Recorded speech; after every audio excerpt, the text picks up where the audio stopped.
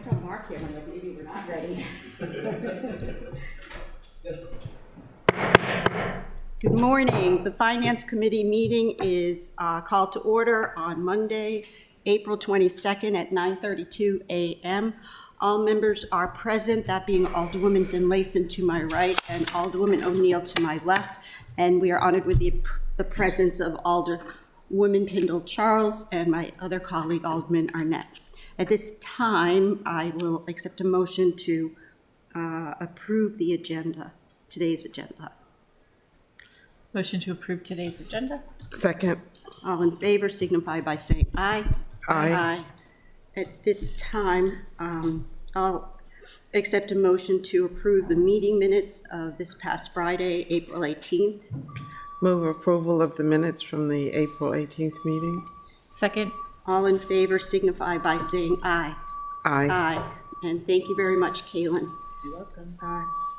So for general discussion today, we have three departments that are presenting: Central Services, DPW, and Office of Emergency Management. The latter will be presenting after a lunch break, and we'll have a break between the first two. So without further ado, we'll start with the potentially new Office of Central Services.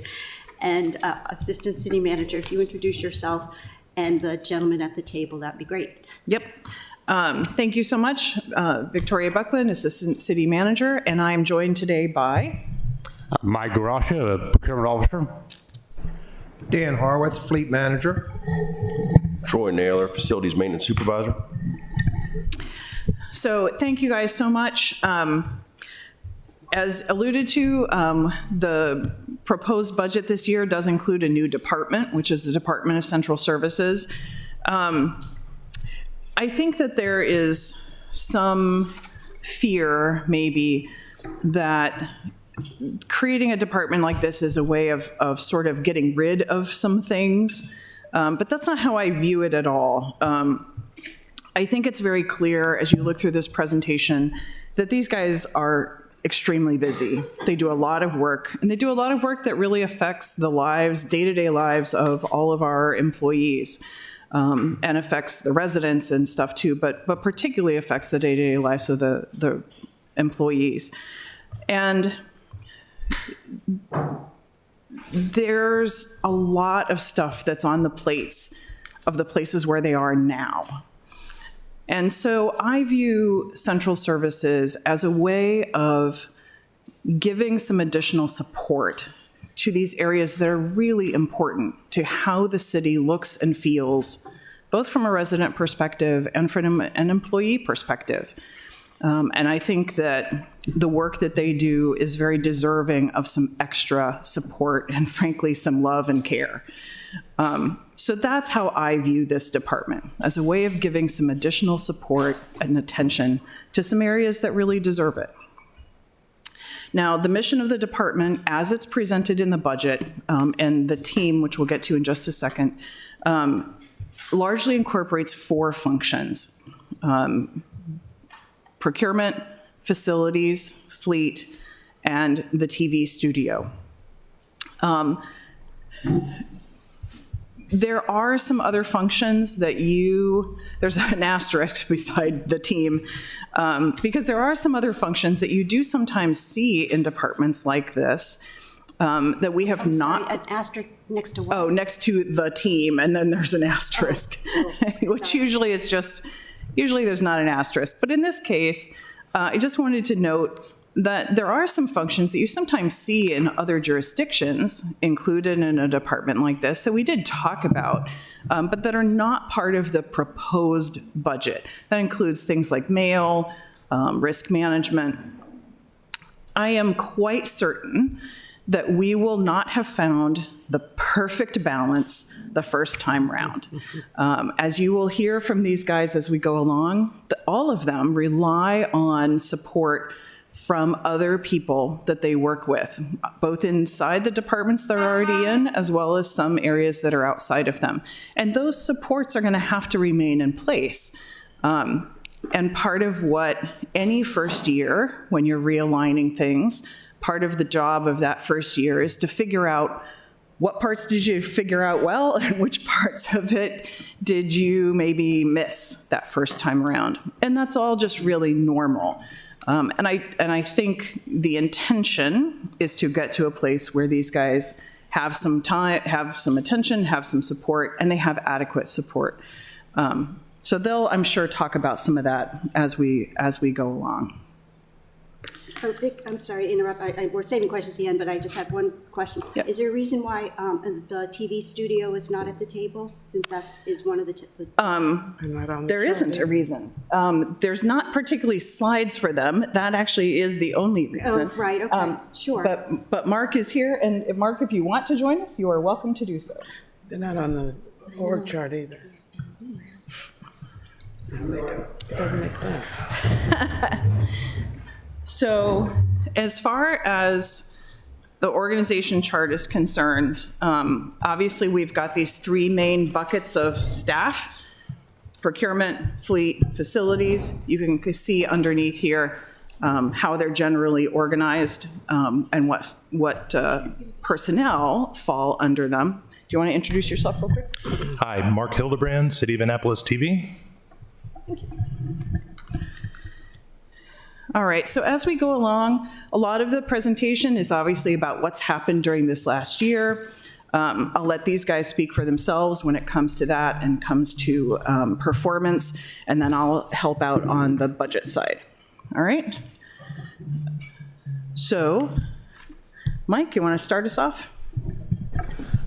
Thank you very much. My name is Mike Garasha. I'm the procurement officer for the city of Annapolis. I started here on May 11th of last year. I've got certifications in Virginia and the federal government in procurement. I'll kind of go over some of the highlights here.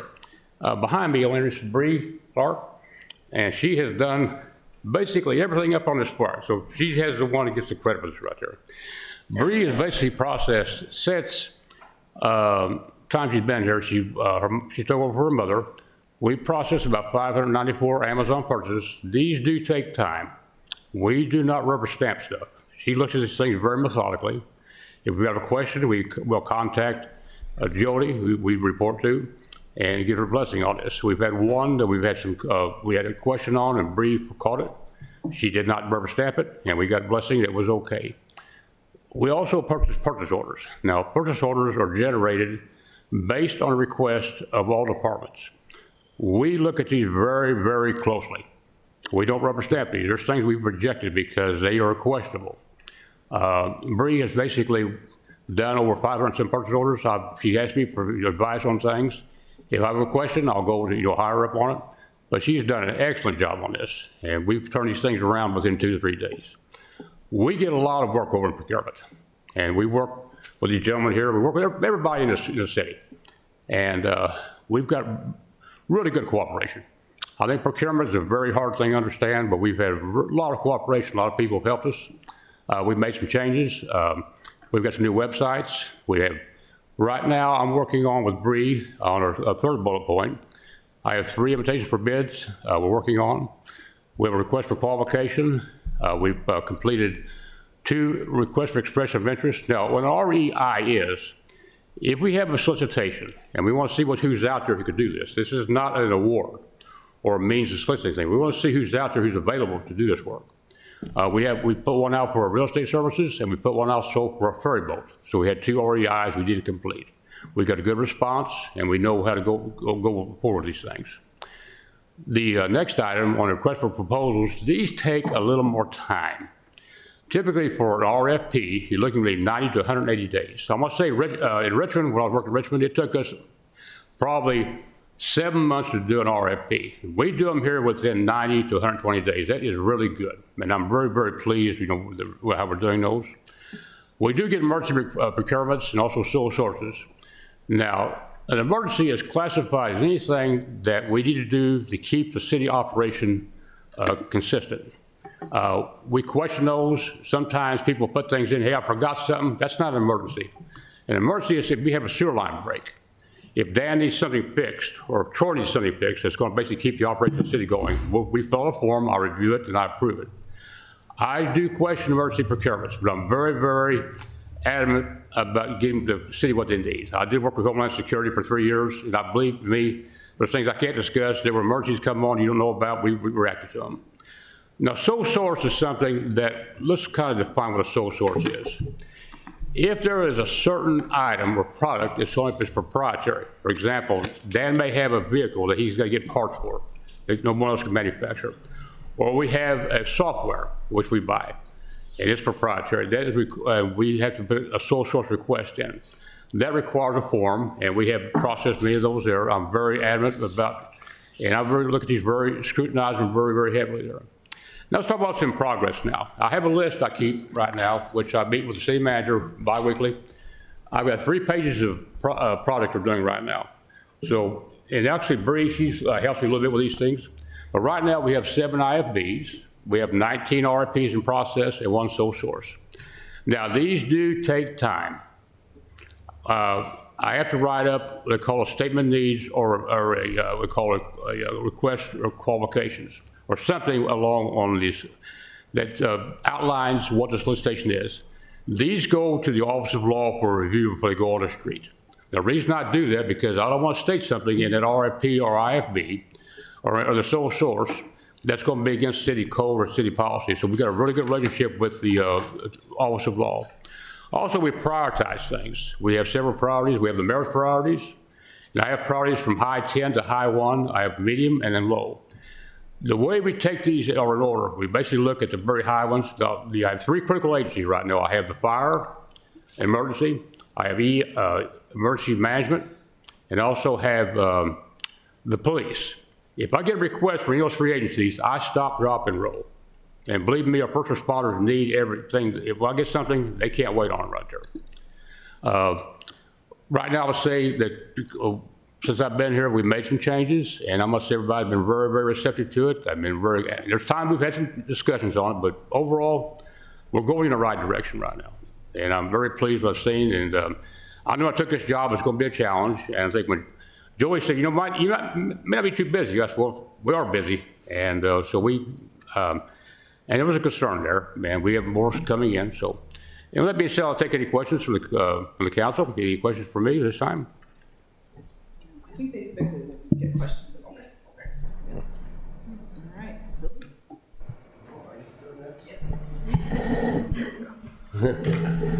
I don't know if y'all had a chance to read through all this, but a lot of our buildings have antiquated systems in them, and it's just everything. It's everything that facilities can do to keep everything up and running. So we can hit off on the first with the replace life safety, fire alarm, emergency lighting. I would say 80% of our buildings, the fire alarm systems are no longer supported. And so when they go down, we have to get all new fire alarm systems, which I'm working on. I've replaced 3 so far this year out of my budget. It wasn't something that I was counting on, but when it comes to life safety, facilities is on point with trying to get all those infractions settled. APD, I've been concentrating on a lot. We just put in new storefront over there. I just recarpeted the entire second floor besides the back hallway as money was allotted. That was a very dangerous situation for the cadets and police officers, as it was end of life over there and peeling carpet. When I say end of life, it means end of service life beyond repair. Throughout the city, as I said, with antiquated, it's everything that we can do to just maintain equipment. There's so much in the city that needs to be replaced that we are one compressor away from an HVAC system failing that we can't get anymore. So in turn, that leaves, let's say Pip Moyer, even though it's a newer building, those units only run 10 to 15 years. Once a component breaks and we can't source it anymore, we're dead in the water until procurement helps us out with getting a new contract on replacing. HVAC, yeah, duct cleaning, that's something that needs to be done through the whole city. We've done this building, we've done Forest Drive Fire. I'm trying to get at least 2 buildings done a year. Like the health of the HVAC system to be on point for everybody. That I'm sure y'all look at registers and stuff when y'all come in and see that stuff's dirty, and I get questions and calls on that. We've completed 386 work orders to date. Filter changes quarterly on all units, HVAC units. As I said, I'm also working on control systems, as those are also antiquated, and I'm trying to bring online to where we can remotely work control systems for HVAC, boilers, and plumbing, heaters and components from remotely. That's a very costly change out for us, and I'm trying to do it as money allots for us. That's pretty much on the highlights of what we've been working on this year. Oh, it's your turn, Don. Hi, Dan Harris, Fleet Manager. The highlights that we have for this year is we finally moved Fire, Police, and Spa Road into the new garage of 2 Fridays ago. We finally got everything in the building, and all the other buildings are vacated. To date, we performed 344 PMs to only 26 roll calls. We purchased a total of 46 vehicles. You can see the breakdown of the vehicles that I purchased through FY24. Thank you. Sufficient. So the next slides are about the budget requests. I've actually noted the changes within each slide just to make it a little bit easier. For the actual central services department, kind of central department, the biggest things that are in here is the contract for the TV station. That is actually an increase from this year's amount. Just clarification, the numbers that we're looking at, for lack of a better word, these are the net ads, if you will? Correct. Okay, they're the net ads, so. Correct. Okay, so I'm sure the question will come up for my colleagues, where are we taking the deduct from? Yeah, the one difference to net ad is actually the TV station. That's a contract, obviously, that exists now. This represents an increase of About 20%. from this year. And I did want Mark to talk about what they do and what that increase is going to mean for you guys. Where is that increase shown? I'm confused. It's under the contractual services line. We don't have the 24 projected. To see the difference. The entire contract. I mean, that number isn't singled out anywhere. But what we have here is budget changes, 270,000 for. It's a movement, which is the entire value that moved from the mayor's office. I should have noted the dollar amount that's new, and then just noted that the rest of it had moved from the mayor's So the ad office. is included in the 270,000? It is. It is. Are they different? Sorry.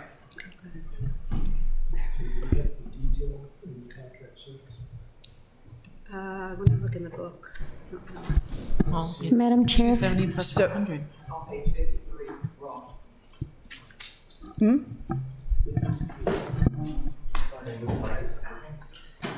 Madam Chair, Yep. Yes. So, yes, Director. You asked the question about those contractual services. If you'll notice on page 52 of the budget book, we actually gave you a breakdown of the 370. And there, wait a minute, let's just catch up here. 52? I'm looking for it to total. Okay, I'm looking for it to total 370 somewhere. Okay, so we're looking at the breakdown on, forgive me, I haven't drank my second cup of coffee yet. I'm on page 52, so I'm aligning the 370. It's a second line item in Central Services operating budget. Yes, and what she's showing you here is just that net add. So those are That's not actually just the net add. Yeah, that's not a actually net the whole- add. The 270 was somewhere else. I will, Moved here. Okay. I so will Russ- delineate that So in Russ, to the your point, response. it's 100,000 is the real estate consultant, Correct. which we need to talk about, and the Make Your Mark Media for 270,000, which we probably need to talk about. Yes. Okay, You want to talk about? I'm caught up now. Okay, good morning. Good morning, Mark. In addition to being Mark Hildebrand from City of Annapolis TV, I'm also Executive Director of Make Your Mark Media Incorporated, which is a nonprofit 501c3 film production company based in Annapolis. We've done several documentaries for public television, as well as a lot of projects with Historic Annapolis and About Annapolis, and that's sort of where we came from. So about 7 years ago, Julian and I began working with the TV studio. I think you all probably remember Bruce Abercrombie had been here for about 20 years, and he was holding things together with Band-Aids and bubble gum, and a lot of work needed to be done. So within a very short amount of time, we revamped all of the equipment here in City Council, in the chambers. We also digitized and revamped the equipment in the television studio, which is right across the street in the old brick firehouse. And through the course of time, we started summer internship programs. Some of our interns became employees, and we're continuing the summer internship programs. But we have basically simply been growing since we first got started 7 years ago. And so we kind of, well, the phrase I like to say is that we went from, oh, I didn't know the city had a TV studio, to what can the TV studio do for us? And we hear those requests from all sorts of different departments. We're doing a lot with the Recreation and Parks Department, with the Police Department. We've done stuff with the Fire Department, Public Works, Planning and Zoning. We're being utilized all over the place, and as we grow, the demands on our time have grown. In addition, we've made more work for ourselves by adding features such as the ability to do a live broadcast remotely through a system called LiveView. So we were able to do things like the press conference down at Elktonia Beach, and various press conferences, unfortunately, needed immediately by the police department if there's been an incident in a community, something like that. And so, as we've grown, our budget has grown. And in addition, because Julian and I kind of came to this situation really not knowing what we were doing and learning things as we went along, we've gone from being television studio amateurs to what I think are television studio experts. And so we have been working for the last several years to increase the hourly rate that we bill to the city to bring it up to more of an industry standard. And this budget proposal brings us almost to what a normal videographer would make on an hourly basis to what we bill the city. So it's an increase in the time, the effort, the expertise, and the demands that we anticipate will continue to be added to the TV studio as we do more and more. I will, you didn't mention COVID, but obviously your role increased dramatically during COVID, and that has not subsided and in fact has grown, is my understanding. Yeah, when the pandemic hit, we, as were the county and the state, all struggling to try and figure out how to keep government functioning. And when the county and the state said, there's too many security risks with Zoom, we can't use Zoom, Julian and Brian Paquin and I were banging our heads against the wall trying to figure out ways to make Zoom work and maintain the security so that we weren't at risk of what they call Zoom bombings, where somebody gets a hold of the link and they interrupt a meeting and can put up all sorts of terrible images or videos or even audio. So we found a way very quickly to work around that and to get things functioning quickly.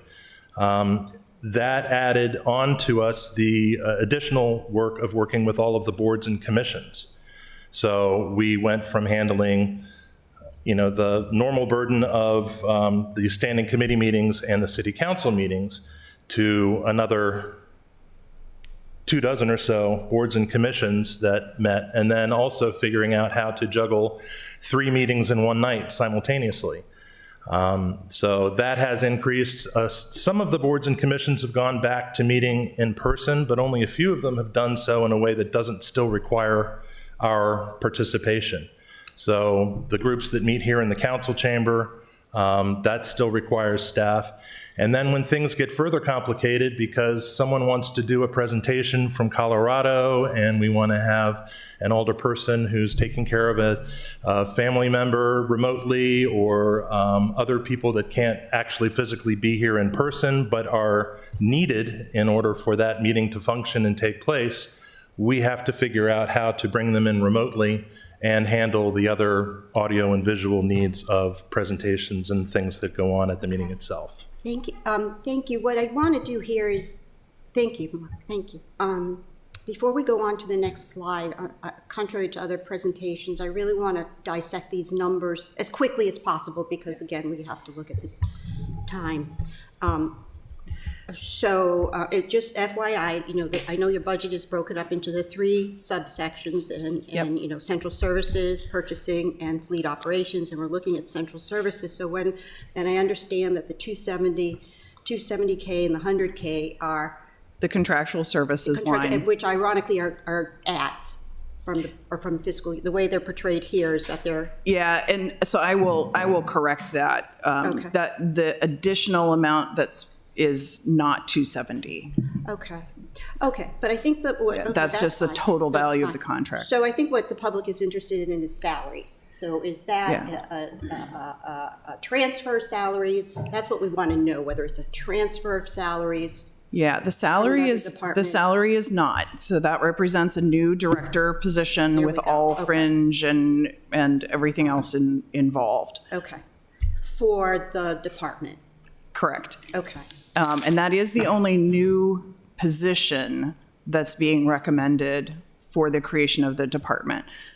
Obviously, you already have the charter amendment and ordinance that have been introduced at council that would actually officially create that position. This is the budget part of that Okay. discussion. are there any other numbers question before we move on? I do. Yeah, The 242 is solely for the new director's position? So that's salary and benefits? Is that what that is? Yeah. Okay. And the 370, may I ask Mr. Hildebrand, how did you charge us for this current year, for example? Could we get those numbers? I know, is the 270 a total increase? No, Okay, it's that's what we need to. Yeah, Right. and that's my fault for crafting this way. The contractual services line is 370, and you'll see below, that's the total breakdown. So it's a change from 24 only insofar as it's moved out of the PIO in the mayor's office to here, but there is also an increase that's there that I actually haven't listed here. That's what I will clarify and get back to you guys, is the dollar value of the actual increase. So this is assuming that we accept the recommendation to move the TV studio to central services, Correct. in which case it will cost $270,000 in the central services budget, if we were to agree. Correct. The other is not related to the TV studio. Correct. That Okay, is. but you right. can come up with numbers for Yes. those other columns. I see Ms. Conley's hand is up. She probably So- has the numbers. So the other columns are blank simply because this didn't exist before. But I get what the question is, and we. Okay. For purposes of comparison, last year, this current fiscal year 24, the TV studio services are $216,500. 216? Yes, ma'am. Okay, $216,500. and that's total cost for the studio for the year? Yes. Okay. So what Assistant City Manager is going to provide, if you could provide to us very simply what the net add is, the delta. Yeah, is so the in this delta budget. would be 53,500. Okay. And then just for the knowledge of everyone, and that director is in at an A20 grade. Okay. All right, I think we can go on to the next slide because I know you have about a half a dozen here and, Yeah. okay, we're good? So next is central purchasing. You'll see the history that's there. The primary budget changes are some additional dollars for temporary staffing. Central purchasing has had some employee turnover, and obviously they have a lot of work, so providing a little bit of room for that. There in the current year was about $13,000 of turnover savings that was actually included in their budget. That got removed for 25. So that's also part of what's there. So let me simplify. For central purchasing, it looks like it is just a transfer of dollars from the department. Yeah, it's just it's the full transfer because central purchasing and all three of these areas have their own section within the accounting, their own that's separate, and so all of them have, in that sense, sort of remained intact. So it's just instead of being under the umbrella of finance, this group under the umbrella of central services. And you see that in the, oh, wow, okay. So it's a tweak of, an ad for temporary staffing, 20K, and absorbing the turnover savings of 13,000, so it's a tweak of 7,000. Can I look at it that way? It's a difference of 33. Oh, they're both ads. They're both ads. So You took the money, okay, got it. You took the money, sorry, it's a little math joke there. Budget analyst, Connolly, would you like to explain that? Sure. Katie Conley, budget manager. So what the assistant city manager was saying is in 24, because we had positions that were vacant, we took turnover savings of 13,000. And we assumed to fill those in 25, so we did not take the turnover in 25. So The that, additional funds added to contractual services are $20,000 for temporary staffing, which is not in the 24 budget. okay. We're good? Alderwoman Finlayson? So if we are taking central services out of finance, I'm sorry, purchasing out of finance, and we're putting them into central services, that means that we should see a reduction from last year's budgeted amount in finance that would equate to the amount that's going into the new central services department? Yes and no. So if you look at finance in the current year as a whole with all of its sub pieces added together, yes, that's true. You would see that decrease. If you're just looking at core finance itself, you would not see that decrease because in the current FY24 budget, central purchasing is already budgeted as its own piece, separate from the rest of finance. So that piece got taken and moved, if that makes sense. So is the potential for seeing it twice? No. Why would they be treated separately to begin with? I don't understand. And I see Ms. Dickinson's hand up over here. Director Dickinson? Historically, the purchasing office has always had its own division code within our accounting system. And many, many years ago, before I was here, it was separate. It was grouped differently. So it had its own code.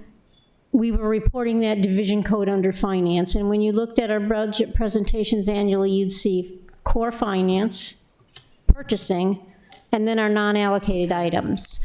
So it's really, in the book, it's separated anyways. But from a net basis, now all you see in our presentation is core finance and the non-allocated. So this is all moved over. Okay, and thank you. And I do recall when central services was eliminated in the past. So, okay, so this is clear. So there is no reduction in finance because of the creation, at least for purchasing. Is that what I'm hearing? Okay. Correct. Thank you. Yeah. I should have talked to you before this presentation because I think, because it's going to get messy. I can predict, well, there you go. So I don't know if you can see this, but, what would have prevented this, is what I have here is here's your new department, okay? Central services made up of stuff, okay? And then here are your existing departments. What is it called? What do we have now? Central purchasing, no. Just purchasing. Sorry, there's only 2 columns. Purchasing, fleet operations, and mayor's budget or TV studio. I guess it would be the mayor's budget because theoretically you're taking it out of the mayor's budget. So mathematically, when we get to a total of central services, the total dollar, first column, we simply know where those numbers came from. Whether it came from, existing purchasing, existing fleet operations, or the mayor's office. I'd be happy to put that together. Then there's another column that's an ad, then there's another column, I'm off the sheet now, that's the tweaks, the ads, the net. Do you know what I mean? Yep, I do. I'd be happy to put that together for you. So what it would simply show is the first big one is A20 salary, and okay, it's not there, it's not there, it's not that, it's an ad. And so ideally, you would come up to the total of, and I know Mike is shaking his head because he's done this in procurement, I'm sure. Like, what is the net ad here? Yep. I'm willing to suggest that you come back and do that, have that. I really think it's going to get messy otherwise, and I with due respect, there's a lot of questions on adding, we're adding a department and, the public wants to see where the money is coming from. So, excuse me for a second, let's huddle. What do you think? Well, I think we need more information. There's no question about past.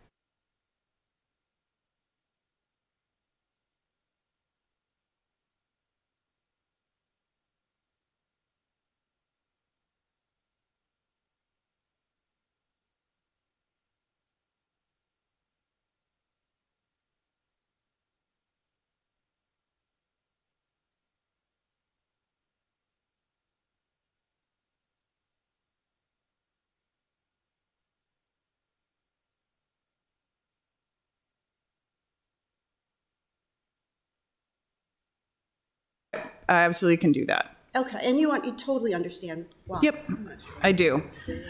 I will, We're shortening this. Yep. And we're gonna start DPW because they're all here. So we're moving up a little Mm-hmm. bit to save some time. So yeah, is that okay with your time? Because it will probably go over a little bit. So they'll be last. Okay? Yep.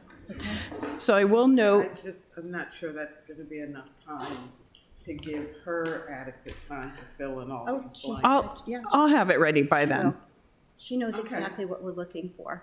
Yep, I get it. Cable TV money goes to, because I'm not seeing the total financial picture. We do get money But we- Well, we do cable have, TV and other finance. we do have some questions for staff, I mean, but we can hold off Yeah.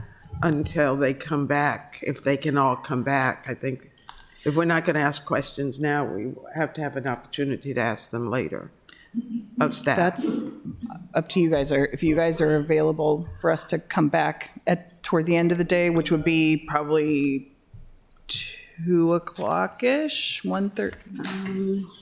2:30.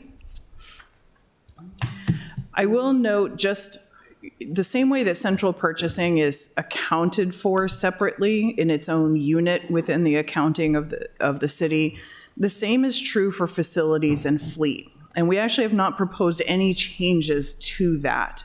So those, in some sense, sort of the accounting history, there's not really any change from an accounting perspective, other than that their roll-up would be to central services instead of DPW, for example. But because they use internal service funds, all of that looks essentially the same. Is that, But may Katie and I, Jody, fair? I think it would be helpful for us to see where they're coming from, where those No, dollars are and I'd be, coming and from. like I said, I'm happy to do that. Would you like to, at this point, we'll kind of skip the rest of this and simply come back? Yeah, because Okay. that's the framework we want to work with, Okay. okay? And because then it will, as I said before, it will get messy, and everybody, where's that money coming from, and da-da-da. Yep. So, okay, so it's a very simple, like, logic, so we get to a bottom line, knowing where the dollars came from. Yep. And then when we can focus on the work that you do and performance measures and ask good questions, right?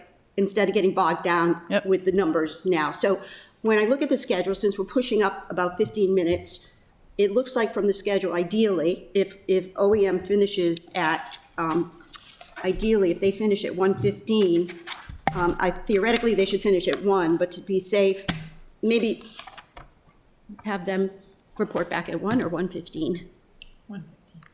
1:15. 1:15. I do apologize, but I just don't want to get bogged down with the numbers when we do have specific questions about how your department is going to operate. Yep. Okay? And I appreciate that interest. Thank you. Okay. Madam Chair, Yes, sir? there's no performance measures for procurement. I see performance measures for facilities and for fleet. It was, that one actually did get included in the finance list, so we actually need to move it over here. Oh, okay. Yep. There it Thank you. is. So could you grab that slide out of finance and Yep. drop it into the department? Yep. That'd be great. All right. Okay. Thank you. Thank you Yep, so much. not a problem. Thank you. Okay.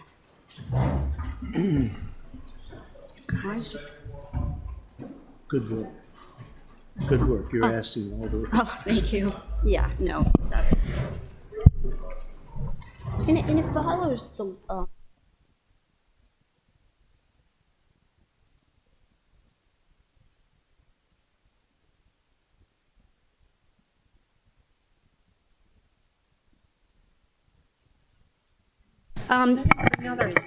we're gonna do a snack bathroom break for, we're going to report back on mic at 10:25. 10:25, that's not a recess.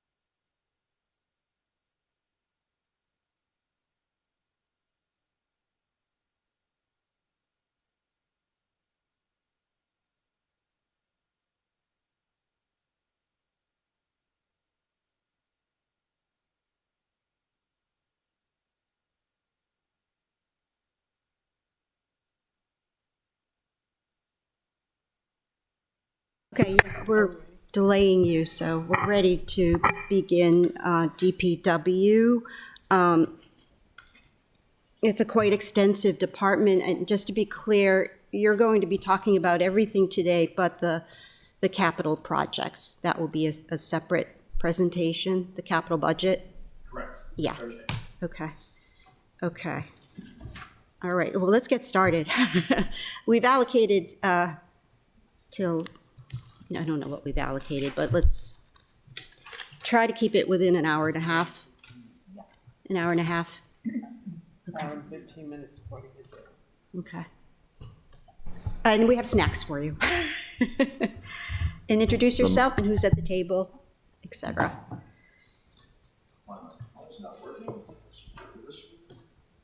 Oh, it's that TV studio, I tell you.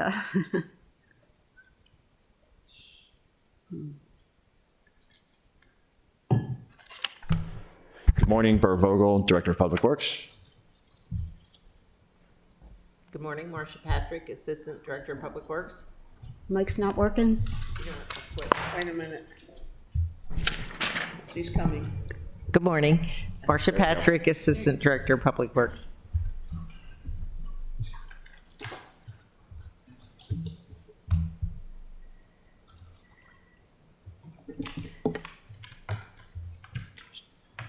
Okay, here's our org chart. You see we have 6 divisions: administration, engineering, construction, services, water treatment plant, utilities, and solid waste.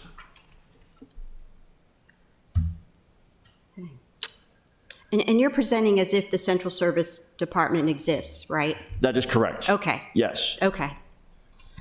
So these slides reflect fleet and the facilities maintenance being not in Public Works. And to have more time, we'll talk about that under that department, those numbers. Don't get Right. bogged down on your presentation. Right. You won't see anything related to those Gladly, divisions right? here. Okay. And we'll try to save questions to the end. Of course, I always break that rule, but we'll try. On the staffing side, we will be in FY '25 at 101 funded positions, and apples to apples across '24 to '25, that'll be an increase of 5 positions.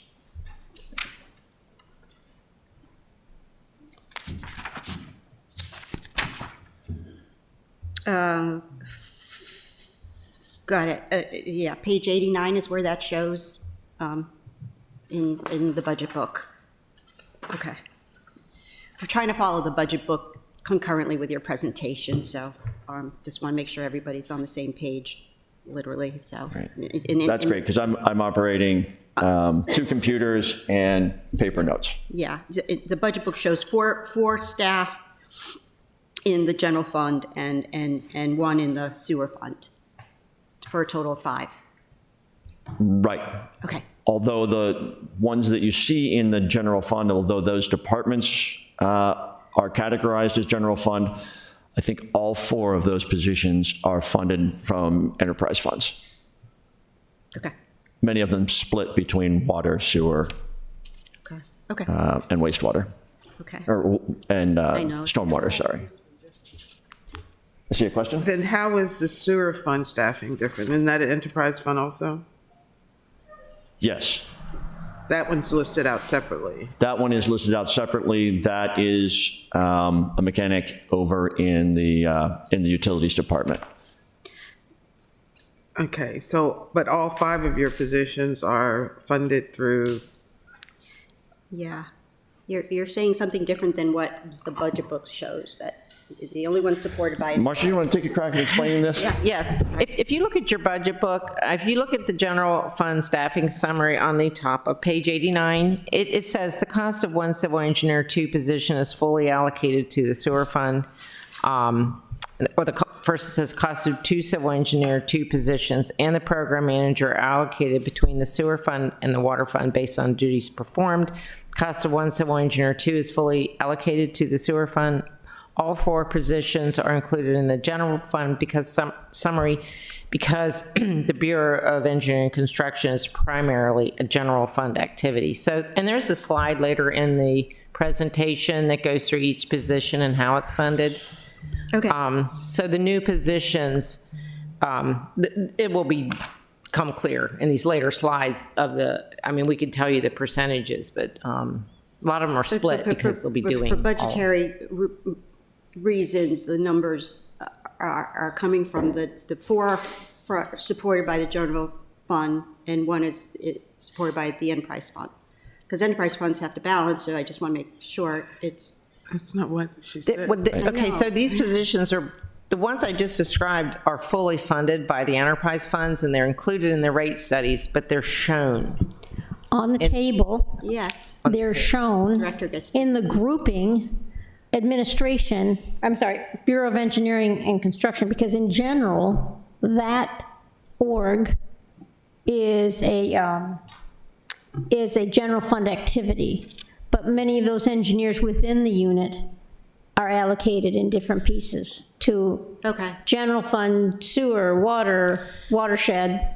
We internally have them allocated in the payroll system in line with the efforts they give to each effort. But here you're seeing them grouped as an engineering division employee. Okay, so it's a staffing grouping, not a. Yeah, not it's a staffing grouping. That's a great way to say it, Right, it's a yes. reporting, it's the way they report down to the organization, not necessarily where their payroll charges end up. Okay. But the grant administrator position is in admin. Correct. That's what I'm looking And at on that the is chart. general fund. That is general fund. So that's not an enterprise. Oh, No, and Correct. we can. And that one's a little unique because that wasn't an add to us, it was a transfer over from finance from last year. I don't know how that works, but okay. A position was moved from the finance department to Public Works. How does that work? Do you just move it amongst yourselves? That's what I'm saying. Instead of putting the budget amount in our budget, we've moved the budget amount to their budget in the general fund. But you also moved the position. Yes. So that's, There's nobody in it right now, so it's vacant right now. And so when you see it on paper, you're seeing it placed in another department budget. And the money that was in our budget for that position in this budget is moved over to Public Works.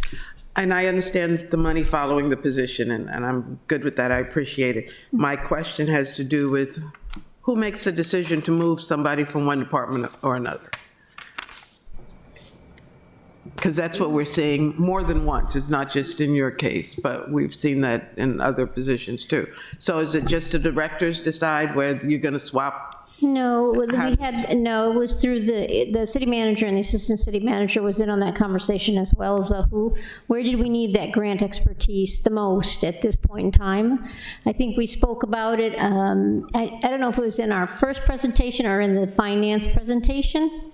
We spoke about the fact that part of that position's duties was going to be help drawing down on the capital grants. And that's the biggest need right now because we have so many more capital grants. So the city manager decided with the department director and I that this was the best place to put it for now. Thank you. Yeah, just to expand on that, and we'll talk among ourselves, but I'm thinking ahead of an amendment in that process that the council should probably be presented with a net zero resolution or something so that we're aware of that transfer before budget time. Do you know what I'm saying? So- That a resolution would come before us, net zero, whatever they did as far as where that person is, so we're informed. Or do you want to vote? I don't think. I don't know how, but we need to be made aware of when people are moved, positions are moved between departments. We get one org chart, we approve that org chart, and then we come back and find, well, we moved somebody from finance to MIT, and we moved somebody from public works to, Assistant city manager has a response. So, yeah, Vicki Buckland, Assistant City Manager. So just to clarify, that move hasn't happened yet. This budget proposal is the mechanism to present that to you for your approval. Okay. Right, that position hasn't been filled. It didn't get advertised as a DPW position, right? This is the mechanism for bringing that decision to you. Okay, and that is great. That's what I'm looking for. Okay, yeah, as long as we're, transparent about it, or for lack of a better word, just it's itemized accordingly, so. Okay, let's go. All right. In terms of the overall numbers of our budget, you can see here $34 million total, split between about $10 million for the general fund and $24 million for the enterprise. Now on to the fun stuff. We've got 3 or 4 pages of highlights here. I'm going to start by talking about some of the major completed construction projects, which in your notes are scattered throughout the 4 pages of highlights, but I'll be speaking to those right here at the beginning. Is that supposed to be 2004? That's last year. Okay, that's very interesting that this presentation that is over on the computer here is not the same as what I'm looking at. Thank you. Yeah. Correct. That's last year's. Yeah. Okay, that's fine, it's the first time it All happened. right, we're going to hold for a second. That's what I was saying. It's like, this is not the same. What it was. Yes, I've been doing some improvising here. It's like, I've never seen that slide. I've never seen that slide. And that's what I was just saying to Kaylin. I'm not seeing the same Yeah. thing. Yeah, And the red highlights, that's different. Just to see if we're awake. Yes. Yeah, that was just a Well, check. We are awake. that was a check. Just And think I- how many questions we would have had if you were looking at 2 different things. That's right. So we're gonna go with what's on Granicus, right? Yes. Yes, you it's guys getting have it it right right. now. All right, or you'll have 3, All right. you'll have 5 There we go. persons flipping out. Yes. Okay. And I pressed update by mistake, and my Apple computer is updating. Or I don't know, I think even if you say later, it decides when. I don't know, but I'm sharing with Karma. You missed him. He was here. We should have had these problems when he was an hour Oh, ago. where's our We came in resources? the office. Okay, we're good. Okay. Yep. Continue on to completed construction projects. Of course, Church Circle traffic signals, the new DPW facility at Hudson Street. We are wrapping up the Witten Court pump station replacement, and that finishes up in June. We completed a new timber bulkhead and street end park at Cheston Avenue. And yeah, that's it for the major construction projects. Some smaller things for primarily for rec and parks as well. And just for clarity, we're going to talk about those, everyone. We're going to talk about those during capital projects, so don't ask questions regarding those. Maybe not a ton on the stuff that's already, at least I wouldn't plan to speak Yeah. extensively I on know things some that of those are are of already in the interest. rearview mirror, more on the current and future budgeted projects on Thursday. All right. Okay, moving down the list here, you'll see in red highlights the Spa Road Weems Wayland Phase 1 environmental assessment is completed, and the next major milestone for us is a meeting with the Maryland Department of the Environment on the Phase 2 work plan, and we'll be having that here in just a week or 2. That's when we can start the on-site investigations once we get approval on a work plan with our consultant.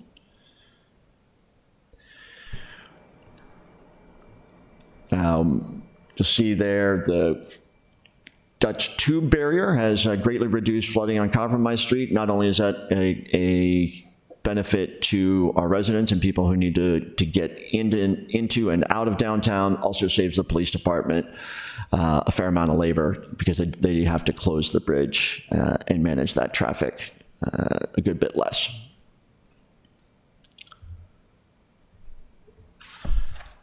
On to the next page, the first bullet there, an outfall risk assessment. That's a very, very important milestone. We now can really get ahead of some of our significant erosion problems, things that pose a risk not only to our roadways, our streams, of course, but also many of our utilities that run through our stream areas. On the regulatory side, the second and third bullet down, completed our MS4 annual permit or our annual report, and we had approval of our sediment and erosion control enforcement authority. That's another bullet that's a couple pages later. I just brought it up here because it fits well with the MS4 annual report.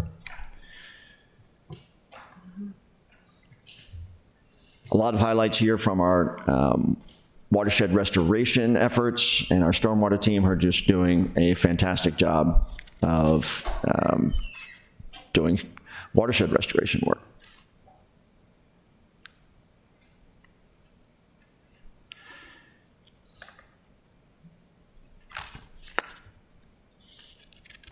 And I think that's it for highlights, unless there are any questions. Oh, yep, two more. City Dock, of course, Phase 1 design is complete, and through site plan approval with the Planning Commission and the Historic Preservation Commission. And for the Compromise Street CIP, we've completed redesign, stormwater modeling, all of which has taken the price tag down from where we were at about $45 million to what I think will end up being 20 or 25, and we can talk about that more on Thursday if you're interested. Okay.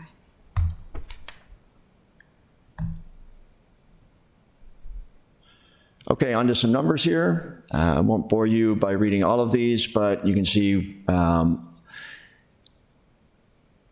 highlights of all of the things that our utilities and services and trash crew do. Maintaining our meters, hydrants, keeping our streets clean, potholes, collecting our refuse, and producing 3 or 4 million gallons a day of what I think is very good tasting water, and it always checks out great on the safety numbers as well. I really do think we have some of the best tasting water around. It's very, very good.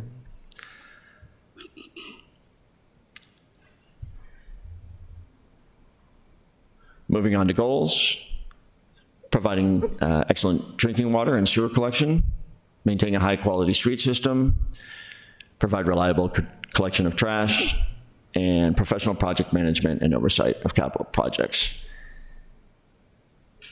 And as I think Alderman Arnett brought up, we need to add some goals next year for watershed restoration. Can you repeat that?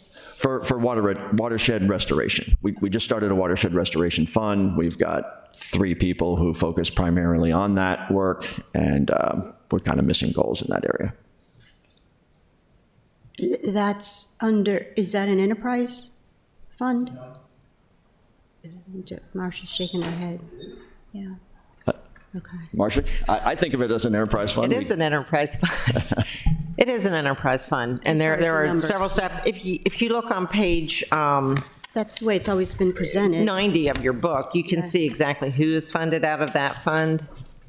And we do have some goals. They're not in this presentation because they were developed this year, and we didn't include those. They are doing an amazing amount of work. You can see in the highlights all the work they've done, and the MS4 program is full of items that need to be completed to keep our MS4 permit valid. So we do have performance measures. They're not listed here. Because we just started, and there's no we don't have the measurements right now, but we can provide you with that if you would like. Okay, I'm being really stupid here, but if I go back to page 89, that is, I need to know the number of bodies in your department. How about that? So that the number that Director Vogel gave you is the number in our department. This year, compared to other years, is presented a little differently in our budget.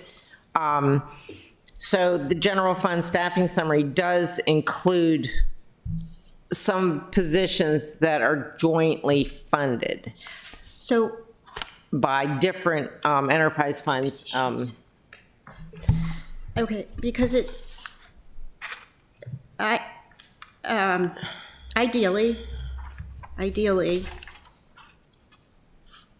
I'm sure you presented it this way before, but you can allocate as far as financially to make sure the enterprise funds balance, or you can allocate the way your department is run. But that being said, so if I look at this, regardless, age 89, I'm adding, I have 59. Then I have 7 under sewer. Okay, someone adding? And then I have 8 under watershed, 4 under refuse, 28 under water fund. That's all the bodies. 106. So that should match your first slide.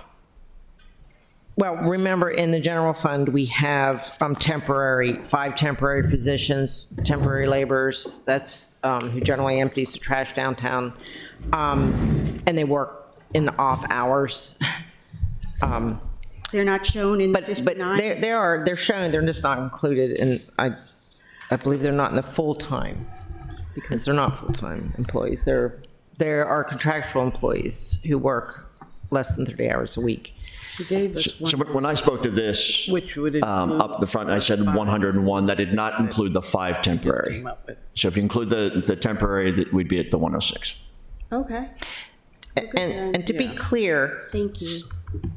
we have many civil engineer positions, civil engineer 2, who are our project managers. Okay, so we have a few of those are funded by the enterprise fund. Now, the stormwater engineers are shown later in the watershed restoration group, but these are the,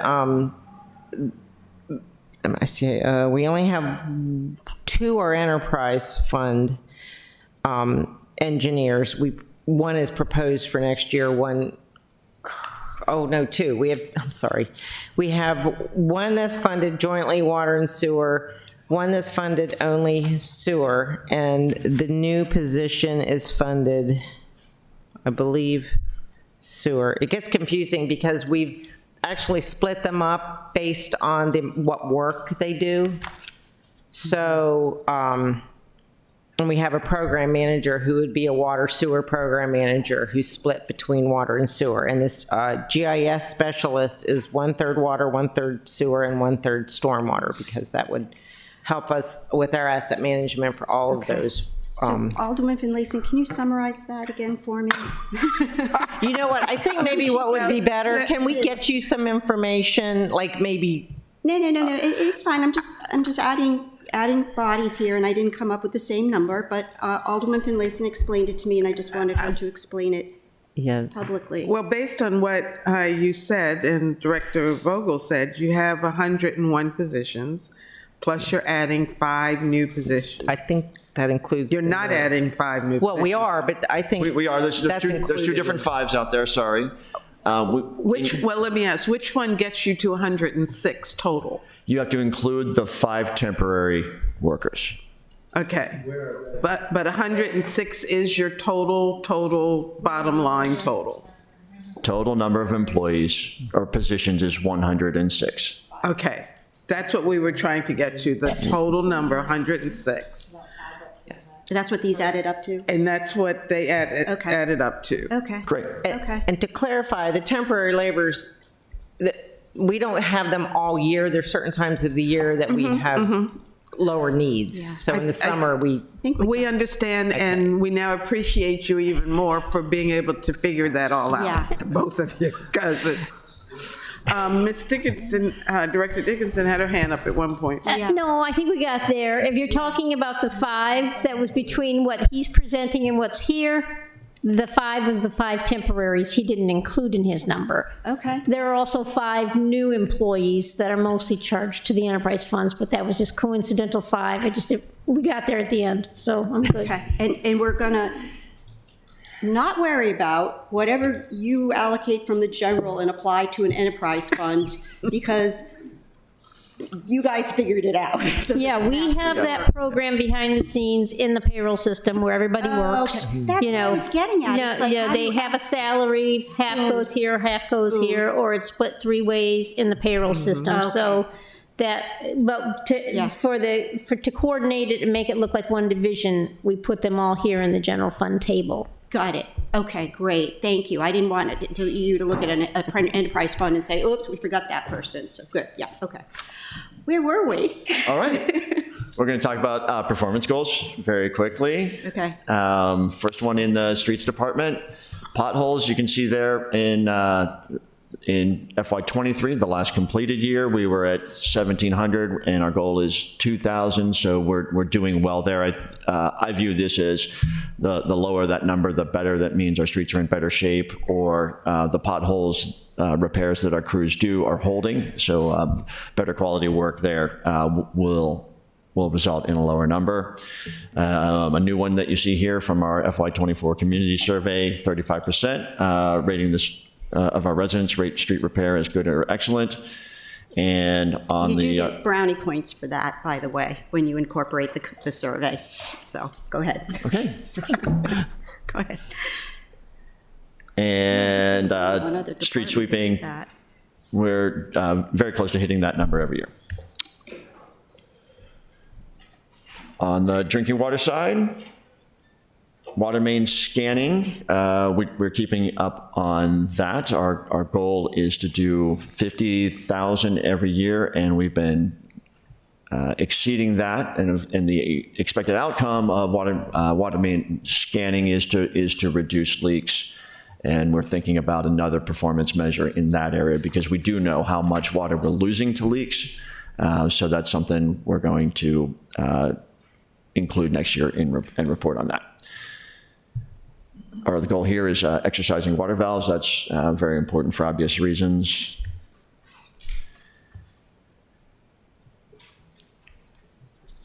In the utility services department, they are inspecting lines for sewers. So that's that first line there is CCTV. Then we see manhole inspections on the second row, and the community survey here, 59% for utility infrastructure. In asset management, our sewer maintenance is at, our goal there is 200,000. In FY23, about 150,000, and we should be tracking to about that again this year. We also inspect hydrants and storm drains. And very importantly, no water quality problems.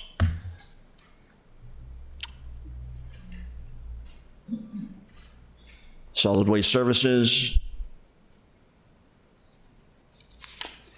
Marsha, I'll defer to you here. Anything you want to point out? I would like to point out that 77% of our customers consider our services good or excellent. And these numbers are just what we collect. So That wasn't from the community survey? Yeah, the 77% of residents consider the services good or excellent. And so, we are very proud of that. Yeah, okay, great. And we do a lot of outreach in this area. So you see that diversion rate, and looks like we're doing better this year than last. The diversion rate is how much is recycled compared to collected. And I want to point out that, those numbers, they're weight-based, and when we do a lot of education, sometimes those numbers go down because people put things in there that they shouldn't, that sometimes sway the number. So anyway, but it is our goal to keep our customers well-informed, and we do a lot of education of our customers of what is and what is not recyclable.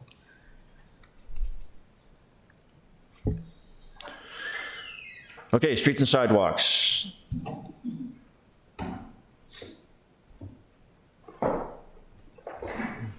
Sorry for the pause here, I'm just adjusting.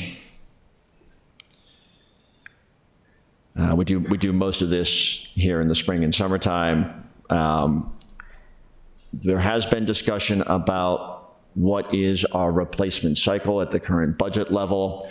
And we can see that our benchmark here is 3.5 miles. And the way we are executing this program, that equates to a 26-year cycle. And then last year we did a good job in the sidewalk replacement, exceeded our goal by 10,000. For water line replacement, our goal is 5,000 feet. Didn't quite get there last year, having a better year this year. And that will always fluctuate depending on how difficult the water line, whether it's tricky, a very dense area with a lot of logistical complications, or in some years we'll be able to do a large project that maybe, so those numbers will jump around a little bit from year to year.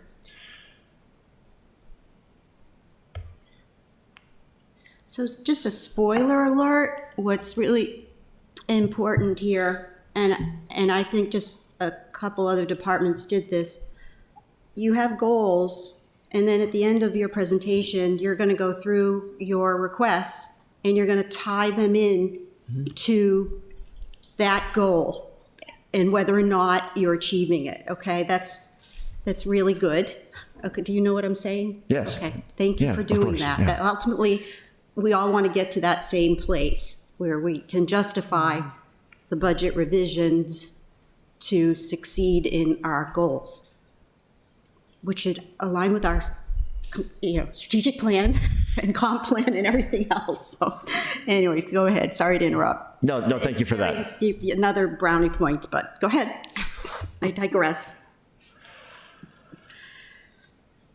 So I think this is a new one. You probably haven't seen this before, but what we want to do in the capital program is really measure ourselves against what we said we were going to do. So if we expect to complete a project in fiscal year 25, when we submitted the budget, did we do that? Of course, there are many reasons that projects are delayed, some of which we can control, some of which we cannot. But I think it's important that we measure that.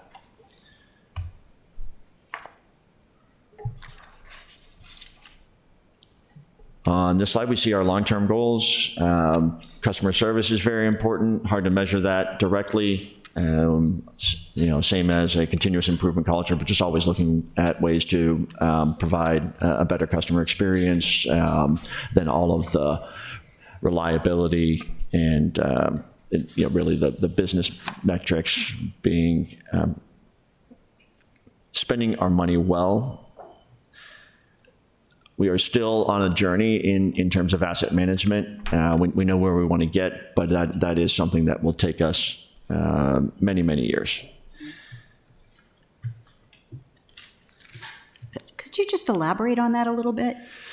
Sure. So an asset management program encompasses a lot of things, right? It's what you do on a day-to-day basis in terms of your preventive maintenance, your repairs. It involves really having a very deep understanding of the condition of your systems, whether it's a building system, a utility, a road, and then being able to plan, prioritize projects that address those things.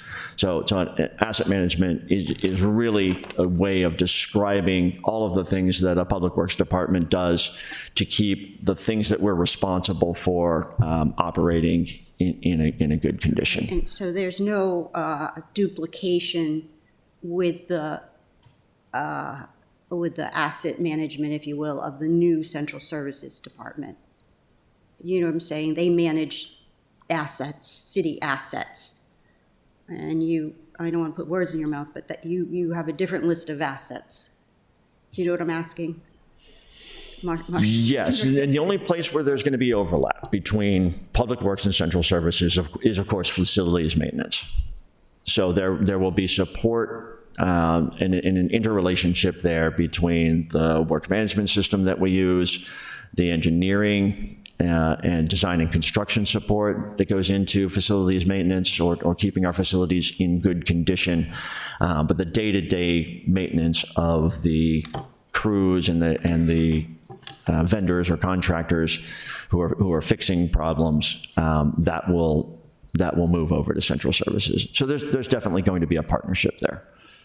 did you want to say something? No? Okay. Okay. Go ahead. Okay, good. Yes. All right, and then last long-term goal, responsive and professional service delivery. Okay. Okay, budget summary. How are we doing on time? Pretty good? Okay. Yeah. Yeah, we're going to go through the numbers now. All right, yeah. Okay. You're good. We're good. We're doing good. Talked about this already in the introduction. 40 minutes left.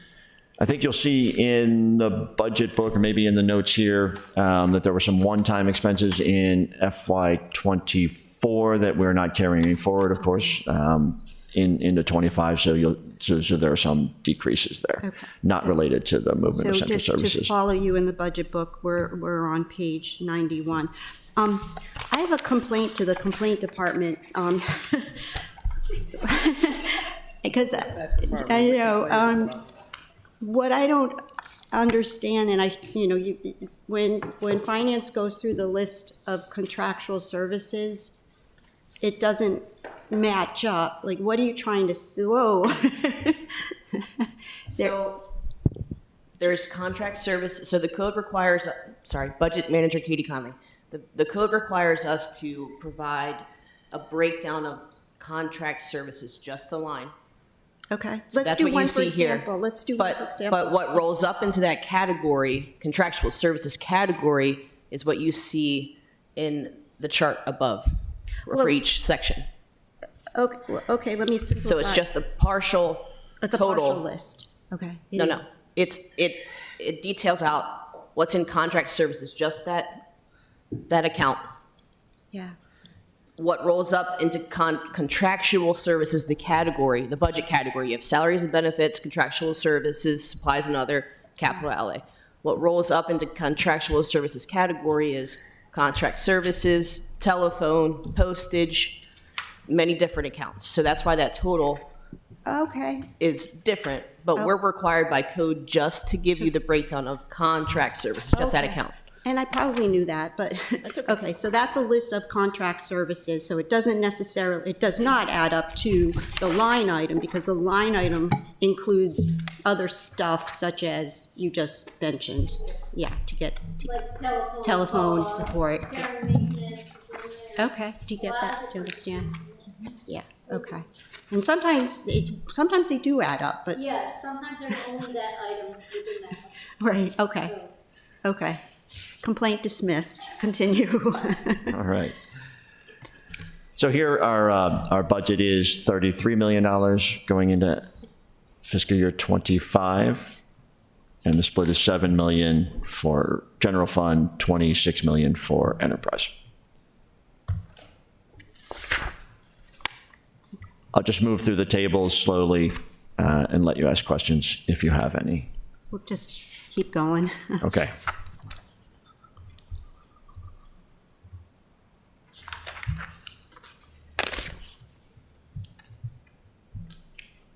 All right, so here are our changes. Oops, flipped too fast. The administration goes down by 120,000 from consultant moving off of this budget item into the city dock, CIP. And then engineering and construction, there's an inflationary adjustment there.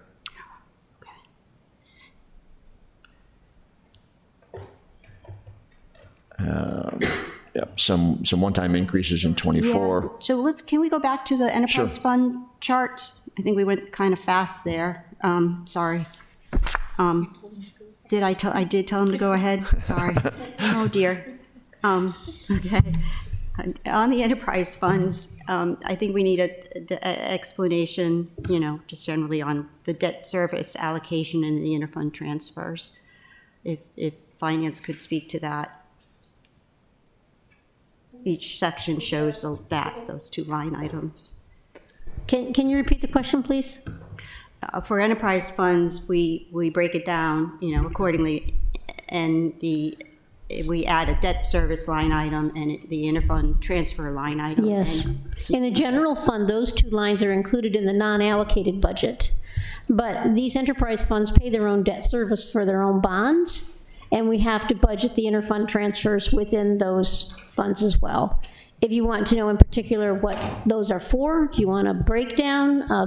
But they have to use their fees to pay their own debt service and to pay their interfund transfers.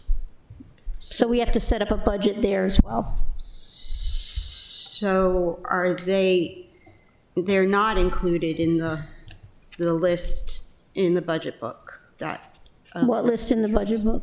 don't we have a list of interfund transfers in the budget book? Yes, but that's the piece that's in the general fund. Yeah, that's what I mean, yeah, okay. Yes, that's a non-allocated, we tell you what the general fund is going to transfer to other funds. Got it. This is what the enterprise funds are transferring to other funds. Okay. I think what we might do is if you do go forward and we start talking about the ads, we'll probably go back to the numbers. Does that make sense? Because, Sure. yeah, let's keep going then.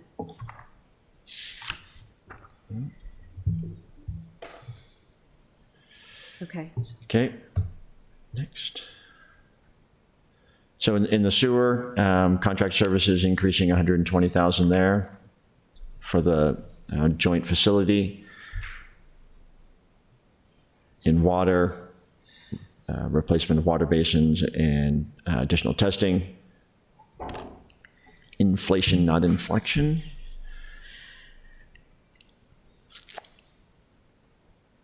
In watershed restoration, the only change is for inflation.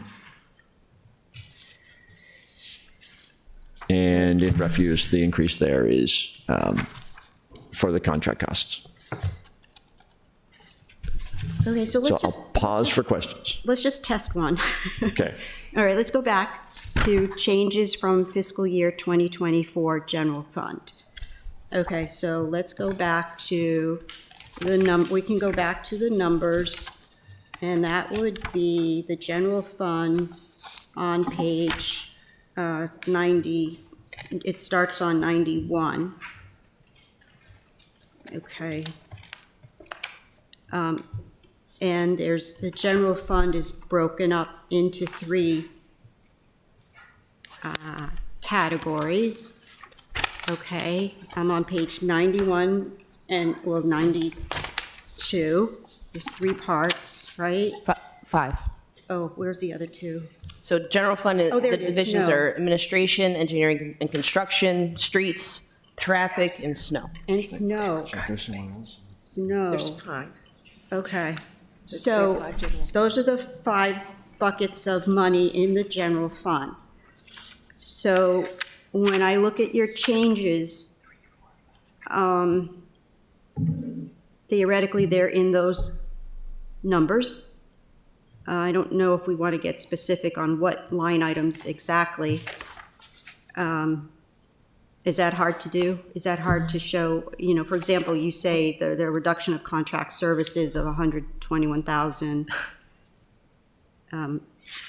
Where would I see that? Do you want that? So the reduction, certain things were added last year as a one-time cost. A lot of things were actually added last year as a one-time cost. And Skipper's Lane, it was a contribution to the developer for that roadway. And that was, I think, more like 250,000. So, you know, there's some inflation in there. But I think your specific question about the reduction in contractual services, I see here on that second line. General fund streets. When they talk about the change of that decreasing, you'll see it in the general fund streets on the second line. Okay. That the director just noted. Yeah, I mean, I see it very clearly in snow and ice.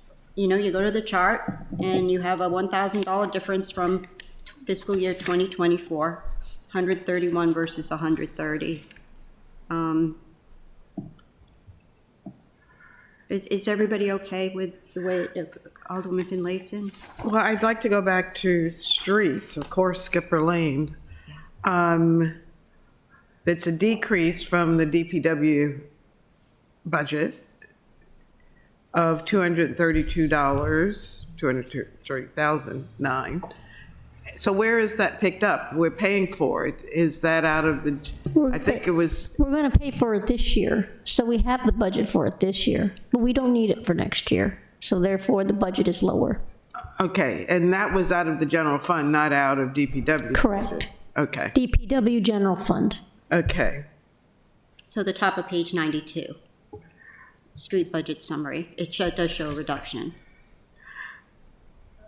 I think. Yeah, I think so. Which one? Oh, you're on 92. Yeah, I go to, Okay, I was on, I'm going back and forth between you, we all are. My other question had to do with, under engineering construction budget summary, Kunta Kinte Memorial Maintenance.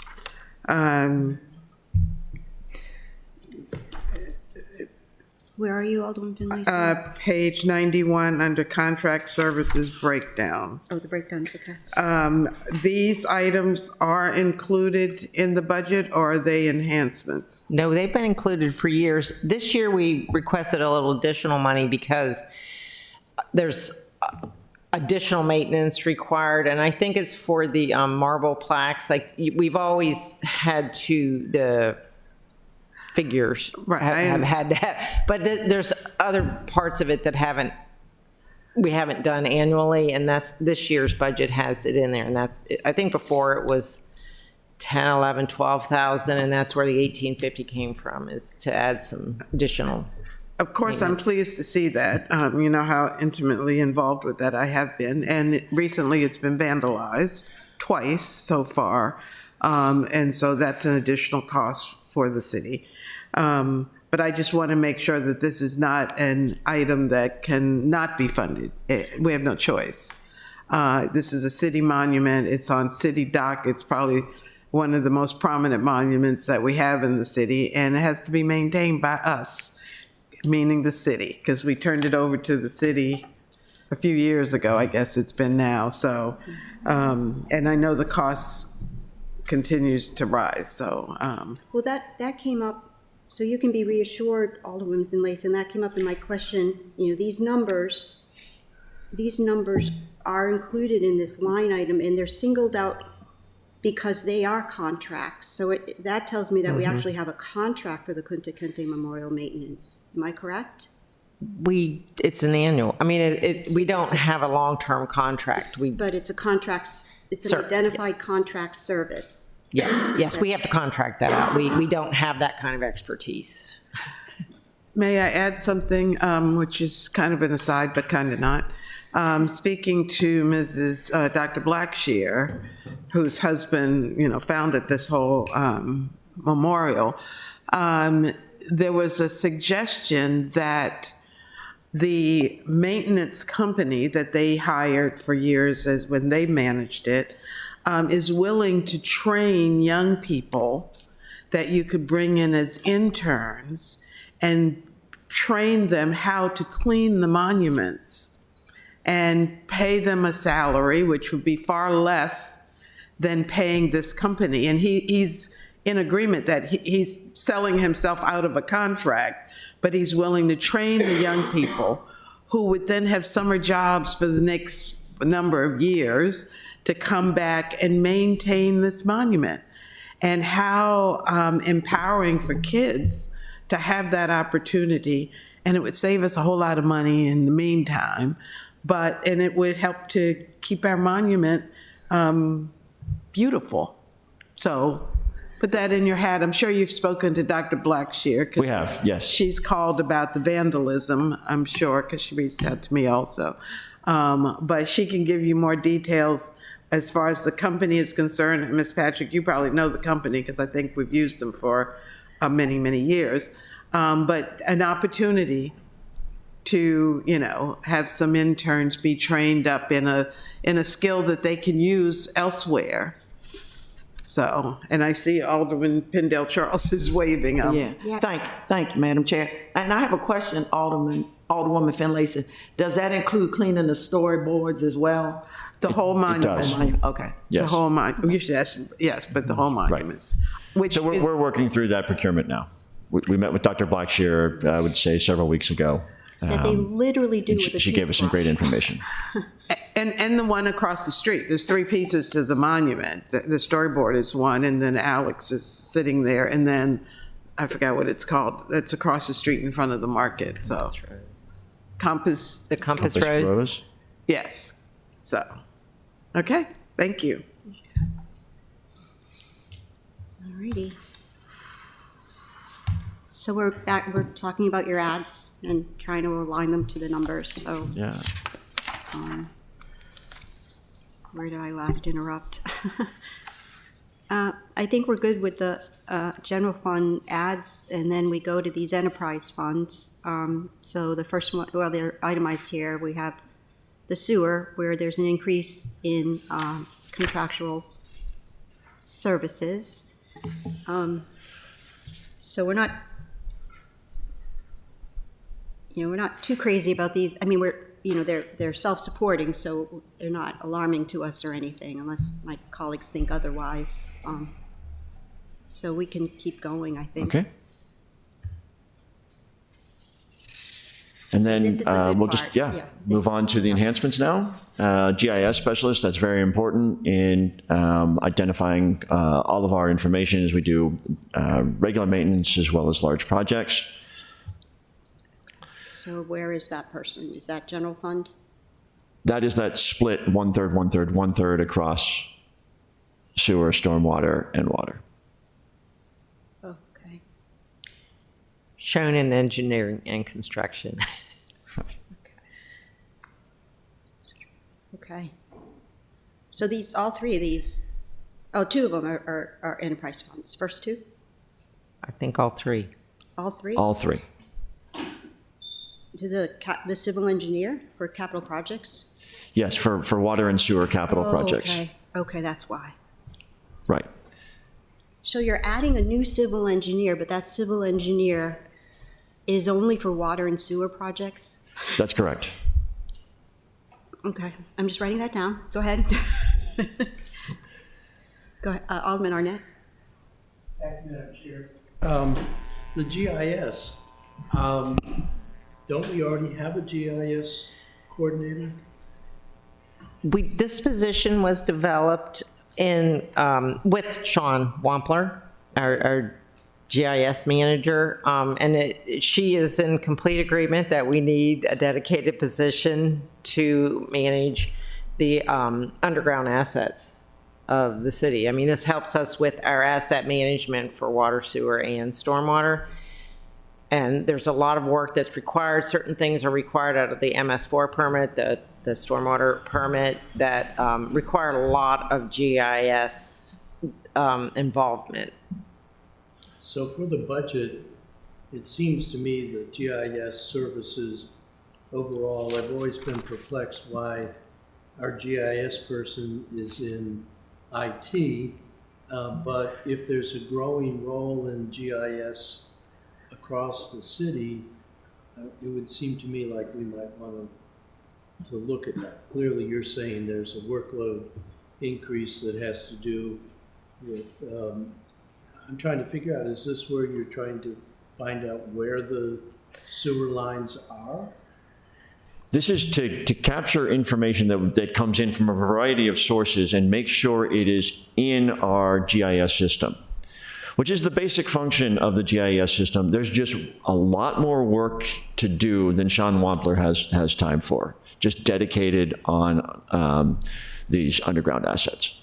So the intersection of Bay Ridge and Tyler, where there was going to be a bunch of work, and then they got in and we found out there were pipes that were there that we didn't know about, and pipes that weren't where they were supposed to be. Is that something this goes to? That's exactly the kind of thing. So when a developer comes in and does a large project, or we do a project to replace something, taking all of that construction information and migrating it into the GIS system so that 30 years from now, when you need to work on that thing, you know exactly where it is and how deep it is. That's Okay, exactly right. So this is going to be a major improvement in us knowing where our stuff is. Exactly. All right. thank you. Exactly. Rather than relying on, 50-year-old paper maps with pencil marks on them that may or may not be accurate, you have a much more reliable and accessible information system. So physically, this person will still be in your department? Okay. Yes. And then this is going to make as-built, et cetera, more accurate? Okay. Got it. Right. Okay. Okay. Okay. All right, So the intent on the program manager and the civil engineer too that are going into water and sewer is that those should end up being effectively budget neutral, because we spend a lot of money on consultants to make, so we pay a consultant to run our projects, develop our designs and our contracting packages. So we'll be able to bring a lot of that work in-house. So I think will be both more cost efficient and effective by bringing a lot of that outsourced work into the city. okay. And these, again, this is always an Alderwoman Finlayson question. These are all in the budget. These are all in the Word budget. enhancements. These are all part of All the funded. 5 that we've been talking Yeah. about. Yeah, the positions, that is. Okay. And those 3 positions currently don't have a pay grade, but that's included in the enterprise fund's salaries and benefits as a, is there an estimation there? Yes, there would have been an estimation. Yes. Not sure who did that. Yeah, you had TBD. We did work with the finance department and somewhat with human resources. There wasn't time to truly scope out what the grades will be. I think that's why they're not in there, but we did do an estimation, and I'm sure that's the So salary. Where that are we was- covering that risk of not having the comp study for these line items? Finance Director Jody Dickinson. What we're doing is when we have these positions that haven't formally been determined, working with HR and our own knowledge of the position, we provide a grade where we think it's going to fall, and we budget those new positions at a step 6 on our current scale, on a step, halfway through the pay scale, right? Step 6. So that if it varies a little, we might have some cushion in there, and it's possible if we had to hire somebody way up the scale, we might not have enough, or if it dropped down a grade and was paid a little higher, then we have to work that out during the year within the total budget of the department. Doesn't often have that big of an impact. So I know this question's been asked 50 times, but what you just said, where is that in the budget book? You're not going to see a list of positions and the related cost for each position in the budget book or in the budget materials. We have a spreadsheet Yeah. that feeds all this information into OpenGov for salaries and benefits. And it has all the positions that are in place as of a certain date. And then we work from that and build it. And when we come up with something new, we'll put it into the schedule as a new position with where we think the salaries, what grade we think it's going to be, more or less. And that total schedule feeds into the OpenGov numbers. So I misunderstood from last week. I thought this, okay, we do not have a comp study finalized. You just described the process to cover for that, if you will. We're estimating. It's an estimate. So are you saying, I thought I heard 2 numbers last week. One was to cover, I thought you had a line item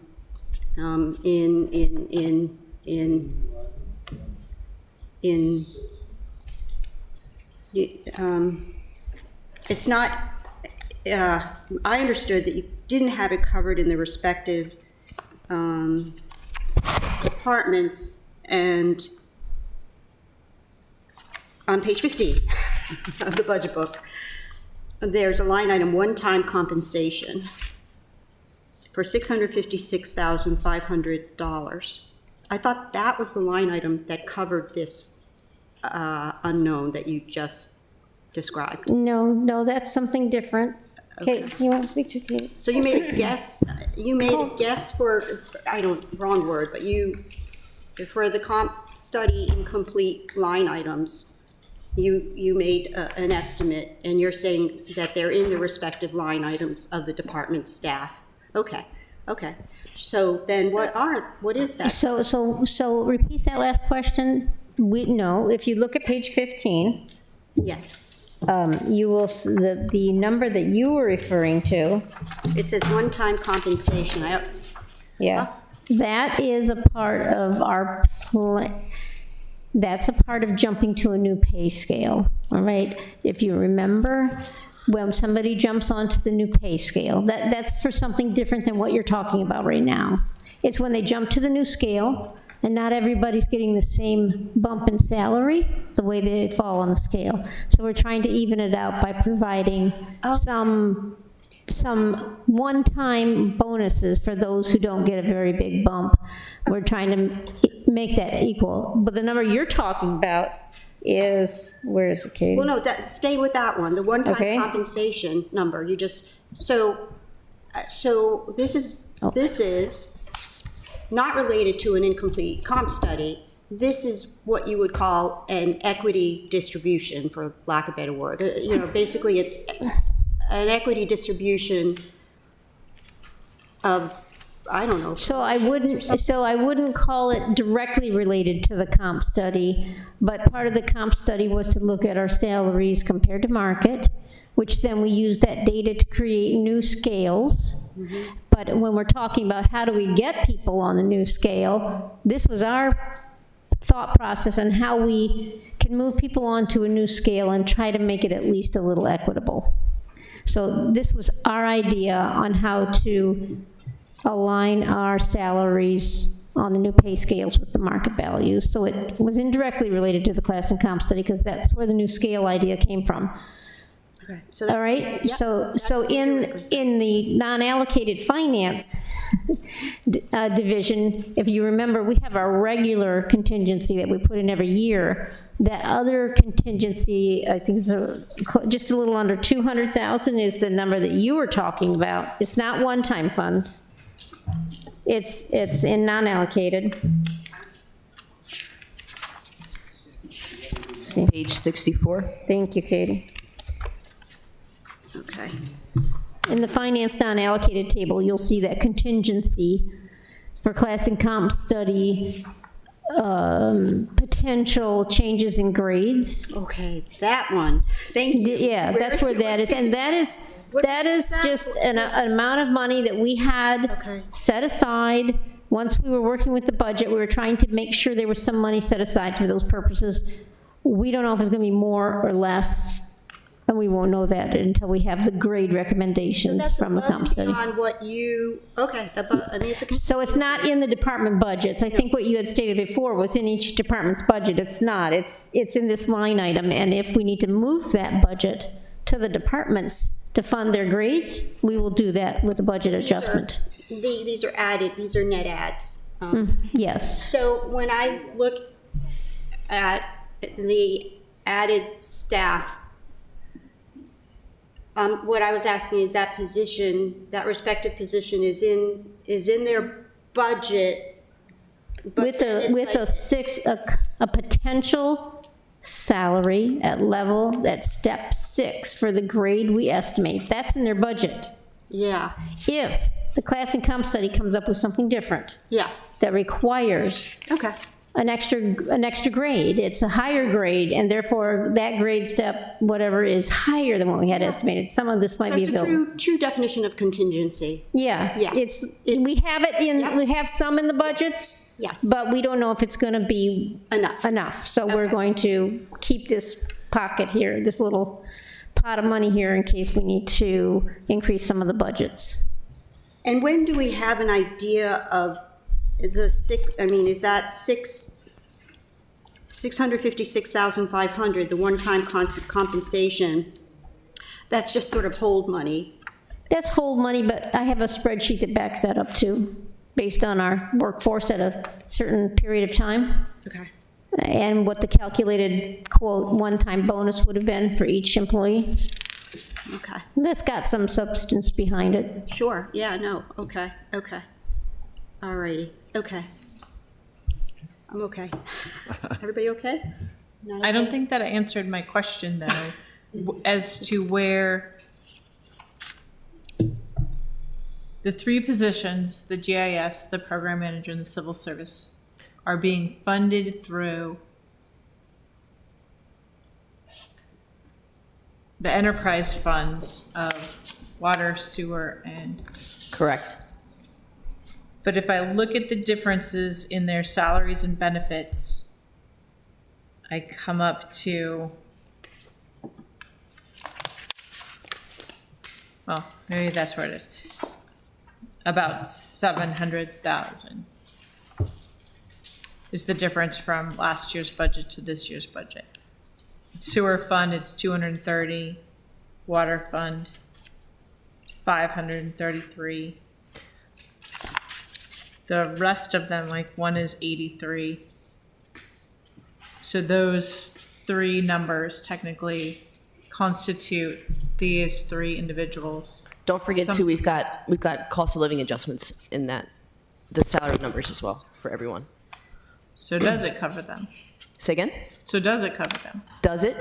Yes, they're included. So we were given a salary and benefit number by the department. We ran with that number at a step 6, because don't forget too that these enterprise funds, right, there's a rate study, so we need to have our best estimate of expenses. Now, when HR grades or figures out these brand new positions, ones that we don't already have in code, right, there might be a fluctuation. Is our estimate over, under? We might need to come up with more money if necessary, if those positions are graded higher.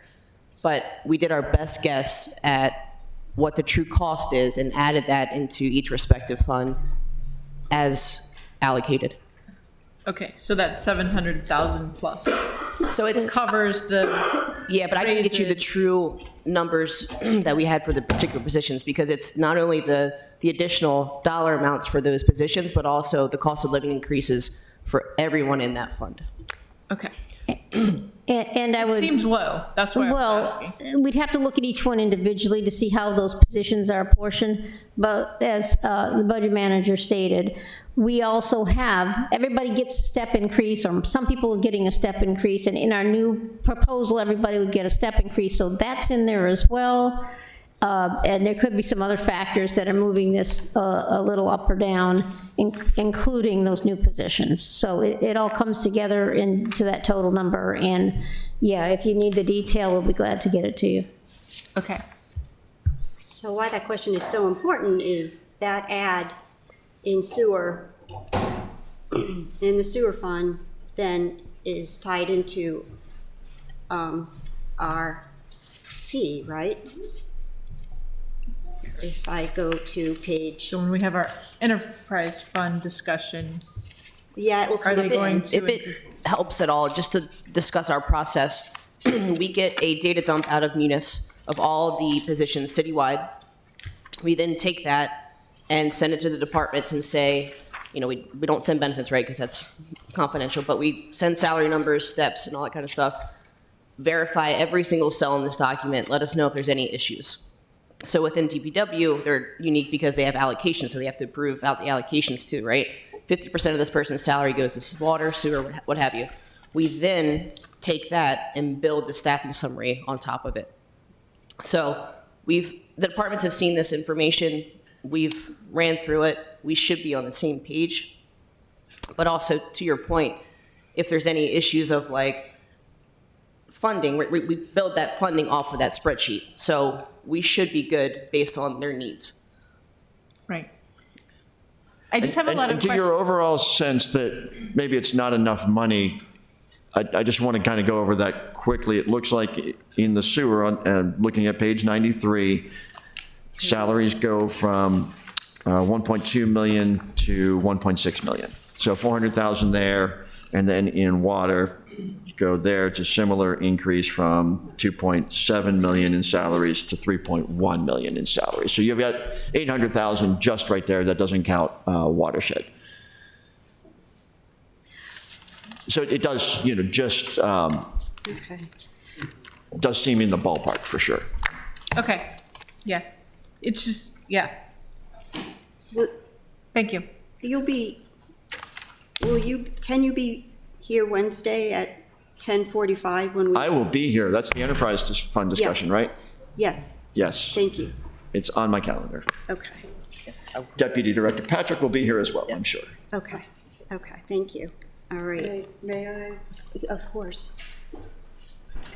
You know, we're talking about this new salary scale. Do we know exactly the cost of this new salary scale for 25 and 26? I'm looking at how we're planning. We're making this leap into something that to me is kind of unknown. So the new scale, now we're talking, the only new scale that we've given to you and formally is the one that's for the non-reps and the executive scale, but that's a different subject. So the non-reps, we used that scale with that list that Katie described, and we fed that new scale information. Where would this person be at the end of this fiscal year? Where would they jump onto the new scale? And then what would their annual step increase be whenever their start date is? So that's all fed into that number, which feeds into these numbers that you're seeing in the budget. So we do have a fairly solid process for that number for this year. In 26, for instance, on the non-rep grouping, it was designed with 4% increases early and 3% increases later. So we're estimating that an average increase in salary that next year would be somewhere around 3.5%, maybe depending on how many longer-term employees they have in each group, may be a little bit different, but it'll be somewhere between the 3 and 4% increase on their salary for the next year. Well, let me understand this, I'm sorry. So are we gonna be giving average 3.5% into perpetuity?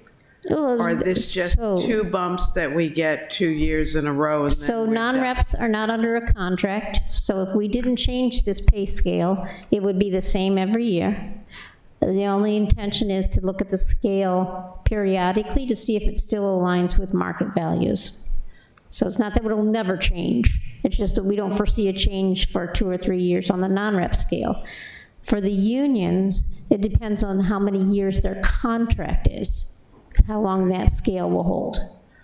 Okay, but you're imposing or attempting to impose the new scale on all four of our, in essence, all of our employees, not just the 4 unions, and that's who you just mentioned. I wouldn't, when you say impose, I'm not sure that's the right word. Well, the unrepresented are unrepresented. They don't have a voice at the table. Yes, and I think that I would call this a great bonus, a great positive thing for their salary growth through their career here.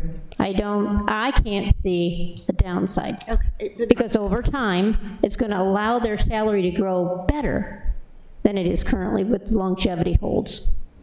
So their lifelong earnings will be increased because of this Yes, if you were to take somebody through these, and it depends on yes, because the top end of the scale, if they're here for their full career, their top end of the scale is much higher than it is now. It just takes, we got more steps, right? We have 19 steps, and currently we have 11. It progresses, but they will get a step every year. But ultimately, it would allow for a higher salary value over time. And at step 12? At step 12. You said they go up to, your steps are going up to 11? We don't have a step 12 right now. That's what I'm saying. So what happens after 11 is my question. So we're giving, if you look at our current scale, 11 steps, but it takes you 20 years to get to that last step. Now we've put their total career path at 18 years if they come in at a step. If they come in at a step 1 and they were here for 18 years, they'd get to the top of the scale. Currently, it takes them 20 or 22 years to get to the top of the scale with those longevity holds. So they're getting to the top of the scale faster. They're getting an increase every year instead of having some periods of time where they're waiting 2, 3, 4, 5 years to get an increase. And over time, it's a better benefit for them the longer they stay, which is one of the reasons we did it, is to not only keep our people, but to attract others to come in. Well, and you know, I'm in support of that 100%. I'm So- just so when trying to you- make sure yeah. that at some point, they're not frozen into perpetuity. Since we're eliminating the steps where they are frozen for a number of years, what happens, and that was my question, when they get to after 11, and you said it's going to take 20 years to get to 11 now. It's our steps now number 19. We have 19 levels. Okay. It will take them 18 years to get there. And eventually, if they were here for 22 years, they would be at the top of the scale if we never adjusted upward. But I said occasionally we'll be looking at this to make sure it's still the midpoints of those scales are keeping track with market. Okay, so that means that increases may come along aside from what is in this plan. Periodically, yes, as we analyze the market, see what that's doing to make sure that we're in line with markets, so we can Okay. stay competitive. And of course, the unions or the representatives will keep us aware also of those. So I can't comment directly on what we've done with the unions and what point we are, so, I'm talking down the road, I'm not talking about what's going on right now. they're well aware of the impacts, current and long-term. They're well aware of that impact on their group. All right, thank you. So what I think we do need, because we keep circling back to it, is a breakdown of on page 15, of the one-time compensation line item, if that's okay. Because that is Can you please define how you want that broken down? Well, I don't think so much. That number only relates to the general fund piece. Okay. But it is indirectly related to the comp study, not having it, and you made some assumptions of. I can break down that number for you. How would you like it divided?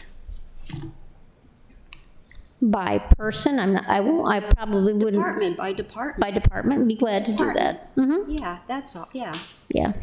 And remember, it's as of a point in time, because there were vacancies when we did this. Yeah. Maybe something's filled and another position's vacant. Yeah. So there's different moving pieces in there. Sure. But we can provide it by a department, by total. Okay. And when is the comp study going to be completed? Do we know that? You're asking the wrong person, and I would say, you're asking me a question that I cannot answer. I mean, we're hoping, we're coming to those last steps. Yeah. But it depends on, like, for instance, I have to give feedback on my final position descriptions. That's something that's on my desk right now and I haven't been able to get to for the last couple weeks. So, they're kind of waiting on us and we're kind of waiting on them, so we're trying to push it forward. It's just taking some time. It seems like it's really unfair for you to make these assumptions. It's unfair for us. It's unfair. It is We have the market Put it this value way. information, which is how I devise those scales. Just put it this way, I don't know who's going to be finance chair next year, but it is unacceptable to me, unacceptable that we don't have that study. When I hear what you are estimating, assuming, projecting, this is the annual budget of the city of Annapolis, fiscal year 2025, and we're not guessing, but it just befuddles me that we don't have that, and we don't have it in the RFP to who's doing this, that you got to get this to us, heck, in March 1 or something. Is that in the code? Is the comp study in the code? No. The union no. agreements are, but There was some kind of calendar given to the union negotiation process, but. Yeah, that's in the code. No, the comp study originally, we were trying to target completion of the comp study in December. because what's weird is that last year, when we were debating a position, I remember the city manager said, well, you won't have the comp study until X, but we're going to look at that position. I think it was a position in OEM. We can look at that. we got that done. We got that piece done, you know? But I don't know where the rest is, so it's unacceptable. Well, yeah, and I won't say that I won't say we're not frustrated. Yeah. It's not 100% the vendor delivering the product. Some of it's us in our time, our bandwidth, and able to respond quickly. Sure. But, you know, we all have some frustration with the process, and it's taken longer than all of us would have anticipated it's taking. And I don't want to go into any more detail than Yeah, that. no, I know. And when something generates so many questions, you just have to fix it. So you have one more slide. This is it. This is the last slide. Oh, that's the last slide. Okay. And I'll start by pointing something out in the budget book on page 89, the bottom table for sewer staffing summary. Since if you're looking closely, and it appears that you very much do, that top line might be confusing to you. You see 2 utility supervisors, one of which says TBD on the grade. So that is a new position, and that is what we're showing here on this slide as the pretreatment manager. This is a statutory requirement that we have somebody engaging, you know, at the origin of things that end up into our sewer system. But, okay, so this is where our residents carry the burden, because that TBD is estimated, for lack of a better word, but it ties into the sewer fee, which our residents pay. So that's why I'm frustrated on not having this comp study. It really does trickle down to our residents, you know? So Yes, but I'm just, the positions that are added, they're spread among them. I just don't think it would have a material impact on anything we're doing from the rate size. I mean, we've got an estimate in there. We use those estimates to develop the rates. If it's over, under, it's likely not going to have a great impact on the total rate calculation. Okay. We can talk more about that Wednesday, right, and Price Fund Day. I have a Questions? question. I don't even know if I... Thank you, Madam Chair. The water valve truck and the camera valve, or the camera truck, are they included in the mayor's budget? Yes. So do you have any unfunded enhancements? Anything you asked for that you didn't get? We did. Would you like to tell us about it? I wasn't actually expecting that question. You haven't been around long enough to right? know. So- I mean, really? Of course we want to know if there's anything that just jumps in your head that you feel like you can't live without that's not included in the mayor's budget. Don't give me the little stuff that you won't.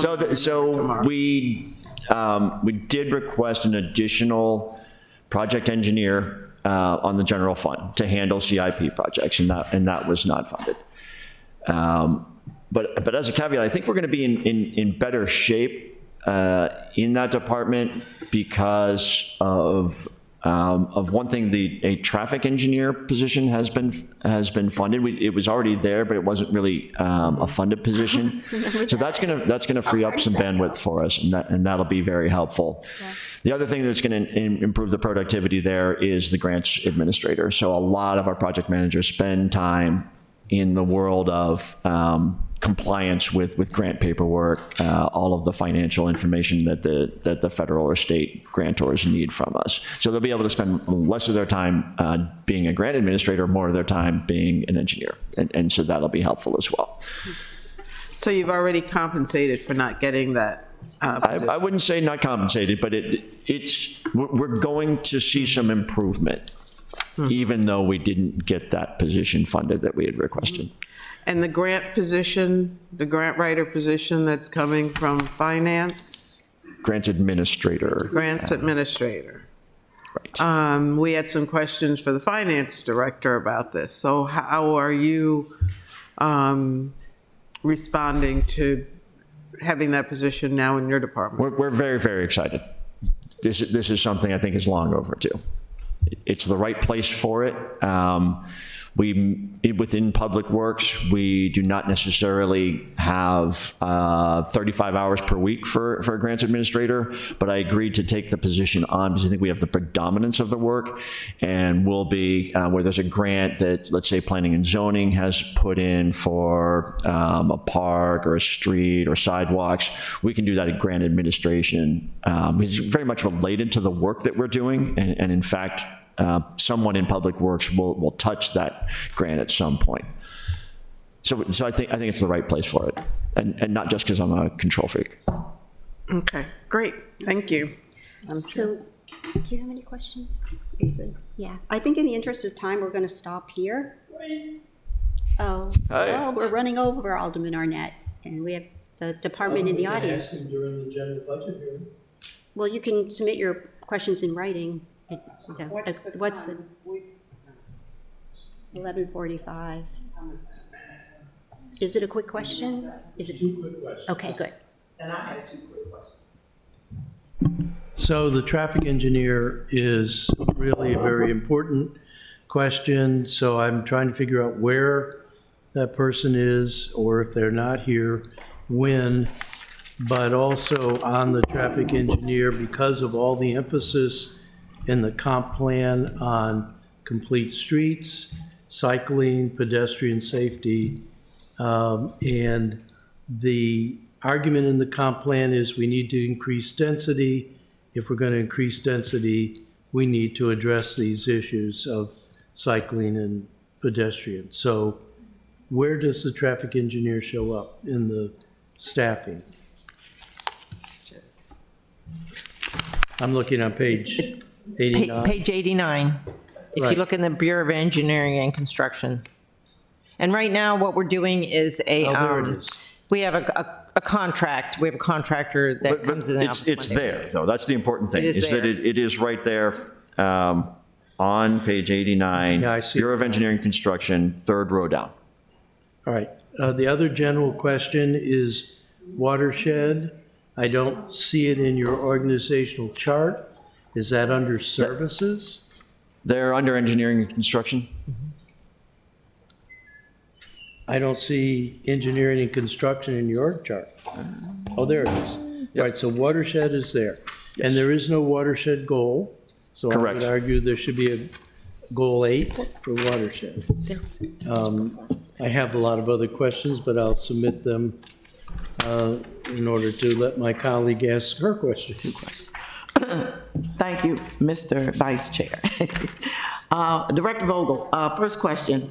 How much of an intersection and partnership do you have with our nonprofit, say Severn Rivers, Bar Creek Conservancy? Do you or don't you? I see Ms. Patrick, Assistant Public Works Director, shaking her head. Go ahead. Yes. Well, I don't have all the details, but I do know that we work directly with,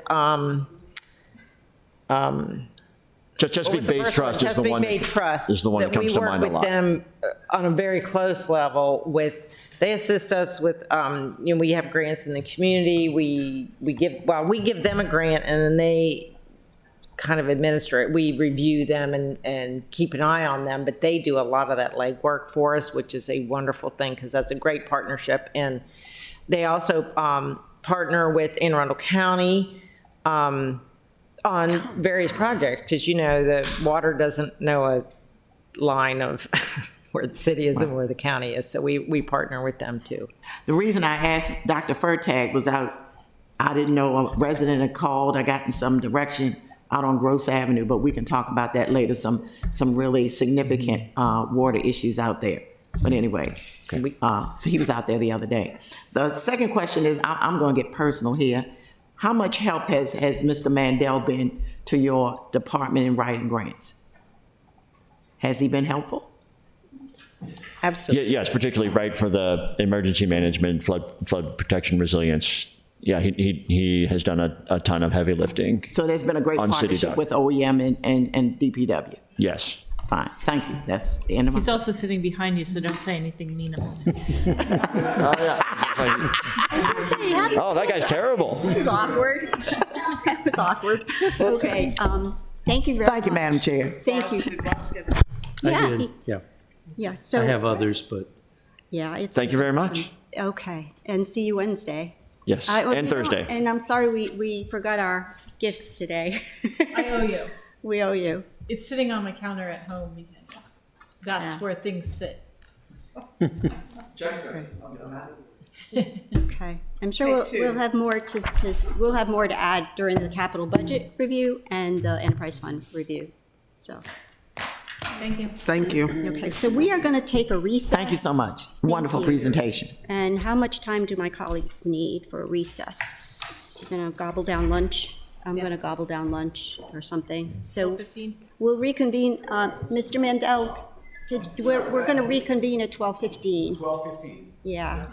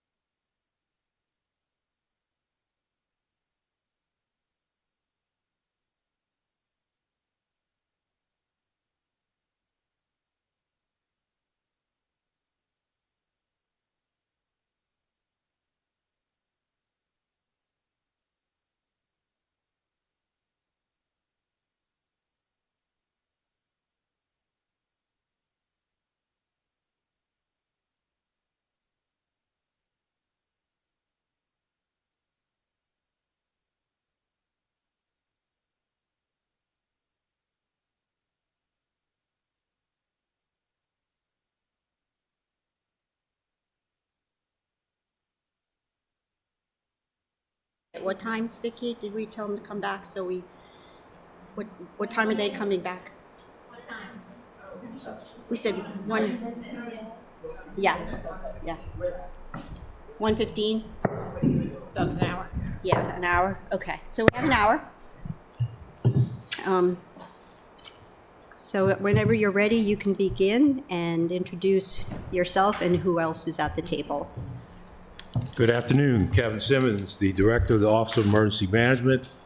And Madam Chair, we heard you about our presentation being too long, so we cut it down from 55 slides to 49. I hope you'll appreciate that. Yep, no problem. I'm with Dave Mandel, he's Deputy Director of the Office of Emergency Management. So, good afternoon, Madam Chair, members of the Finance Committee. Thank you for your attention to the budget and our budget request from the Office of Emergency Management. I'm going to give a general overview of our performance measures and our progress in our department structure and our FY24 highlights. We're going to skim over those, and if you have questions during the Q&A, we can talk about some of the highlights. I just want to make sure we have time to talk about some of the more critical issues. Okay, so what we can do is try to finish your presentation by like 1, and then we'll have 15 minutes for questions. Sounds good.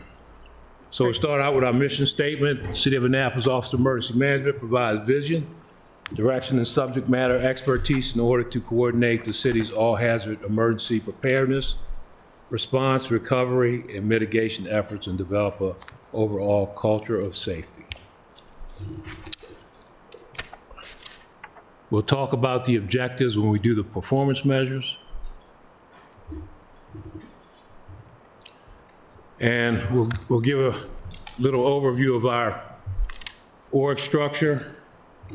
So we have 6 positions. The director's position, which is an... There you go. I'm sorry you moved ahead so quickly. I couldn't find that slide, but I have found it. Okay. Page 7 for us. And it's on page... 6. Yeah, okay. But they have it in it's on 82 in my budget book, We're good. just to let you know. So the director's position, that's an exempt position held by me. The next position we have is the OEM Deputy Director's position. That's a civil service position held by Dave Mandel. Dave holds a law degree from the University of Maryland. He's a certified emergency manager through the International Association of Emergency Managers. I'm going out on a limb to say, and I think this is true, he's secured more grant funding in the city than anyone. The millions that he brings to the city extends to every area of the Annapolis environment. Next position down at the lower left, that's a senior emergency manager. That's a civil service grant funded position. It's held by Mary Kate Severowski. MK holds a master's degree in emergency management from Millersville University in Pennsylvania. She's a certified emergency manager through the International Association of Emergency Managers. She has a superior planning ability. She has superior planning abilities. She responded to the Francis Scott Key Bridge collapse and helped set up the initial and unified command and help with the transition to the current command, which is the U.S. Coast Guard. Next position we have is the Emergency Management Planner. That's a civil service grant-funded position. Position is held by Chris Meig. Chris has a master's degree in emergency management from the University of Maryland. He's a certified emergency manager through the International Association of Emergency Managers. Chris managed the recovery process for the September 2021 tornado that struck Parole. Chris joined me, Senator Elfreth, Delegate Jones, in successfully getting the State Disaster Recovery Fund passed in the General Assembly. The merchants downtown that were victimized by the January flood, the money that they received was a direct result of this effort. Chris was also deployed to the Francis Scott Key Command Center to review operations in anticipation of the return to local control. The next position is exercise training and outreach. That is a civil service grant-funded position held by Nicole Torres. Nicole has a bachelor's degree in global affairs from George Mason University. She has been deployed to the Francis Scott Key Bridge Command Center to assist in the Joint Information Center operations. Nicole also serves as the Public Information Officer for OEM. Last but not least, we have the grant coordinator position. That is a civil service position. The position is held by Taylor Vaughn. Taylor holds a master's degree in health from the University of Nebraska. Taylor has made a significant impact despite being on the job less than 1 year. And this is great because every time I come here, I'm always transitioning with that position. So Taylor's done a great job. She's showing great promise. Hopefully she'll be there for a while. She managed the Stanton Center Warming Center Relief Program during a particularly difficult winter season where she saw higher numbers of people seeking warming relief. And she just started work on a $20,000 grant application that, if received, will be used for additional funding to manage next year's Warming Center program.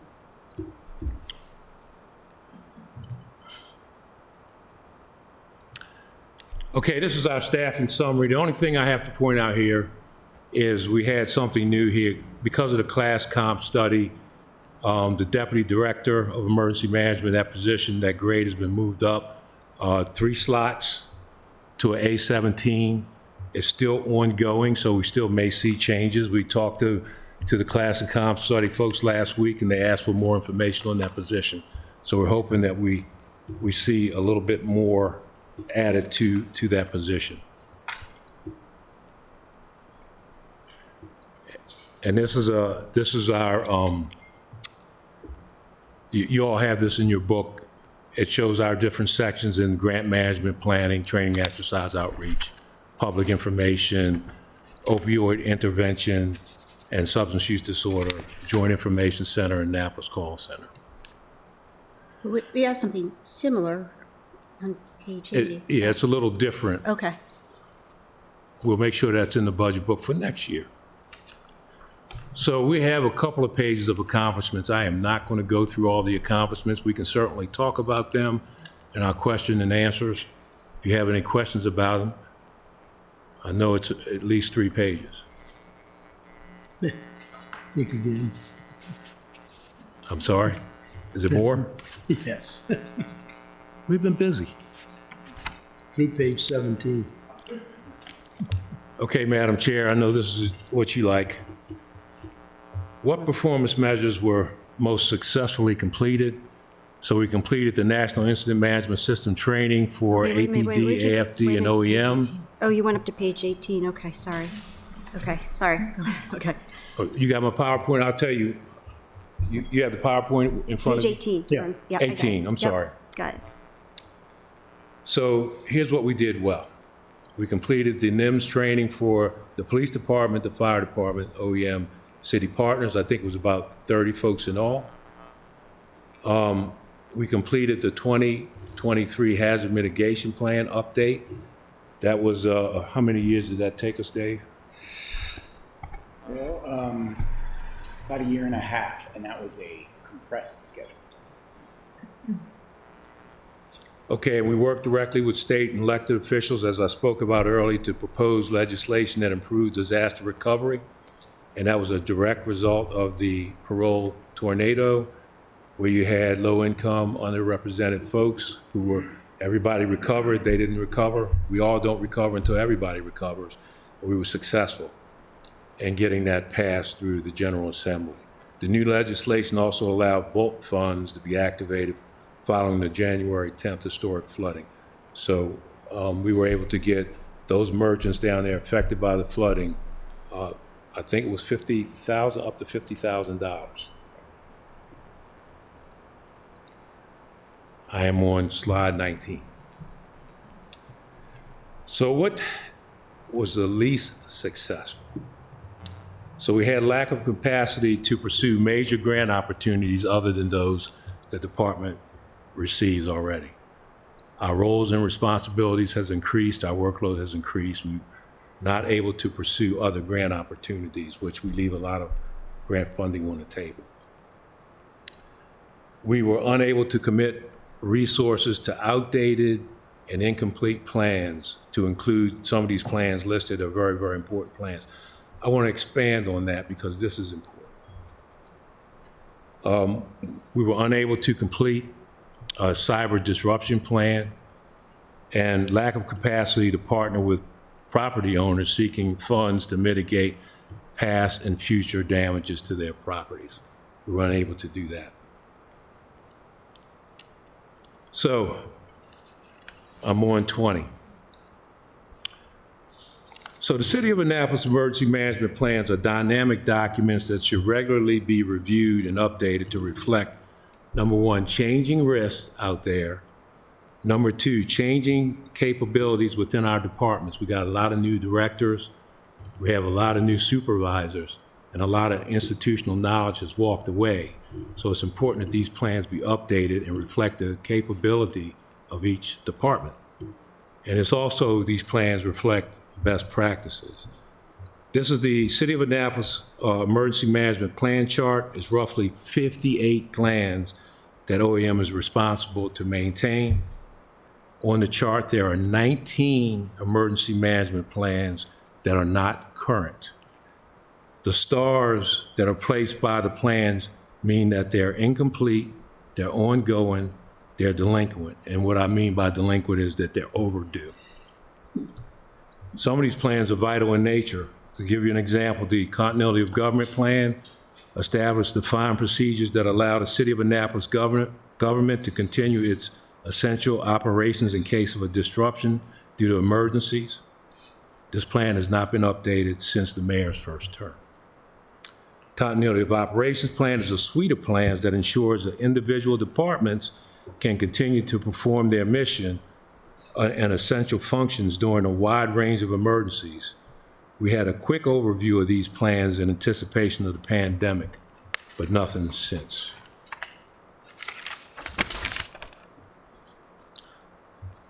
So some other plans that are important that we need to tighten up or even start is the cyber incident and disruption plans, IT disaster recovery plans, and crisis communications plans.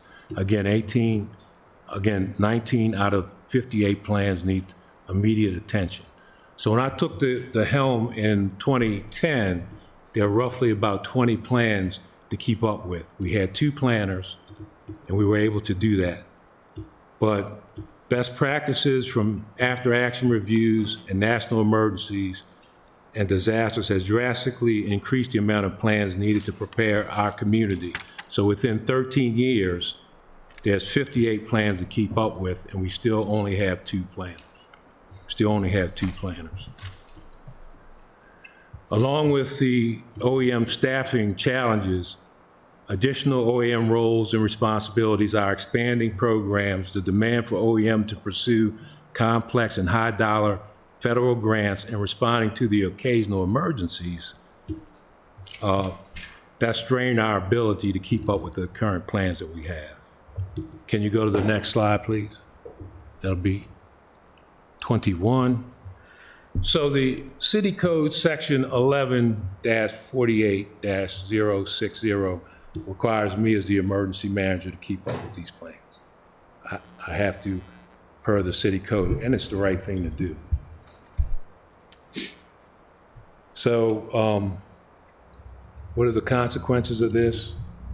As always, when we're confronted with an emergency or disaster crisis, OEM will make it work. We will always prevail. However, plans are a component to our readiness, and we need to make sure we're reviewing them and updating them. Again, we are not as prepared as we should be without these updated plans.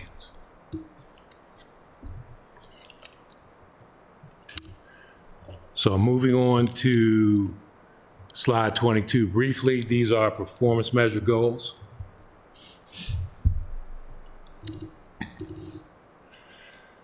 We'll do goal number 1 is to maintain a robust level of preparedness, response, and recovery, which helps ensure the city's ability to adapt to and withstand the impacts of all hazards.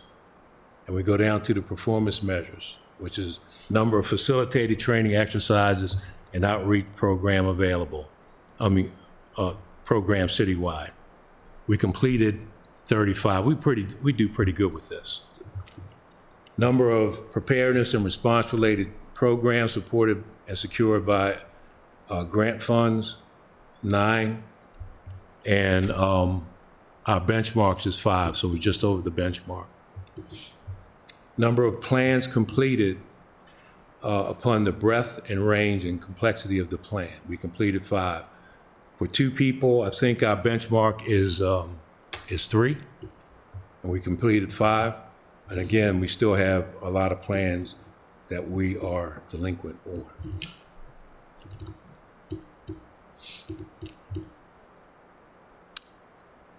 Goal number 2 is to increase the city's capacity to plan for and fund and achieve enhanced resiliency. We have 1 performance measure, the number of resiliency and mitigation initiatives, completed 6, and we have 8 ongoing. Our benchmarks were 5 initiatives.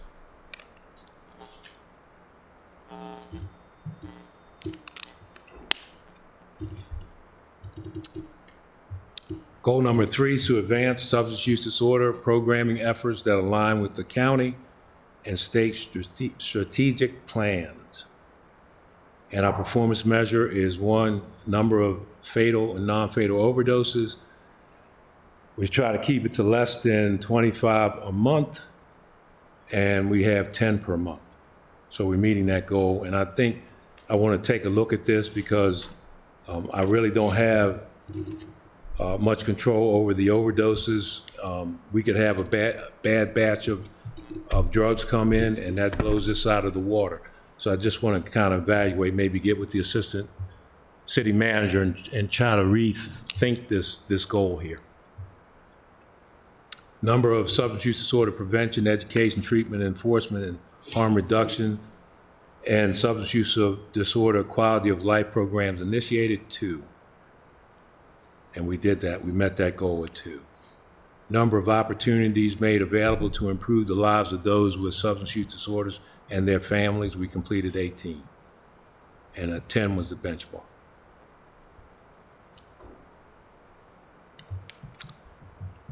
Now, next one, 26, goal number 4 is an old goal that we're going to discontinue after this, but we roll it into the next goal, and that's showing on your budget book.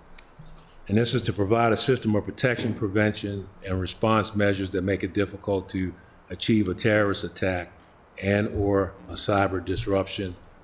And our performance measures are to a number of terrorist / cyber disruption related to training and prevention measures initiated.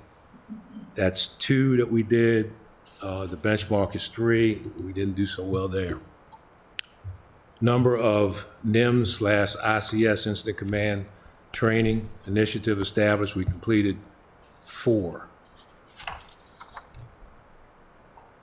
And that met the benchmark.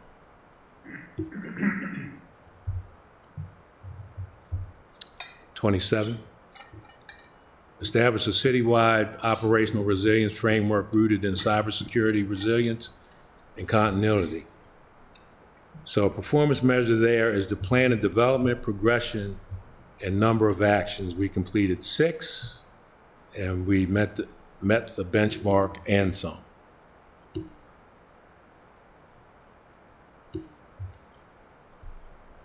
Going to slide number 28.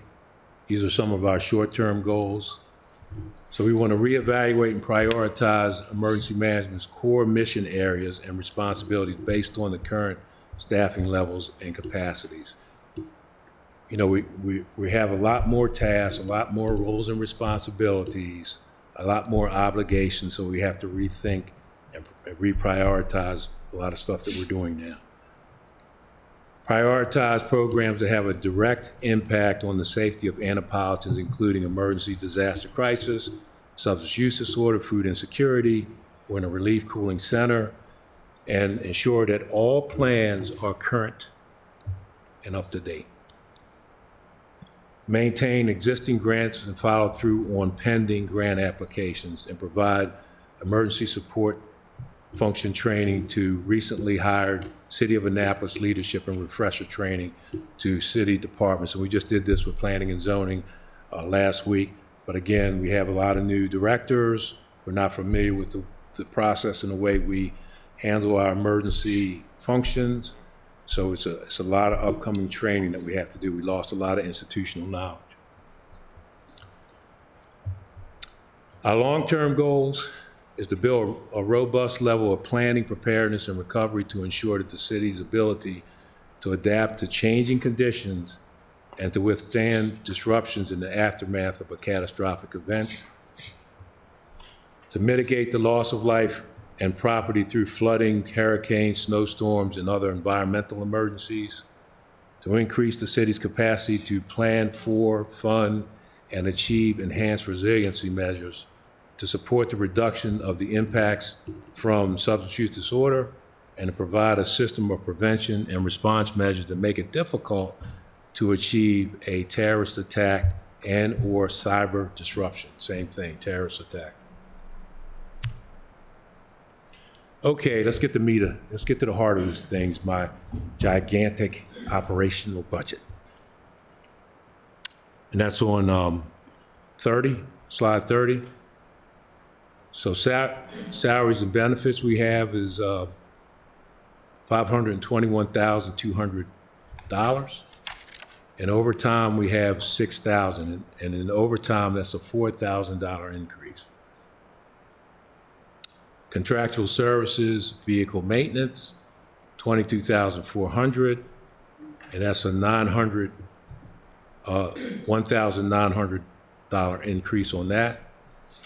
Telephone, $7,000, we have a $4,400 increase. Winter relief, $35,800, we have a $1,500 increase on that. Comcast for the EOC, $3,200, and that's a $100 increase for inflation. And Gmail's $1,000, and that's no change. So you go down further, supplies and other. Supplies, $6,000, $300 increase for inflation. Copier, $2,400 increase there. Food Friday, we have $35,500. We had a $8,500 increase. Might not be enough for us. Nobody goes hungry in the city of Annapolis. And then substance use disorder, we have worked something out. We realized when we started looking at the budget, both finance and OEM, and we got together to try to remedy this situation, and we can talk about this on the back end, unless you want to talk about it now. I think I'd like Director Dickinson to explain the math here, how he shows it. Is that correct? The math, the difference from last year. It's shown as a deduct, like it's not, it's taken out of his department. Substance use disorder, $113,000, yeah. So if these amounts here, and I don't have them in how these amounts are derived, they include more than just the general fund and their operating grants? Budget Manager Conley? It's just the Oh, yeah, so, okay. So when, this is about the amendment, right? Yeah. So when we were putting together the budget, yeah, we had, and I'm kind of giving you the background here, we had a discussion about, we hadn't given them enough, the wording in we got confused on the wording on how much they needed. But nevertheless, it was a fortunate miscommunication because we realized we didn't put, in the other funds section of the budget with AIPPC and the grants and everything, we need to put in the opioid settlement fund. We've created that and we've put these opioid settlement funds there, and they've been using them for their programs, but we didn't include it in the book this year. Okay. So we're going to bring you an amendment, because not only have they received these this year and are using them, but we need it for next year, which will more than make up for the miscommunication on the dollar amount of the substance use disorder funding. So will you show that? Like, I'm looking at page 14. No, it hasn't been removed from their budget. It's just we missed putting this other fund in and having a compilation of all their sources properly shown in the budget book. And it's going to provide more than the miscommunication caused on the funding side. So Is that number of $113,000 well, first of all, to OEM? the miscommunication was not 113, correct? It was like 35. It was 35,000. When they had designated how much they needed for the substance use program, they gave us a dollar amount and said that the county $35,000 was included. Oh, but this is the whole total, though. That's not. That's the money that we got So, That's not what they've been. allocated.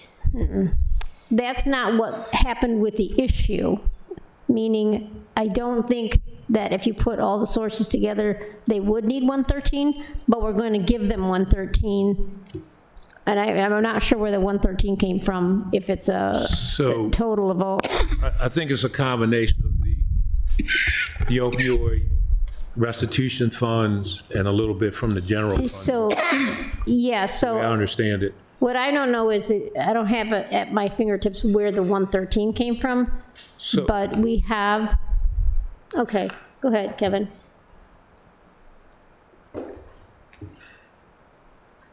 Capri Turner, budget analyst. So the enhancement that they provided was a total of 113,000. We assumed that the way that it was worded in the enhancement, that the grant was included in that amount, and all they needed was 113. So we funded the 113, city funded, sorry, to approve the enhancement. But once we put it in the book, we understood, we had a conversation, Dave and I, that we misunderstood what was written in the amendment, and the enhancement. So we're going to amend it to make sure that it is fully funded. And I believe they're going to be receiving a little access of that because it's more opioid settlement money than we expected. Then the difference, yes. Yes. So is the budget total going to change, or are you just identifying it? So the grand total of your budget is going to increase because we're adding another fund into the budget book. Okay, so we missed. And we already had 78,000, is it 78,000 in the general fund to go for the opioid program. They said that's not enough, we need 35 more, but these opioid funds is going to provide a lot more than that for spending. So they're going to have more than what they originally asked for the opioid program. When you say they, you mean OEM? OEM, mm-hmm. Sorry. So how did you do your budget, Director Simmons, based on what revenue coming in for the opioid effort? Right? So we have to get to 147,000. That's what we need to run the 4 programs, 147,000. So it's a combination of the opioid restitution funds, which comes to finance, I don't know how much that is, and the general fund, plus, after that, $35,000 grant from the health department. So 113, and the 35,000 gives you $148,000. That's where we need to get to, at least 147,000. Right now, as the way the budget has been presented, we've given them 78 of that 113. In the general fund, we gave them 78 of 113. Okay. The other So 35. their issue was, where's the other 35? Well, it's in a grant, it's separate. Then we realized the opioid monies aren't even considered here in this picture we've put them in a separate fund. So that's a new fund. We totally overlooked it while we were pulling everything together. And we need to add that to our list of other funds because we're getting a regular flow from the opioid settlements to go into that fund. Plus, we moved the general fund money over to help fund the rest of the FCD programs. Where else is it allocated? It doesn't all go to OEM, the opioid money? Right, so OEM is managing the whole thing. Yes. They have like 4 different purposes they're spending for. If you look at your county grants in the budget book, you will see the 35,000 piece. Okay, good to know. The general fund piece is in the non-allocated budget transfers coming from the general fund. So you have it identified as a grant from the county. That's in there, that's fine, the 35 is in there. But I thought you just said that it was going to be an add to the total budget of 35,000. Did I miss something? No, so Adding what their issue was when we first started talking about it is, where's the 35? Yep. We thought it was in their 113 that they asked for. Okay, so it's not. It's not. So they said, we need that, where's that 35? And then as we were talking about it, I realized the opioid funding stream wasn't even included in anybody's discussion, theirs or ours. So we need to put that in place so they can have their fully funded, robust opioid program with whatever 4 objectives they have. And if you want, okay. Madam Chair, can I recap? So Sure, total program cost, 147,000. 35,000. Wait, we had 148. Sure, 148,000. Yeah. 35,000 of that is the county grant. 113 is a combination of city funds and the opioid restitution funds. When you say restitution, that's a settlement? Yes. Yeah, okay. Currently, we have 113,000 in the budget. When we come back with this amendment, we will fully fund the needed dollar amount of 148 with a combination of that city grant that's already in the budget, and then we're going to increase the 113 for the Delta, which is a combination of the city and the opioid settlement funds. So is all of that money going to go to the Office of Emergency Management Department, theoretically? It's going to be in a separate fund, but they're going to manage it, yes. They're going to manage it? But for your budget purposes today, you were short 35,000. Right, and when we do the Q&A, if you want me to break it down, I will. I don't know if we want it broken down anymore. I do, because I'm still not clear on the 147 as a total and how that's being made up. We're coming back with an amendment. We're coming back with an amendment. So the amendment would say 78,000 from the general fund, 35 from the opioid settlement. Okay, back it up for me then. 35,000 of the 148. 35,000 is going to be from the county grant, which is in the budget. Okay. The Delta, the 148 less the 113, let's say, is going to be a combination of the opioid restitution funds and the general fund. And what was that amount? The 113 is the combination of the opioid restitution and the general fund contribution. Can we get a number for the opioid restitution? That's coming in, we'll present it all when we give you the amendment to add in the opioid funds. I guess my interest is in making sure that whatever monies come into the city for opioid restitution or restoration should go to the fund that OEM manages. It already is.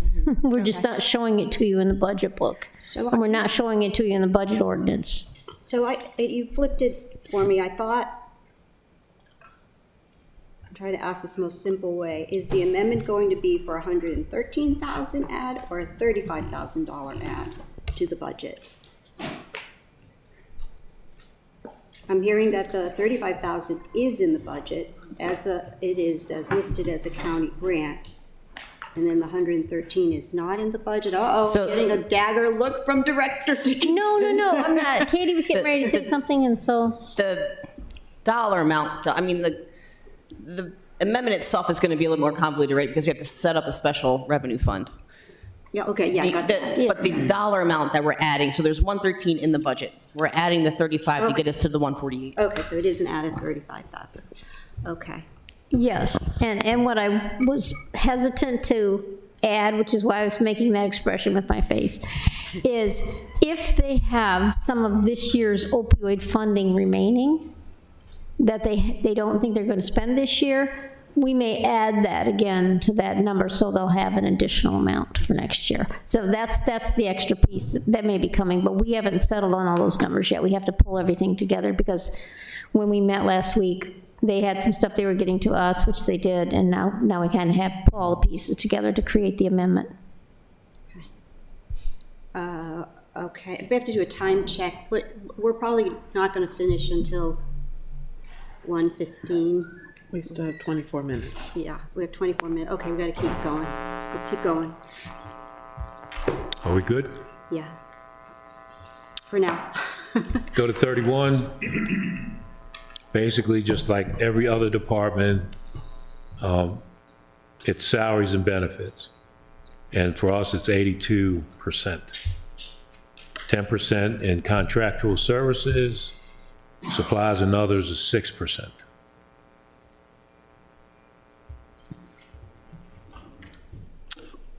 So let's talk a little bit about grants. You good, Madam Chair? Go, oh, yeah, keep going, yeah. Okay. go. And I'll turn it over to Dave Mandel. Thank you very much, Director, and good afternoon, everyone. Dave Mandel, Deputy Director, Office of Emergency Management. Here on slide 32, we are looking at a snapshot of the major categories of grants that we have here in the Office of Emergency Management, going back to 2010. You can see first there, public safety grants, 12 million and change. Going back historically, this year, we received 634,000. And that is a number that has slowly but steadily decreased over the years, and I'll show you another chart on that after this. Substance use disorder grants, which is one of the newer responsibilities that we have taken on here at OEM. We've gotten $401,000 in grant funding, not the opioid restitution fund, but grant funds since 2018. This year's at $34,000, as we discussed, from the health department.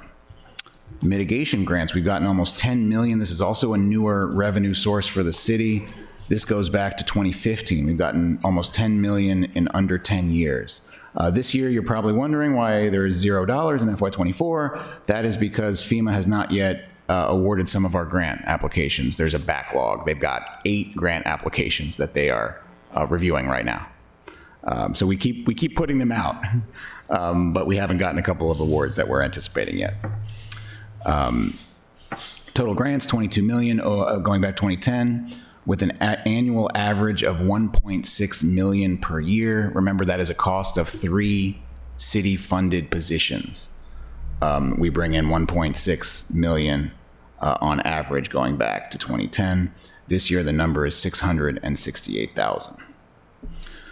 Next slide. Actually, I'm going to skip 2 slides ahead to slide 34. This is the snapshot of the public safety grants specifically. I mentioned these are slowly but steadily decreasing. You can see there we used to get about $1 million for many years, going back until about 2 to 3 years ago, and it's dropped. And we got notice of what our amount will be as a region just in the last couple of weeks, and the Congress has decreased funding by about 10% of that program. So we don't know what our allocation will be yet, but we expect another drop. So next slide, 35, substance use disorder. We talked about going back to 2018. We have the health department grants and an OOCC grant back in 22 for a total of 400,000, a fairly new revenue source for the city. Mitigation grants, you can kind of see, this is slide 36. We've gotten about almost $10 million.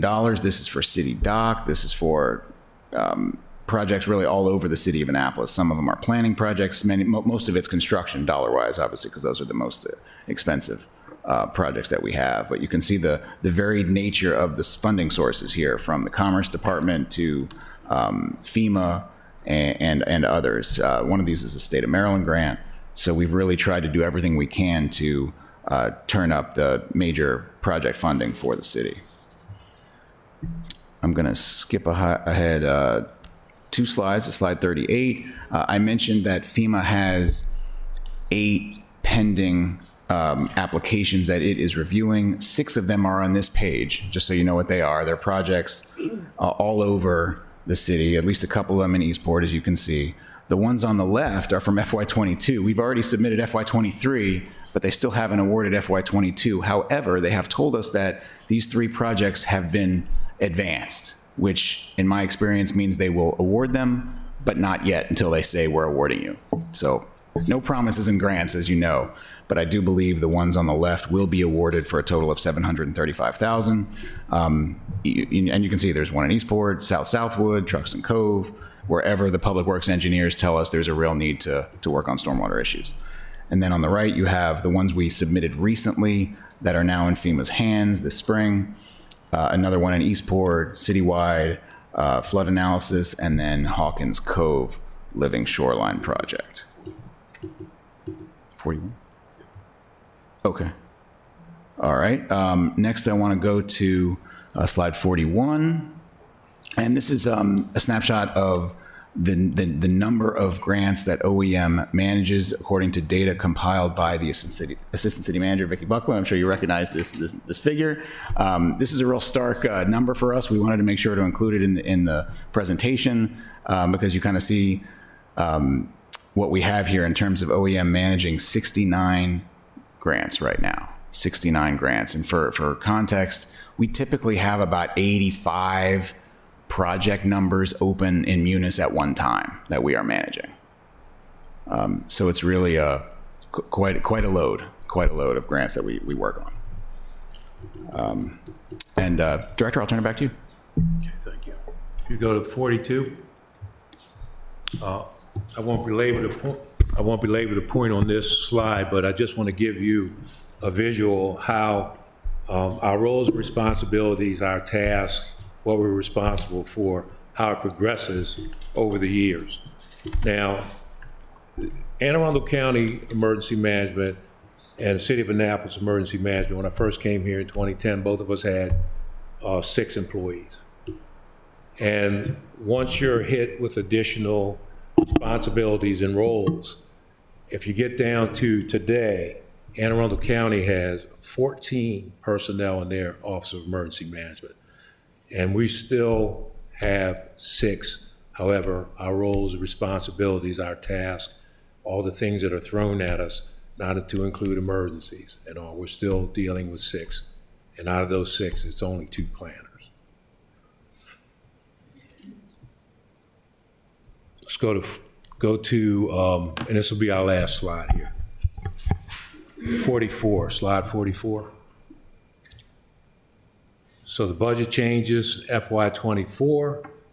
So enhancement number 1 for us was the emergency planner enhancement. And that's the requested amount, but we didn't get that. Did you want to say something?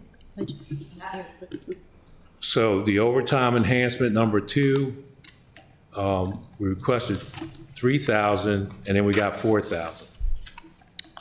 Food Friday enhancement, 7,300, and we got our 7,300 for the Food Friday. The additional. Substance use disorder enhancement, again, we just had a little discussion about that, and that's pending an amendment.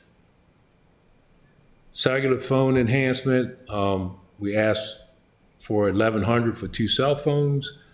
And I understand that's in our budget. However, we were unable to locate it, and I think Capri helped us locate it. So it's there somewhere. And then landlines enhancement is 4,400, and we got 4,400. So that's our list of enhancements. I was going to comment on the phone enhancement. So, but Director Simmons made the correction. We talked about the substance use disorder enhancement which earlier, and then just for note, the Food Friday enhancement, the total is $7,500. Okay. Thank you for that.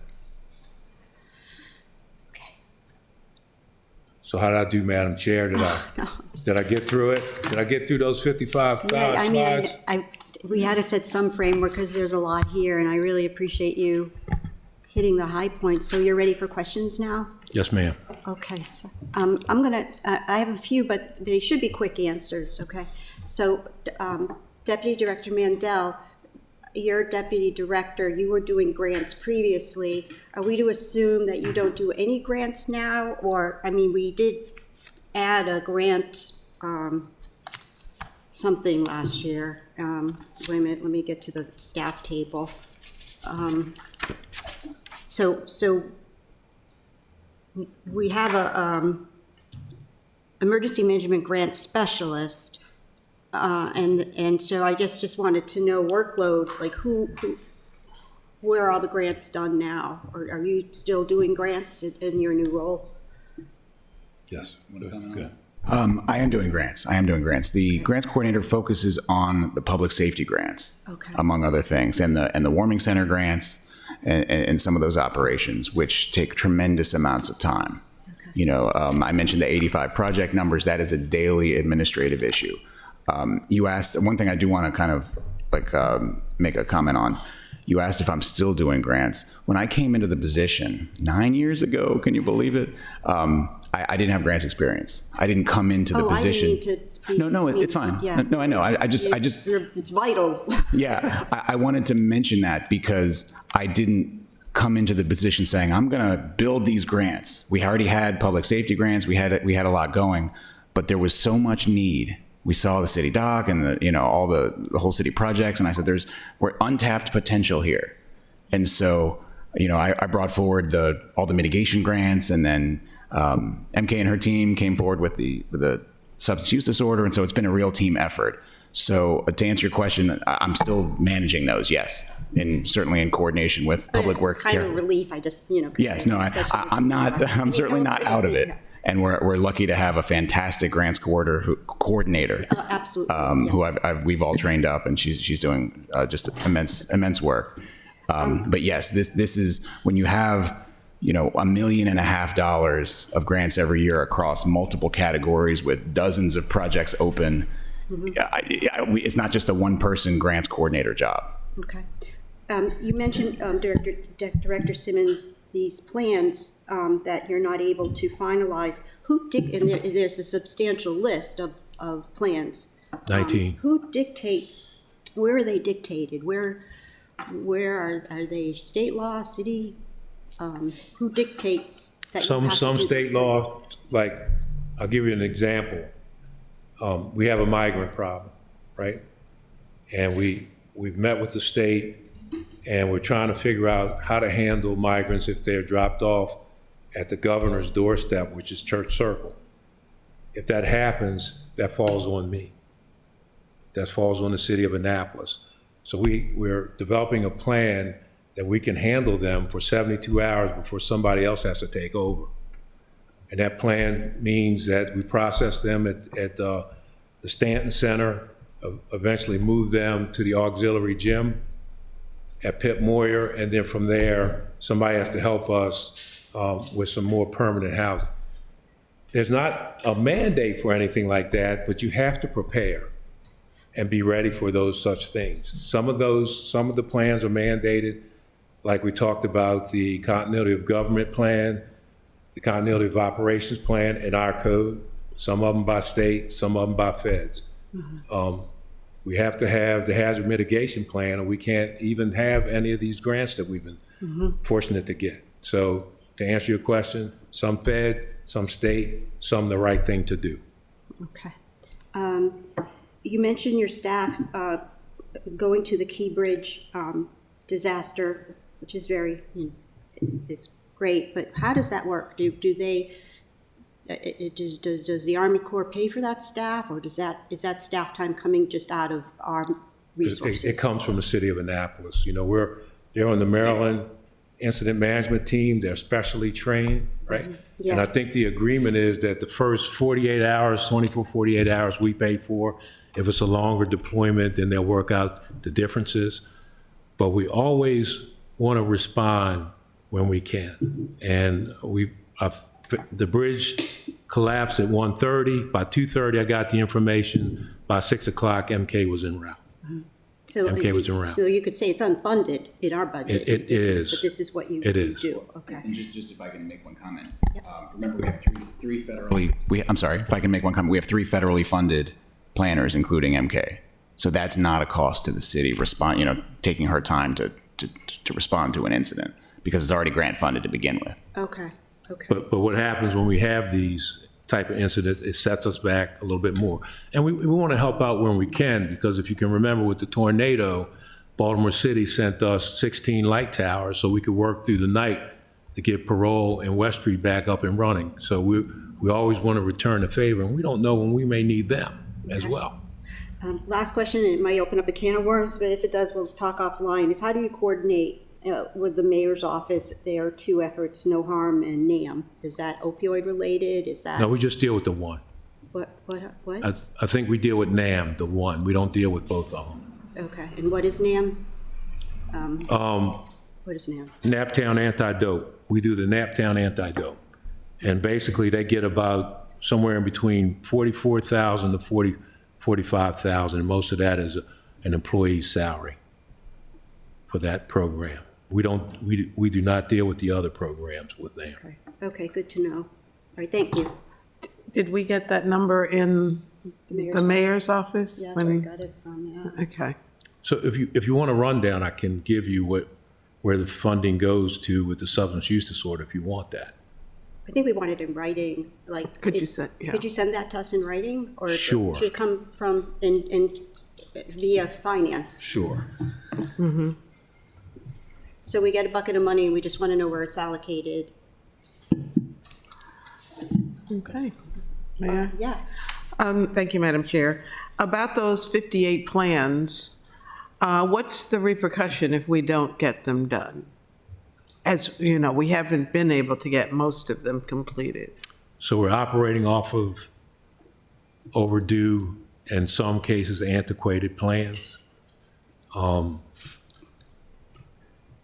The departments have changed, and their capacity is not like it was before. We don't know. Some capacities increased, maybe some has decreased. We need to figure that out. And then we need to incorporate that into our planning, So we're less prepared. Now, OEM finds a way. We always do.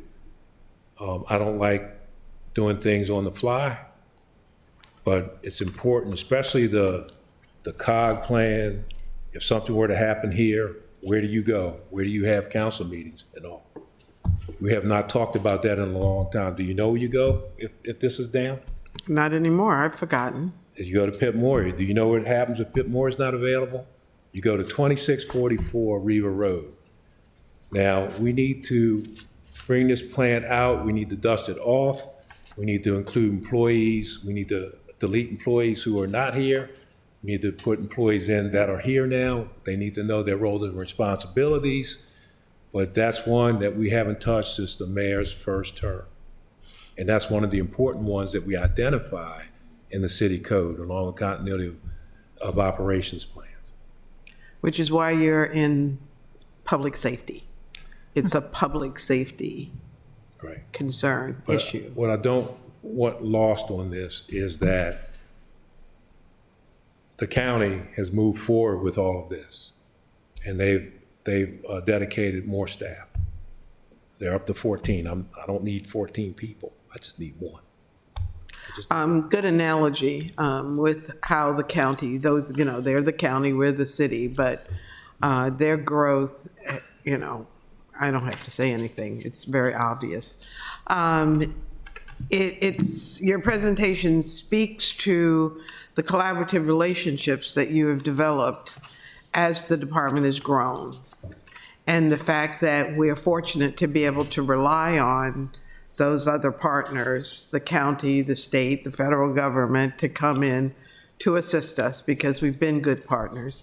The fact that we had people at Key Bridge before I got up that morning, already on the ground working with the staff in Baltimore and around the state to assist, because they know that we have that capability. Your planners are trained on all level of professionalism so that they can step in. So we are very fortunate in this respect, and many others. I kept seeing overtime, and I didn't think you all had overtime. You know, your staff works 24/7, and once a week we get a memo to say who's the primary person on call and who's the secondary person on call. And it doesn't say between 9 and 5, it's 24/7. So how do you figure out what's overtime? That's a good question. We do have a lot of overtime. We do a lot of outreach on weekends. We do a lot of outreach after hours. We take training courses that may require us to use overtime to make sure the employees are compensated for the hours over the 35 hours a week that they're responsible to work. And when you throw in a disaster, an emergency, or a crisis, that's big time overtime for that. So basically, what you see in overtime, our overtime budget is what? So our operating budget this current year is only 2,000. We were included for 4 more in the mayor's budget for a total of 6. But I think using grant funds, if you count for all the overtime we actually use, I'd have to check my numbers, but in the neighborhood of 20,000. So this will not cover even half of our overtime that we actually use on a yearly basis. But it's certainly better. So Well, you asked for 3. It was proposed that you get 4. Right. Which is a drop in the bucket, kind of, really, for what you do. It just jumps out that the one thing that is not funded is the emergency planner.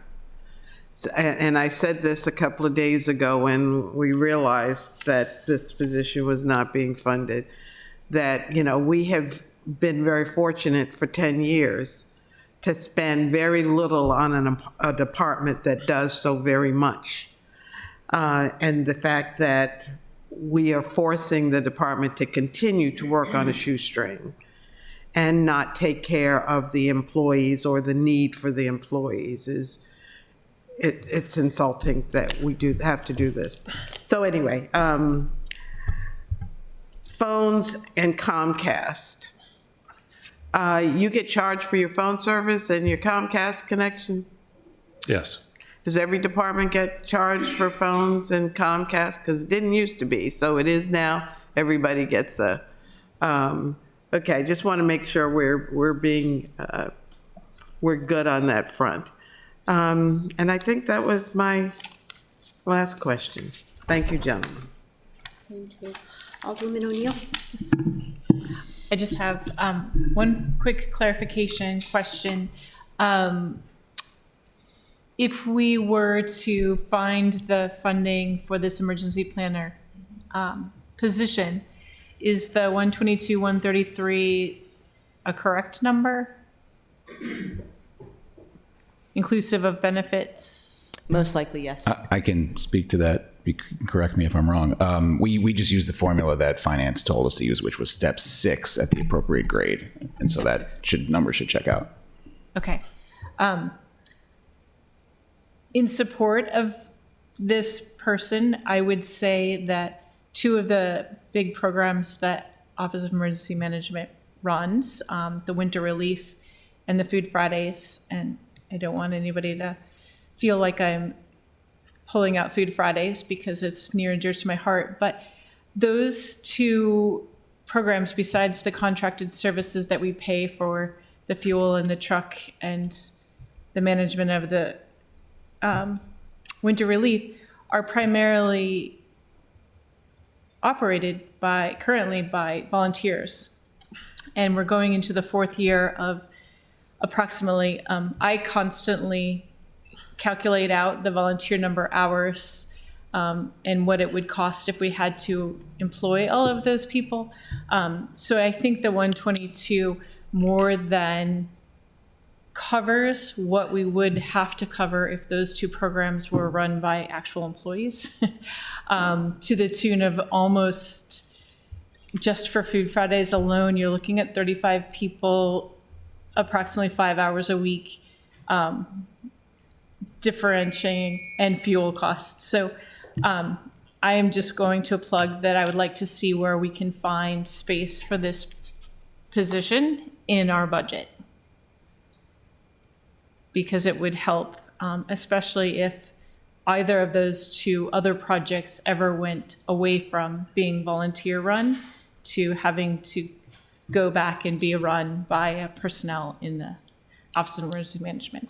So that's my 2 And just to cents. follow up on what you're saying, both programs with the Warming Center and Food Friday program are expanding. They're getting bigger. There's a bigger need. So it's a little bit more labor intensive. Okay. Is that it?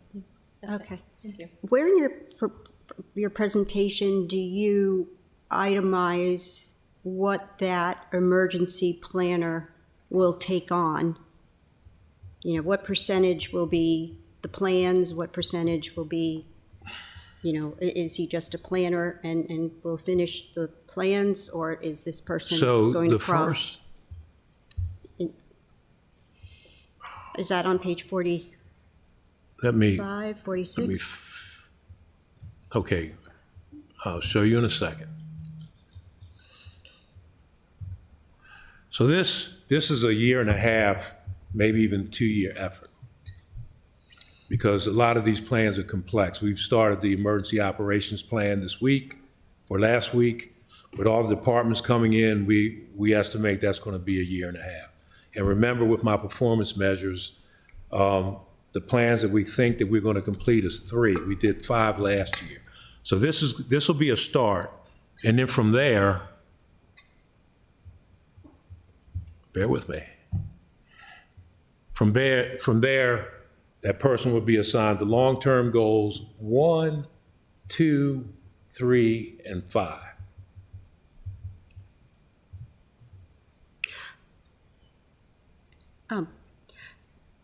Could And that's I on page ask 29. for, just for ease, and you can take till next week or so, but could you provide us, no, seriously, could you provide us with you have a chart on page 9, but it just tells what the functions are. Could you apply, I'd like to see the staff and link it to what these functions are.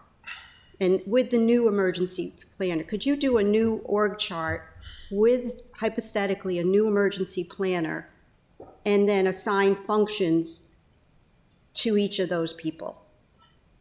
Is that difficult to do? Nope. Do you know what I'm asking? I do. It will be a picture of a hypothetical new, a department with a I keep saying hypothetical. When do you Yeah. need it? What's that? When do you need it? By the end of the week would be great. Okay, my staff's already working on it. Okay. Do you want to ask for anything else? All right, we're trying probably the patience of our department in the audience. Are there any questions? I do have one follow-up question. Were there any other enhancements that you requested that were not funded? No, Okay, just the one. thank you. Thank you, Madam Chair. Two quick things. I'll speak on the tornado, just one quick thing I want to say, as well as COVID, especially when the tornado, I mean, we've never had one. I've never experienced one. And honestly, I didn't know what to do. I was hair on fire again.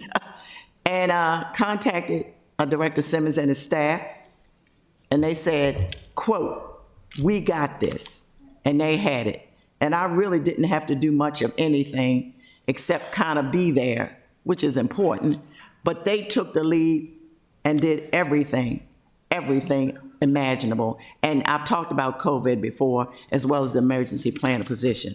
But one thing I want to mention about this, and I recall last year about the $35,000. And I'm going to say it, Director Simmons told us it was a big possibility that we weren't going to get the money. And what I will say is, when I looked at the numbers, and Director Simmons and I have been talking about this a lot over the past month or so, Ward 3, and I fell on the sword twice, and I'm going to do it again today, Ward 3's numbers for substance use disorder were the worst of any ward in this city. Now, one can make the argument that not having that $35,000 directly affected my ward. One could make that argument and could provide that nexus, but I'm gonna leave it at that. Lives are important in every ward, but that $35,000 really could have been helpful to my ward, and I'm gonna get personal. So therefore, thank you all so much for a great presentation, but I had to say that on behalf of my residents, because I owe that much to them, to let them know that there may be a nexus to not having that 35 last year. Thank you. You're welcome, and the cavalry's coming May the 7th. Thank you so much. We put it in on the assumption he was going to get it, right? Alderman Arnett. Thank you, Madam Chair. I have a number of questions, but I'll send them in. I only have one big question. The FEMA grant for City Dock. The $33 million. It seems to be delayed. Go ahead, Dave. Sure. What's the story there? Well, here's the story. So I know it's something that we've been talking about for a long time, and probably people are understandably saying, where is that? Is it real? Is it actually, something that's in the works? The full story is that we've been working on this grant for multiple years. Our team, I coordinated the team. It's always a team effort with economic development and public works and Naval Academy, you name it, historic preservation and so on. Back in 2022, we developed this application, submitted it initially in September 22 to the state and Maryland Department of Emergency Management. They had comments, they had additions, they had revisions. The final version that the state accepted was in January of 23. So it took 3 or 4 months to get it right in the state's eyes. So since January of 2023, it has been in FEMA's hands. And it had to go first through a programmatic review to make sure it was eligible, the type of things we were looking for. Then through a technical review, the engineering, and then the EHP, which is Environmental and Historic Preservation Review. And it's been with the EHP team since about August of 2023. And so we knew we would check all these boxes as we're a historic city on the waterfront, and archaeology is always a question. So so they've had it for, 7-8 months now, and they're still going with their review. And we are responsive. We are answering every question we've got. We're kind of going as fast as we can to expedite it as much as we can on our end, but we're kind of at the mercy of their timeline. But can we break ground on anything until we know what's happening with that grant? FEMA's pretty strict that if you break ground before an award, a grant agreement is in place, then all promises are off, shall we say.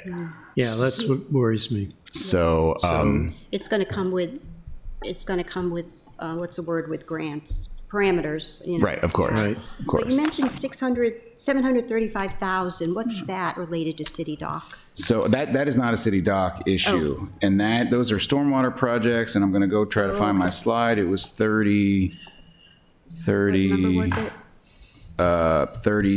slide 38. Those are 3 projects that were supposed to be awarded already, just like many other grants in FEMA's hands. One of them is for Eastport flood mitigation design, $290,000 for that. Southwood watershed analysis, $245,000. and then another 200,000 for Truxton Cove drainage. And I do want to give recognition to the Public Works storm water team is top notch. This all comes from them. This isn't, I can't create a stormwater application. I'm just we're the folks who say we connect the subject matter expertise to the opportunities, and we try to make sure everything works and make that money happen. But it's really the engineers that are helping drive this So process. that interface is invaluable. Yes. Speaking of which, will you be at the capital project presentation? I haven't been asked to be. I just, Is there a need for him to be there? I don't know how many of the capital projects are funded by grants that you are working on, that's all. You can just give it a look and see if Okay. you need to be here for Okay, that. So, thank So you. if it's a need, let me know. I know, okay. Yay, Food Fridays. All right, well, thank you so much, and we will look at all of your pages. I didn't mean to shortchange you, but just out of respect for the other departments, you know. Well, if you need to, it's there. We wanted to tell our story. Yep, So, yeah. thank Thank you. you, thank you Thank you. very much. Thank you. So, break or just keep going? Yeah. Keep going, yeah. I'm gonna keep going, yeah. We're gonna keep going.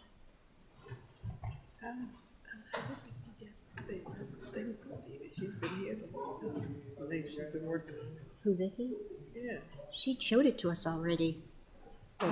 Yeah, it's just, and she's.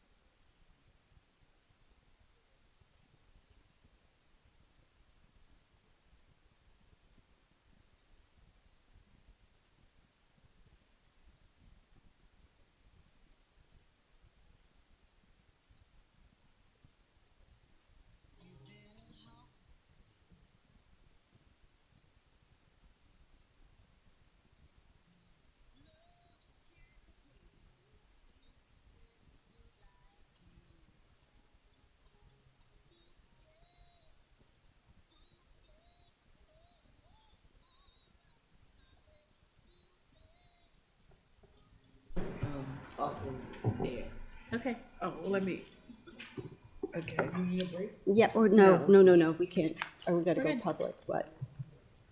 But the mayor's office did not propose not funding the position. It didn't come from the mayor's office. So it came from. City manager. Okay, so we said thank you for coming back, and this is, unfair, but we do have a drop dead, for lack of a better word, of 2:15, because some of us are leaving. Well, that's it. I mean, I just did not want to get hung up on where's that money, where's it coming from? So I just thought if we could start with this framework of knowing that the money was transferred from an existing department to a new department, life is good. So begin when you're ready, and thank you very much for accommodating our request. Yep. So I'm just going to jump up, start off where we left off. So I'm not going to repeat the past. So per your request, added a slide to show kind of what's coming from where. I want to explain this just a little bit. Of course. What's shown here is, so the FY25 column is our numbers that you'll see in the subsequent slides when we talk about each of the individual pieces. So we don't have it, it's just up there, right? We're not that good. If you go back to the central repository,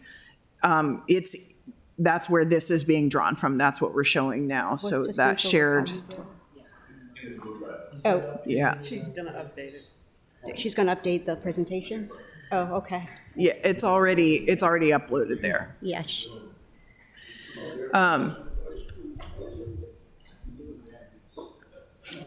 Kate, she was going to update Granicus. Is that? Yeah. Yeah. Yeah. If it's not in Granicus, you're going to have 5 disgruntled colleagues. So, but let me explain what the numbers are for the rest of the columns. So that very first column are the numbers you'll see later on in the presentation, the subsequent slides. For the other columns, the thing that I took away as the thing that you're really interested in is what is really new for 25. So for existing staff members, what's in those kind of where was this in 24 columns, that is the FY25 salary because they're existing positions, they're not net new positions, plus the FY24 operating. So those numbers in those middle 4 columns, you're actually not going to, you'd be able to derive them from the later slides, but those numbers in and of themselves aren't there. But it's the FY25 salary of existing positions and the FY24 operating. So what's in the new for FY25 column is the cost of any new positions, which is just the director position. And then what's the net difference for operating? So it is Right. a net, so I look at that as a net add of $772,700, which consists of those line items. Do any of my colleagues want any more detail on those line items? And in the interest of time. some of the details are then in the subsequent slides Okay, to there you talk go. about Okay. what are they, right? So, Yeah. May I? yeah, I'm sorry. So what is new? So New what's funding what's new funding is the last column, the the last column. 772,000? Yeah, compared to FY24. So what that is any increases on the operating side and the cost of the new director position. Yeah. So like a big, simple one Yeah. is facilities. Like you took the whole kit Yep. caboodle there. So let's jump forward to facilities. So for example, for budget changes from FY24, here's what those differences come from. We had some one-time capital costs that got removed, but there are a number of things that got added.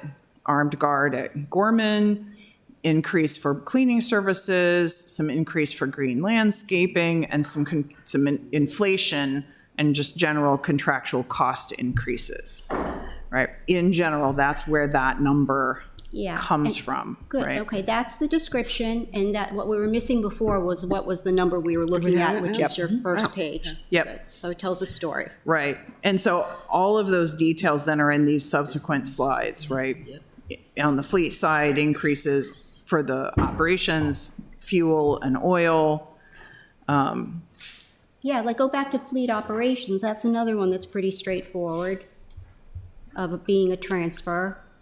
And then you say, well, we gotta look now at escalation, and it looks like escalation has been a factor. Yeah, For fleet, yeah. yeah. So how do you wanna do this? Yes, Yeah, go ahead, sir. actually, it also has the, when we put it together, the budget was a 2.5% increase for salaries and parts and everything. That's what the increase is from 2.641 to 2.71. That's the increase of, I put in the salary increase of an inflation of 2.5%. All right. Just continue the way you're comfortable continuing. Okay. I want to make sure that these guys have a chance to talk about performance and what's been happening. So I'm going to move on to that. And if we want to come back to the budget numbers, if that's okay with everyone. Can you just, what's in real estate and Gmail? Going back to the, Yeah, so the real estate is a new contract. One of the things you've heard from a bunch of the different departments as you've gone along in these hearings has been space issues. And of course, the city did do a space study that it now needs to finish digesting and actually move on. And so this is a contract. There's an allowance for that amount. Whether the city actually spends that amount is a different question, but there's an allowance for that for real estate services to help the city secure additional space and fit out and other things like that that potentially come with making sure that the departments really have the space that they need to be fully functional. So it's really executing on those comments that you heard from a bunch of the other departments about the need for space. So this isn't evaluating the Spa Road facility, that's someplace else? I'm sorry? The Spa Road facility, where is getting the appraisal for the value of that? That, Katie, I don't know if you know the answer to that. That, capital. yeah, I think that's in the CIP for that project. Okay, all right, so we'll get it later. Yeah. Yeah. Thank you. So, what, is that staff or a contractor? It's a contract. It's a contractor, okay. Yeah. Question. Yes. Where will we see this real estate firm that we hired to do an analysis of our available space? Where will we see the comparables that will show us whether we should reallocate, rent more space, whatever? The study itself of what's the existing space versus what's the need, that's actually already done. And I thought we had sent a copy of that to you guys, but if I'm judging from the looks on your faces, you're not recognizing that. I sent, you asked for a final copy of the draft. I think I sent that. Please correct me if I'm wrong, but I think I sent it last week at some time. So does it tell us that we have enough space, don't have enough space? It tells how much we're spending on renting space as opposed to not? It doesn't talk about how much we're spending on rent. What it does talk about is what's the need, and what it shows is that the city has a need for additional space.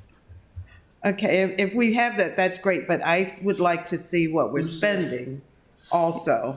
You sent it. I believe I sent it last week when it was Could we then get the requested. numbers so we can see exactly? It's hard to decide if we don't know what we're spending. So one of the roles, that study, which Assistant City Manager has indicated, was what do we have versus what do we need?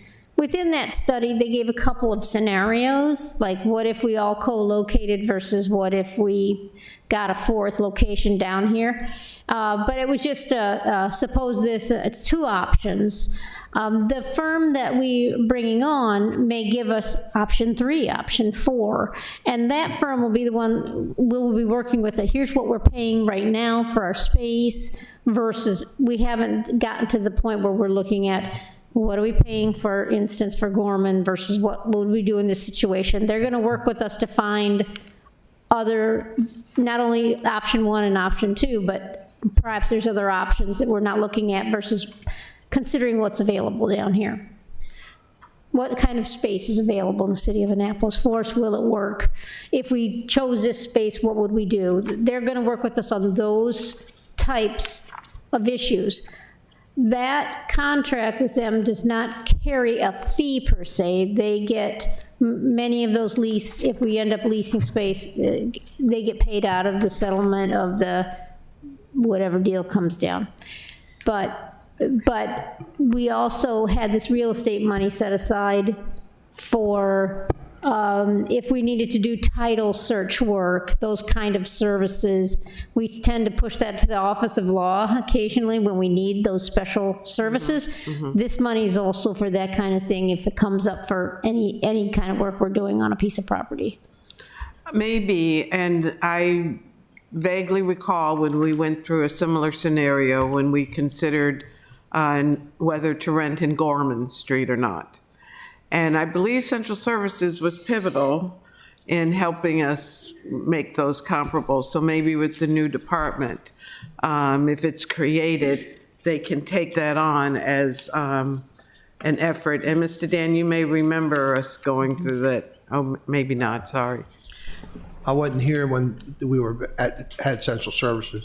Okay. I came after that was diminished. Okay, sorry, I was giving you credit for everything, so it's all right. I work for Central Services in the county, if that helps. Vicki sent it to us on the 15th of April.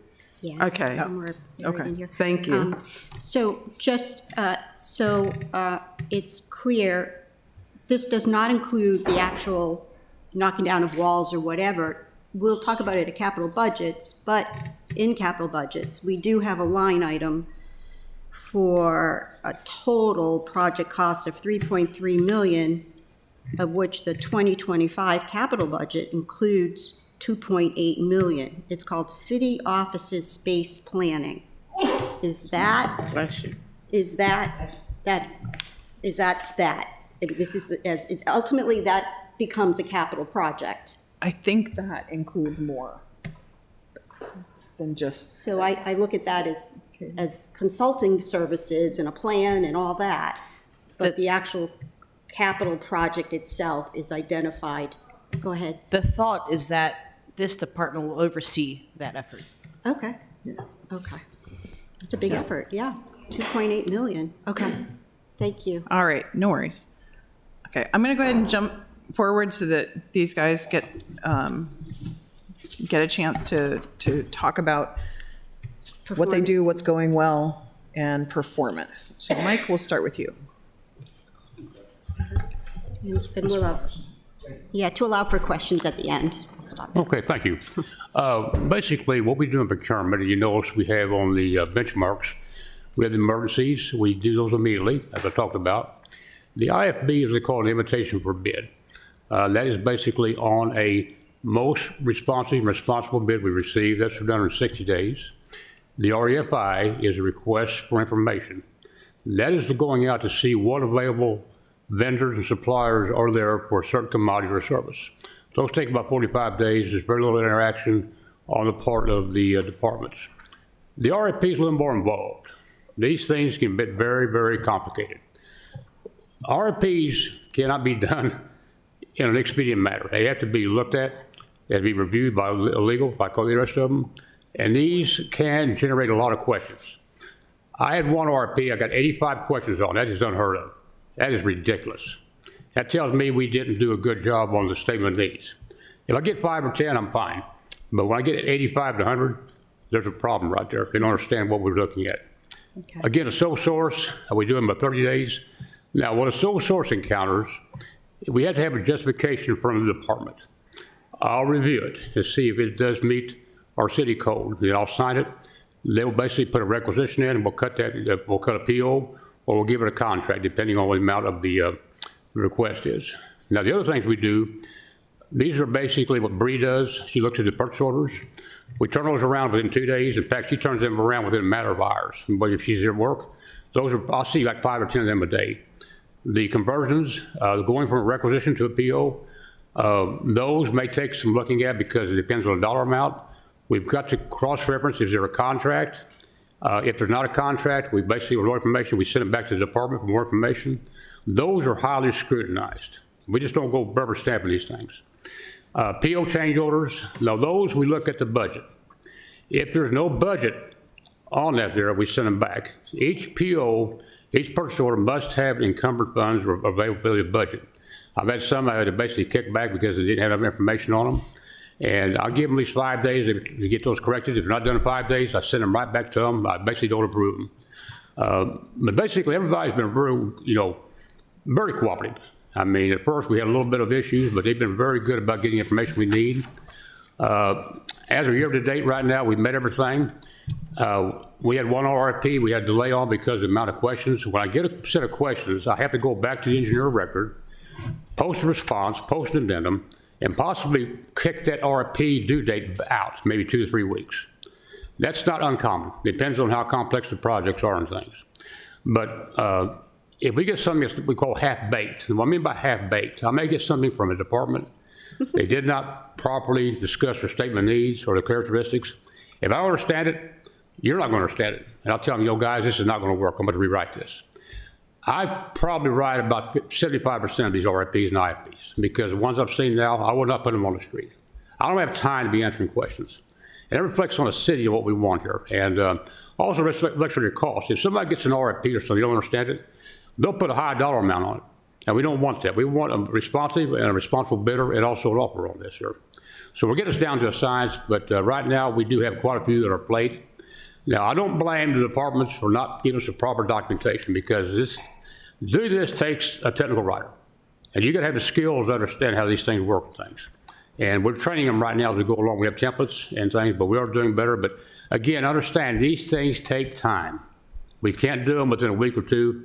And it depends on the complexity of it. I've got to sit down and review it. Legal's got to review it. If I get addendums, I've got to basically put them down. Dan does a lot of cooperatives. I work a lot with Troy on things. We've had some discussions on different facilities.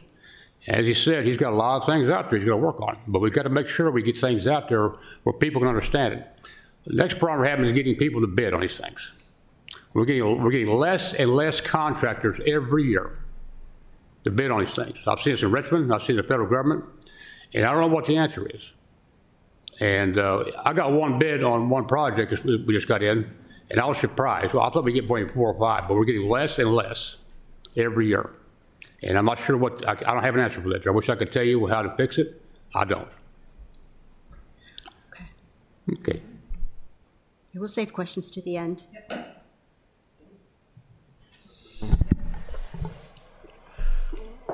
All right. So facilities, we facilitate your facilities. We take care of all your buildings. We are, I hate to say it, but we're in trouble here in the city buildings because we do have a lot of antiquated equipment that are no longer serviceable. That's what I spend most of my time in working with Mike on, is trying to get everything bid out to where we can replace with new. That takes a long time. So during the downtime, a lot of funds and stuff go to emergency equipment, making sure that everybody's comfortable to the best of our abilities. Every 3 months, we service all HVAC, plumbing, water fountains, anything that is being used by the municipality is being serviced. We get a lot of service calls. We got to date 536 work orders for FY '24, and they come in 10, 15 in a day.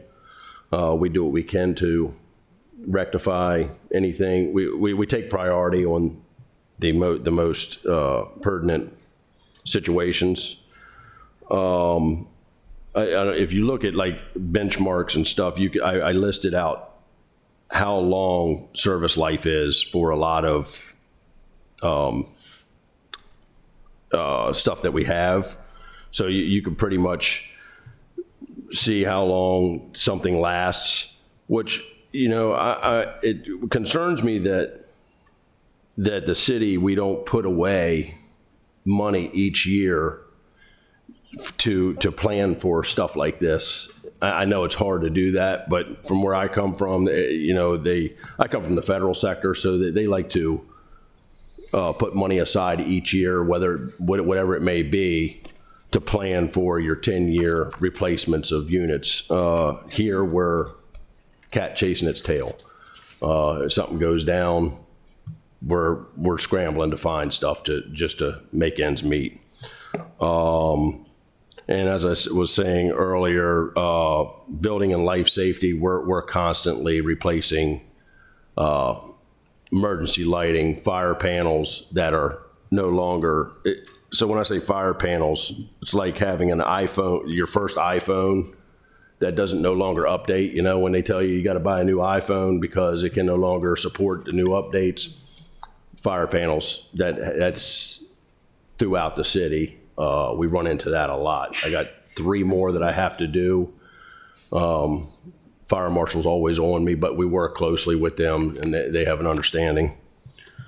So that's about all I have as far as what our problems are going to be, and it's going to take us as a team to get it together. Yeah. Mr. Troy, you answered the question I was going to ask you, which was how we prepare going forward. Because I heard you earlier and I heard you again a few moments ago say, we're doing it on the fly, we're not preparing. We know that the boiler's only going to last 15 years. We know that, you know, and so I would appreciate coming from the department a plan on how we fund these things next year, 5 years out, 10 years out.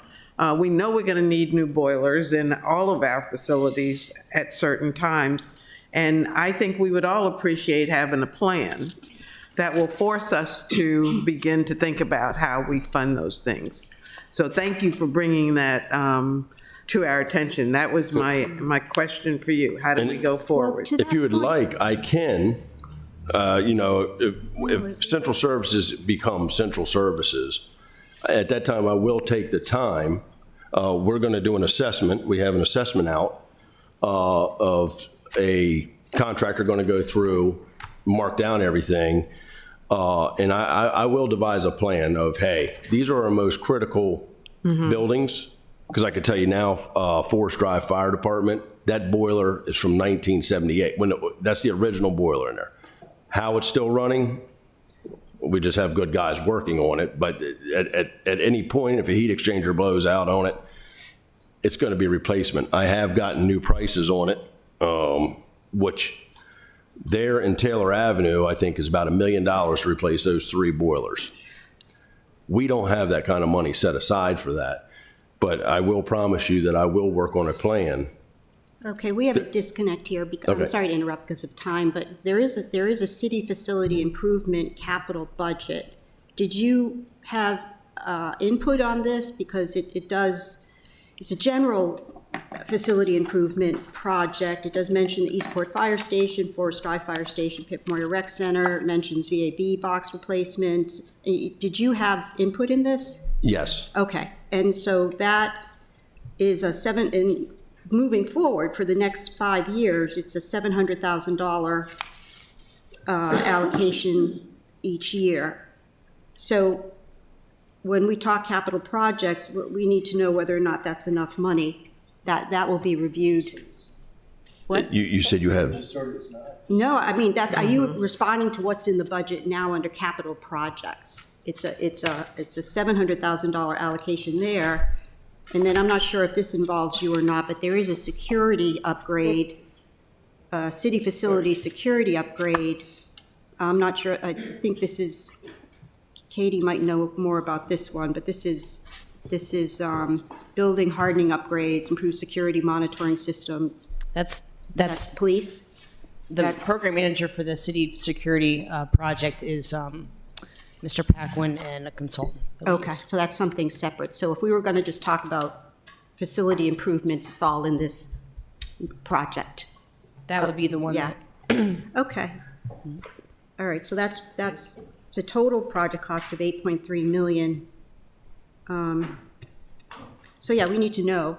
It's fiscal year 2025, it's $700,000, so there's going to have to be some prioritization of projects. Yeah, the ones that need to be done ASAP are going to be the ones that we prioritize first.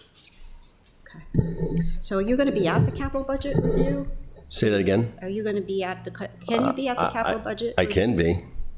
It's I mean, Madam I am. Chair, so that particular project is managed by Donovan, who is an engineer within DPW. well, do they, I mean, is I would this, assume that they work Oh, together. yes, yeah. But he- Me and Donovan work closely with each other Okay. because there's Donovan stuff might be that's, here. yeah. okay, he'll be fine. Okay, okay. I just want to make sure that there's not a disconnect. However, that does bring up a point, which is the last thing that's written on here. Donovan and Troy do work very closely together. Okay. Donovan is not part of the group that's slated to move over to central services, and sort of underscores that point that I had opened with of Donovan's great, but Donovan has a normal job. There's a lot of this work that he does that's on the side, and trying to get some additional support and help so that not all of it's on the side, right? So where's the best place for Donovan to be? Donovan will remain in DPW because his normal task is capital projects. A lot of the facilities work he does in addition. In addition, I got you. Yeah. I got So you. I'm restricted by cost of things. That's why Donovan needs to be introduced into some of it. It's anything over $50,000, then it has to go to. Yeah, and so those partnerships will have to remain the same way the fleet also has a bunch of partnerships in DPW and stuff. So that mutual support will of course have to stay there. Okay. So I think we have fleet next. Yes. Yep.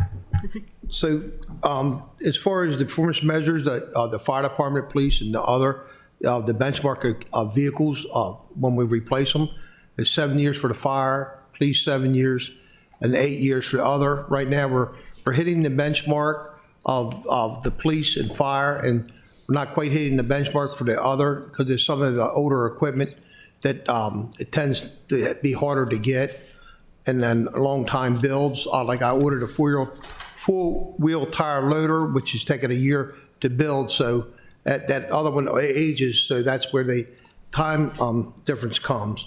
Regarding the current performance, the turnaround time and uptime is not adequate to meet the customer's needs for the simple reason is my mechanics or technicians have to take the vehicle, come in, take the vehicle apart, order the part, go get the part, bring the part back, put it on the vehicle, where we should have a parts person or specialist to do that, so that person can be working on the vehicle while somebody else go gets the part. But that's what the thing is, because right now my mechanic productivity is at 20%, and it really should be 65 to 70%. But it's the time frame of getting the part, tearing the vehicle, coming down, find what's wrong with the vehicle, tear it apart, order the part, go get the part, then bring the part back, and then put it back on the vehicle. A couple of, for instance, is this past winter when we had a snow, we had a turbo go out on a dump truck. So we brought the dump truck in. The mechanic said of a 4-hour job, it took us a day and a half. He tore it apart, ordered the part, went got the part, and brought the part back, then put it back on.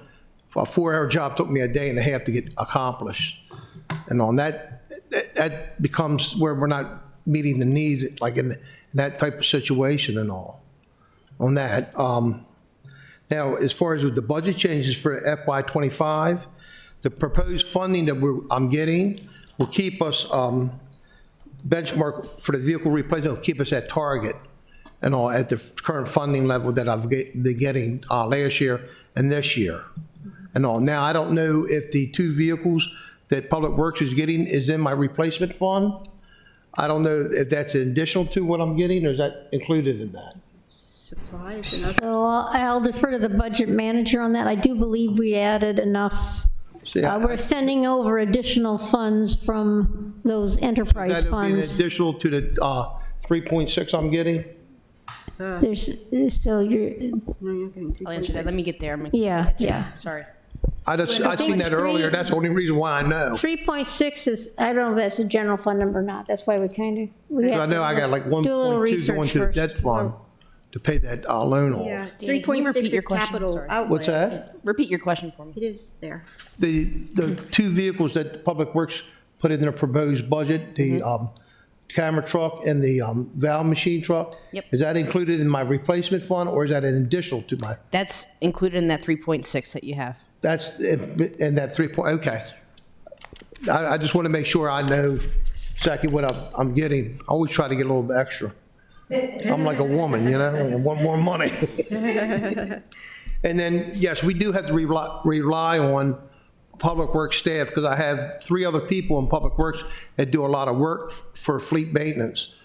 Paying the fuel tax, doing the POs, putting requisitions in, paying my bills, doing the fuel reports and keeping up with the EPA and make sure we're solvent and all that.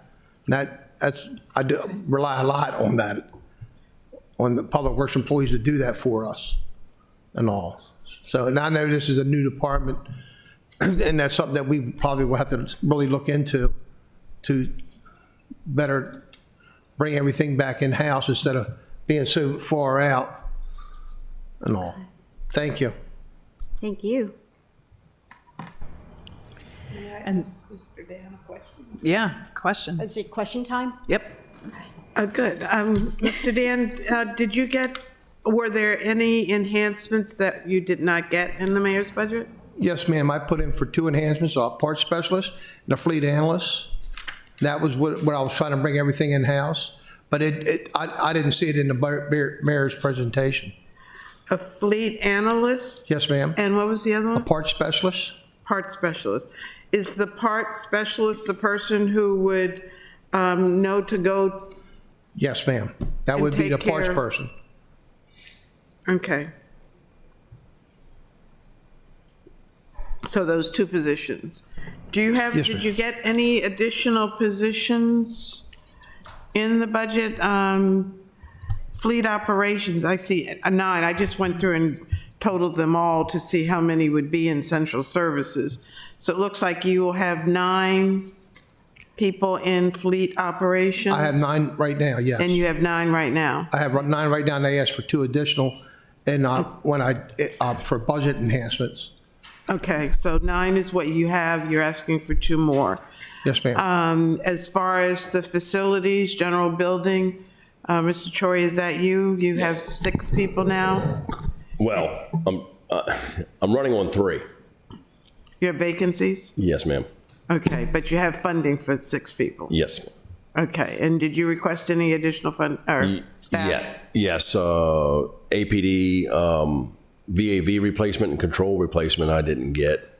A what replacement? Personnel. Oh, and personnel. He also relies on public work employees to do some of his work for him, and he needs a person that Does all my billing and payroll. I don't have anybody that does. Right now, Public Works takes care of that. we shared a lot of public work employees that do our stuff for us.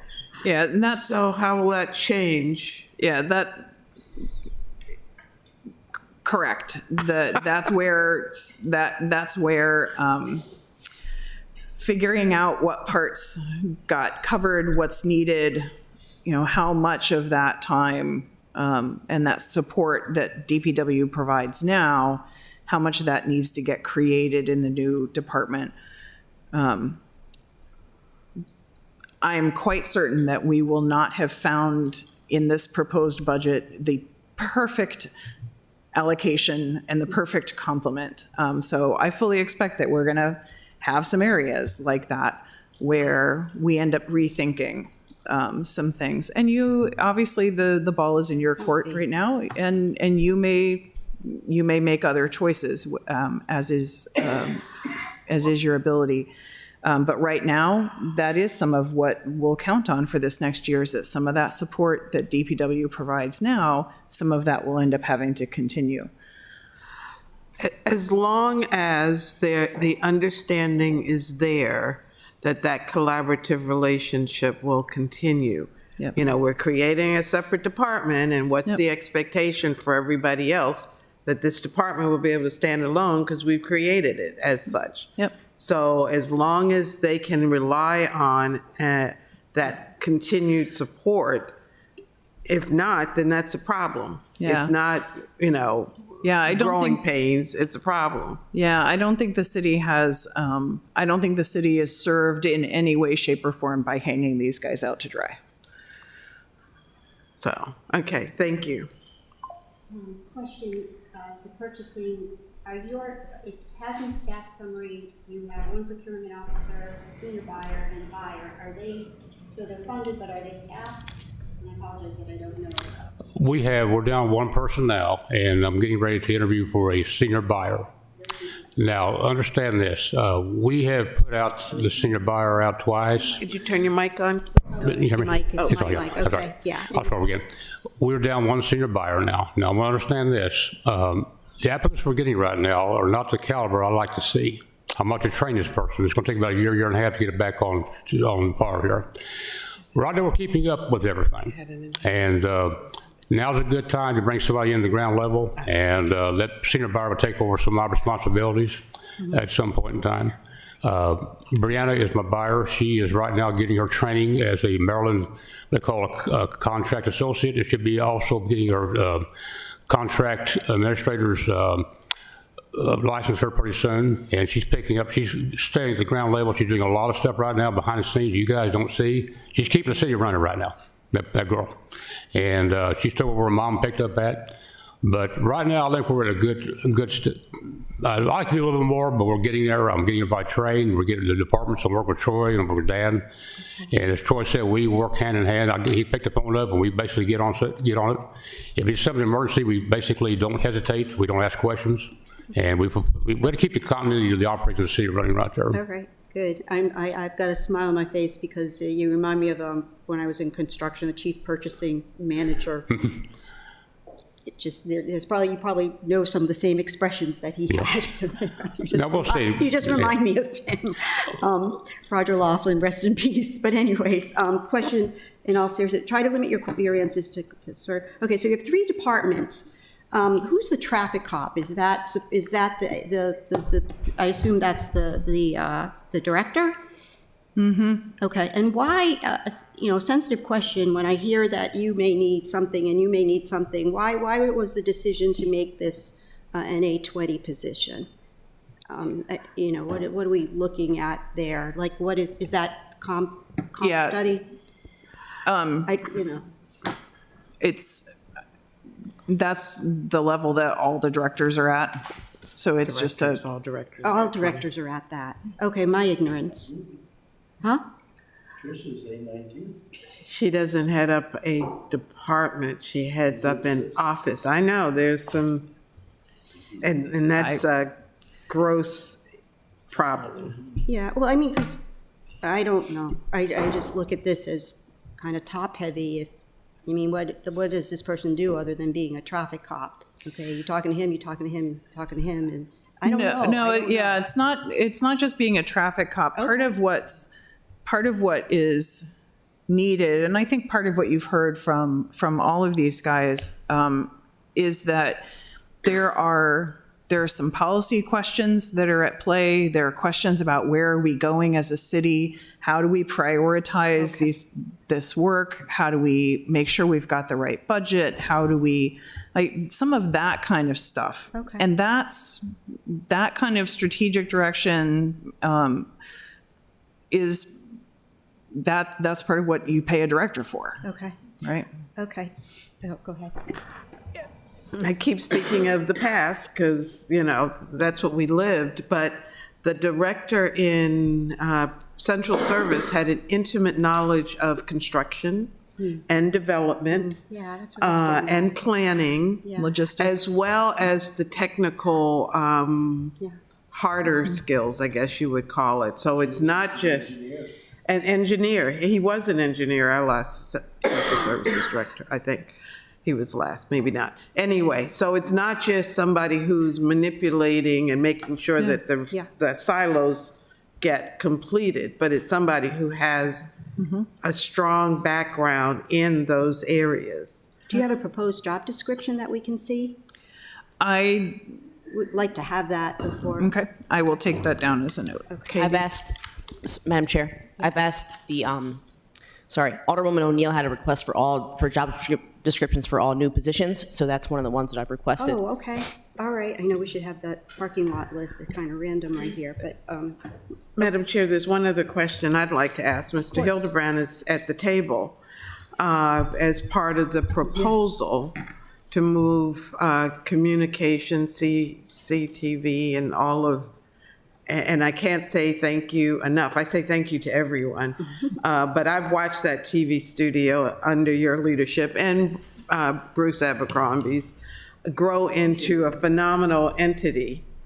Am I speaking to Julian in the back? And I'm speaking to Madeline on the phone. We've come light years, and it's been effortless as far as we feel. I know you guys have done a lot. This is our communication tool for our residents.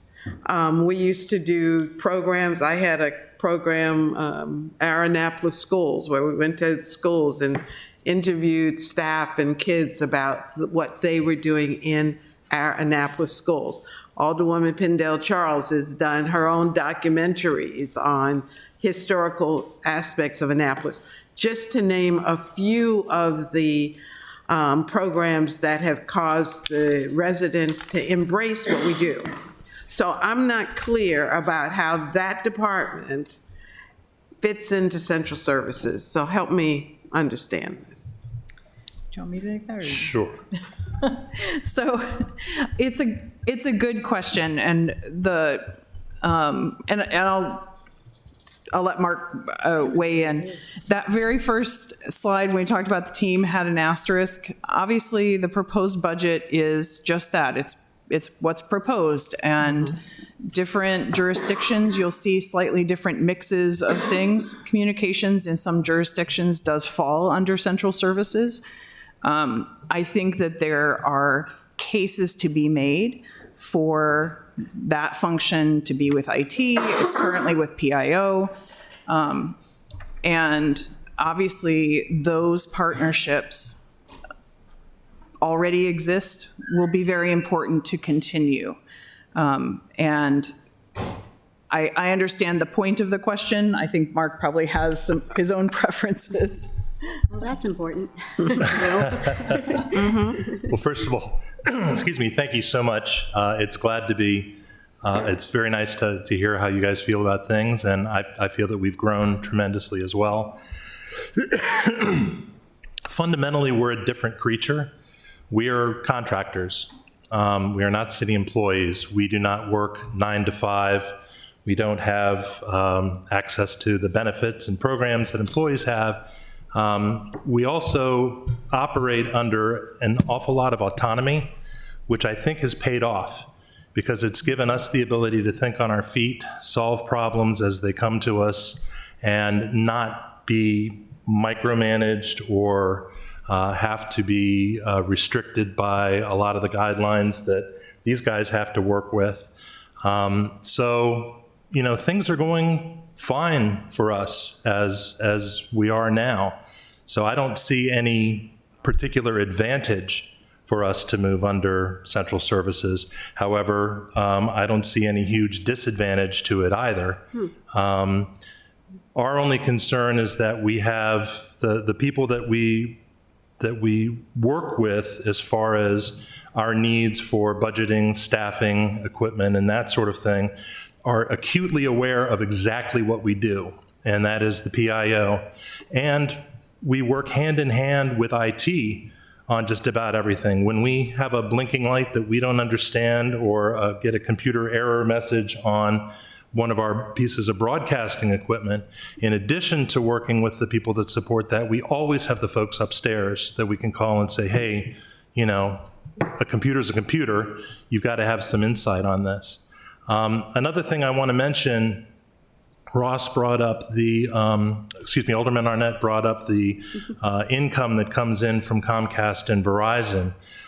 This is a separate program called a PEG grant, and PEG stands for Public Education and Government, which is what type of television studio we are. And so every quarter, a couple of pennies off of everybody's cable bill comes to the city of Annapolis, but it is specifically for equipment.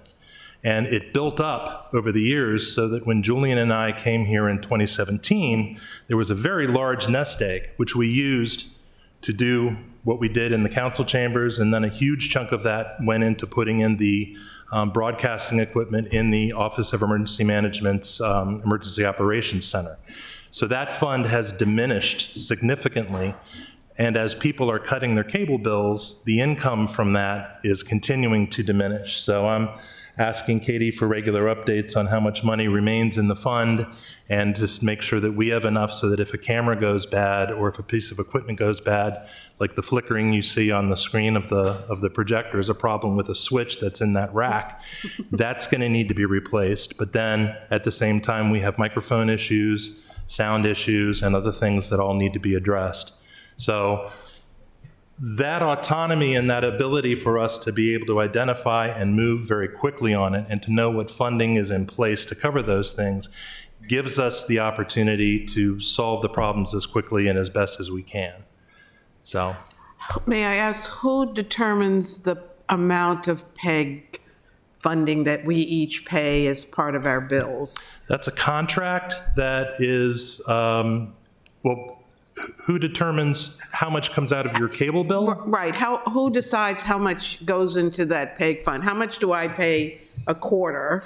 You probably pay a couple of pennies.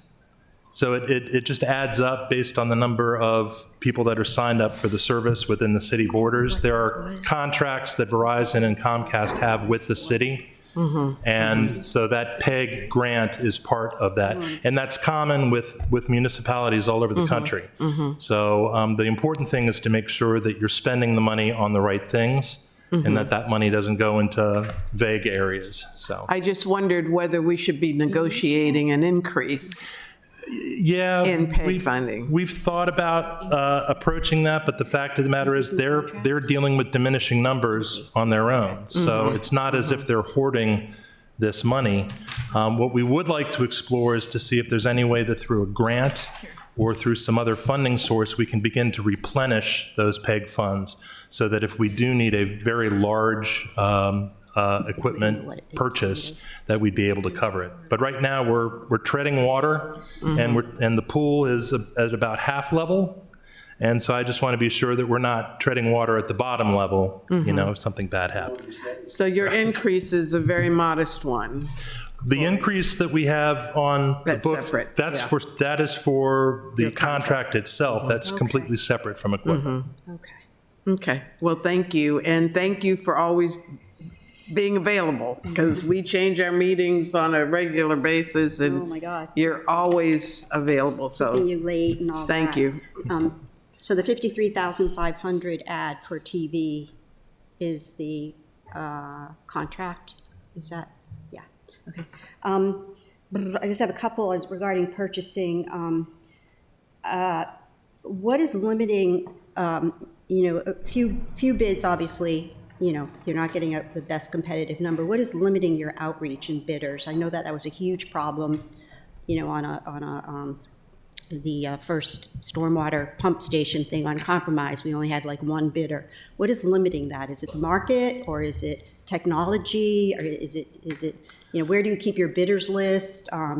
That kind of thing. And what can we do to help? But if it's a long answer, I might have to have you answer. Can you provide a short answer to that? There's two issues here. Number one, these kids are not getting into the trades. If you talk to any contractor right now, his average age is about 50-some years old. He's not getting any kids in there. They don't have enough staff. They got all the work they can handle. They don't want to take any more work on because they can't staff the jobs. Okay. The second thing is, I wouldn't say it's our outreach. When I was in Richmond, we were going to do a consortium in Richmond at the Union Station to show how to do business with the city. A lot of these contractors right now, they got all the work they want. They don't want any more, they want any less. Okay. We have an MB program. Now, let's talk about the MB program. We're reaching out to our MB contractors. Now, there's a little problem here in Maryland. Maryland doesn't have what they call the Department of Minority Business Enterprises like they do in Virginia. Virginia registers all their minority business enterprises. Maryland has it through the Maryland Department of Transportation. Are we reaching out to those emerging small businesses or micro businesses? I don't know. But I do know we have a shortage of workforce. And you hear about the immigration, I'll say about the immigration, I've worked with a lot of different nationalities. And these people coming in the United States, they are workers. Yeah. Because I work with them but hand in hand. Again, it's basically more a national problem, I think. And it's something, I don't know how we can do at a city level. We can basically try to support our businesses, but right now, there's just not enough kids getting into the trades. And my son's a truck driver right now. He got a job, he had a job in the city, he got a job in truck driving. If these kids don't want to work, we can't force them to take these jobs.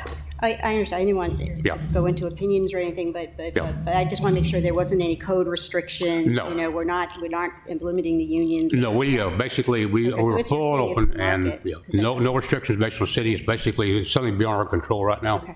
It's something that is nationwide. I'll tell you right now. My last question, and you can answer this under separate cover, is that you mentioned facilities upgrading involving controls and big picture items. Typically, those are sole sourced.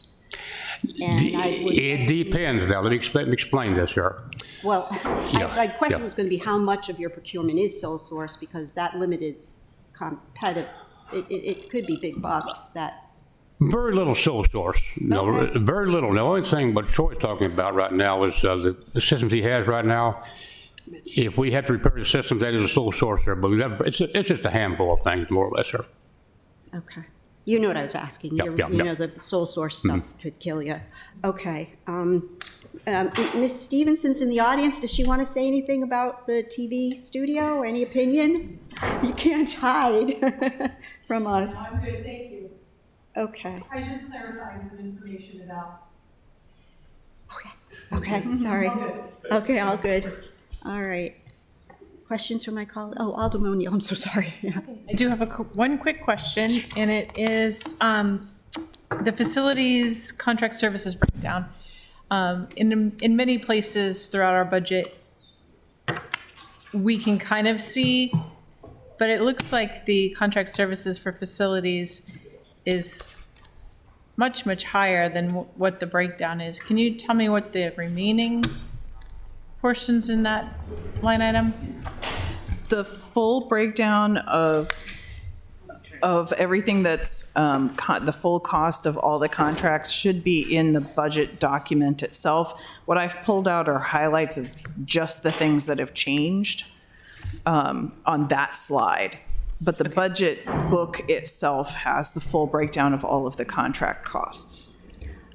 And I was trying to open it and I couldn't. Yeah. If you get into, you want to know what makes up the contractual services category, right?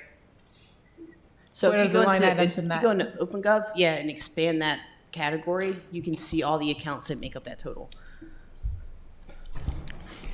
Were you saying you were having trouble doing it, expanding it? Oh. Tapping on it and expanding it, and you can't see the detail? Give me 1 second, I can get there for you. All right. So there's rents and leases. Let me start at the top. There's electricity, R&M buildings, R&M equipment, R&M vehicles, rents and leases, contract services, and telephone in that account. Thank you. Yep. And the rents and leases are office space and Mostly buildings? Gorman. Mainly Gorman. Okay. Thank you. Yes, ma'am. Speaking of Gorman, why the guard is, where's that? It's sort of not The budget for, if you're asking about the budget for that, is in contract services in facilities. The guard is? Yes, ma'am. Okay. Where's he gonna go? He's already there. Is he there? Eric's been over there. Oh, just hanging out, right, okay. He's got a little desk. I think, yeah. That's all my questions. Colleagues? Alderman Arnett, you have questions? No, I'm. Oh, okay. I have He likes the chart. one point of privilege. Mr. Mark here and I are alumni of the same elementary school, Parole Elementary, so have to give a shout out for that. I'm going to take, I think this is a great time to take kind of a 30,000-foot overview of everything that we've heard, because this really has truly resonated with me. Thank you, Chairwoman, as well as members of the Finance Committee. A phenomenal job, as well as everybody else. I think we need to remind ourselves sometimes. We need to remind ourselves, and we need to remind or let the public know, number one, that we've had an increase in population, and we saw that in the census, which means there are more services to render. Number two, what our residents demand, what they expect, and what they do deserve. Number three, there's an increase in tourism, and the tourists come here for a reason. And we have many resources, many services that they enjoy, and that's why we have a great deal of tourists coming. Number four, we have security, safety, and emergency issues, and we've seen that threaded throughout all of our department presentations.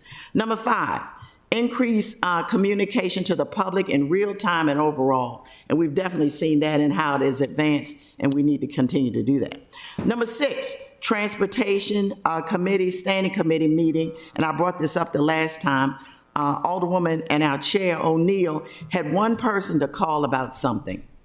And in real time, we got an answer, we had it done, but one person out of 41,000 people can make a difference, and we're very responsive.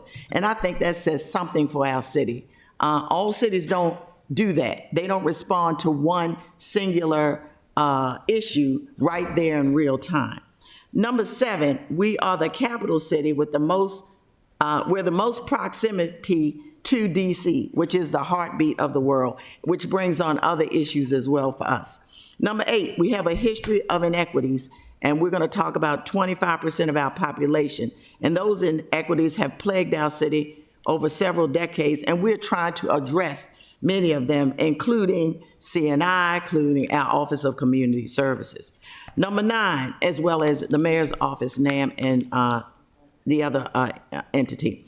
Number nine, preventive, cost savings, preparedness is huge in our city, and I think that's been borne out in the presentations. Number 10, we need to keep up with technology, which changes rapidly, and that involves everybody. Number 11, we have state and federal mandates, some funded, some unfunded, but we have to keep up with those as well. Number 12, we have more of an impact on our infrastructure with tourism, with more residents, businesses, and I know in my ward, we have over 700 businesses, which is more than any other ward. Number 13, we try to leverage as many partners as we can, and there's symbiotic relationships between, say, when we had the Francis Scott Key Bridge collapse, we were immediately there. So there are other major partnerships, especially when it comes to public safety and emergency management. Number 14, I am proud, based on everything I've heard, I'm proud to be an Annapolitan. I mean, I put us right there at the top of the heap. We look around the country, we hear the news, we talk about and we see how other cities are struggling, other counties within our state. But I believe we fare extremely well. We look great, I do believe, and kudos to every single solitary person on staff, as well as our residents, who can be challenging at times. But I think listening to this should make anybody be proud of being here as a resident, a business owner, or even a visitor to our fair city. So thank you all, congratulations, and I have goosebumps, but I just want to let you know that everybody is doing a great job. One thing I will mention too, recently I was in Subway and a resident came up to me and said, well, how many employees do we have? And I said, a little under 600. And the gentleman said, well, we can do it with 400. And I said, I said, I see it up close and personal along with my colleagues every day. And no, that is not correct. And he said, oh, okay, I take homage to what you're saying. So it is out there on the street that sometimes the misinformation, but I ask anybody, any resident, to take a look, a deep dive and a look at these presentations. It will certainly be a revealing, if not revealing, but something more that they didn't know first, because I've learned a lot. But thank you all. Yeah. Well, thank you for that. We definitely needed that pep talk after probably were hard on some issues. And I also, to that point, I also really appreciate the departments that took the time to link the community survey to their performance. Yeah. Well, thank you so much. Apologies for, but I think it would have saved a lot of questions interrupting your presentations. And thank you, Assistant City Manager, for your efforts in such a short period of time. Okay, we're good. All right, so you're adjourned, and if nothing else, I'll accept a motion. Motion to adjourn? Second. All in favor signify by saying aye. Aye. Aye. So,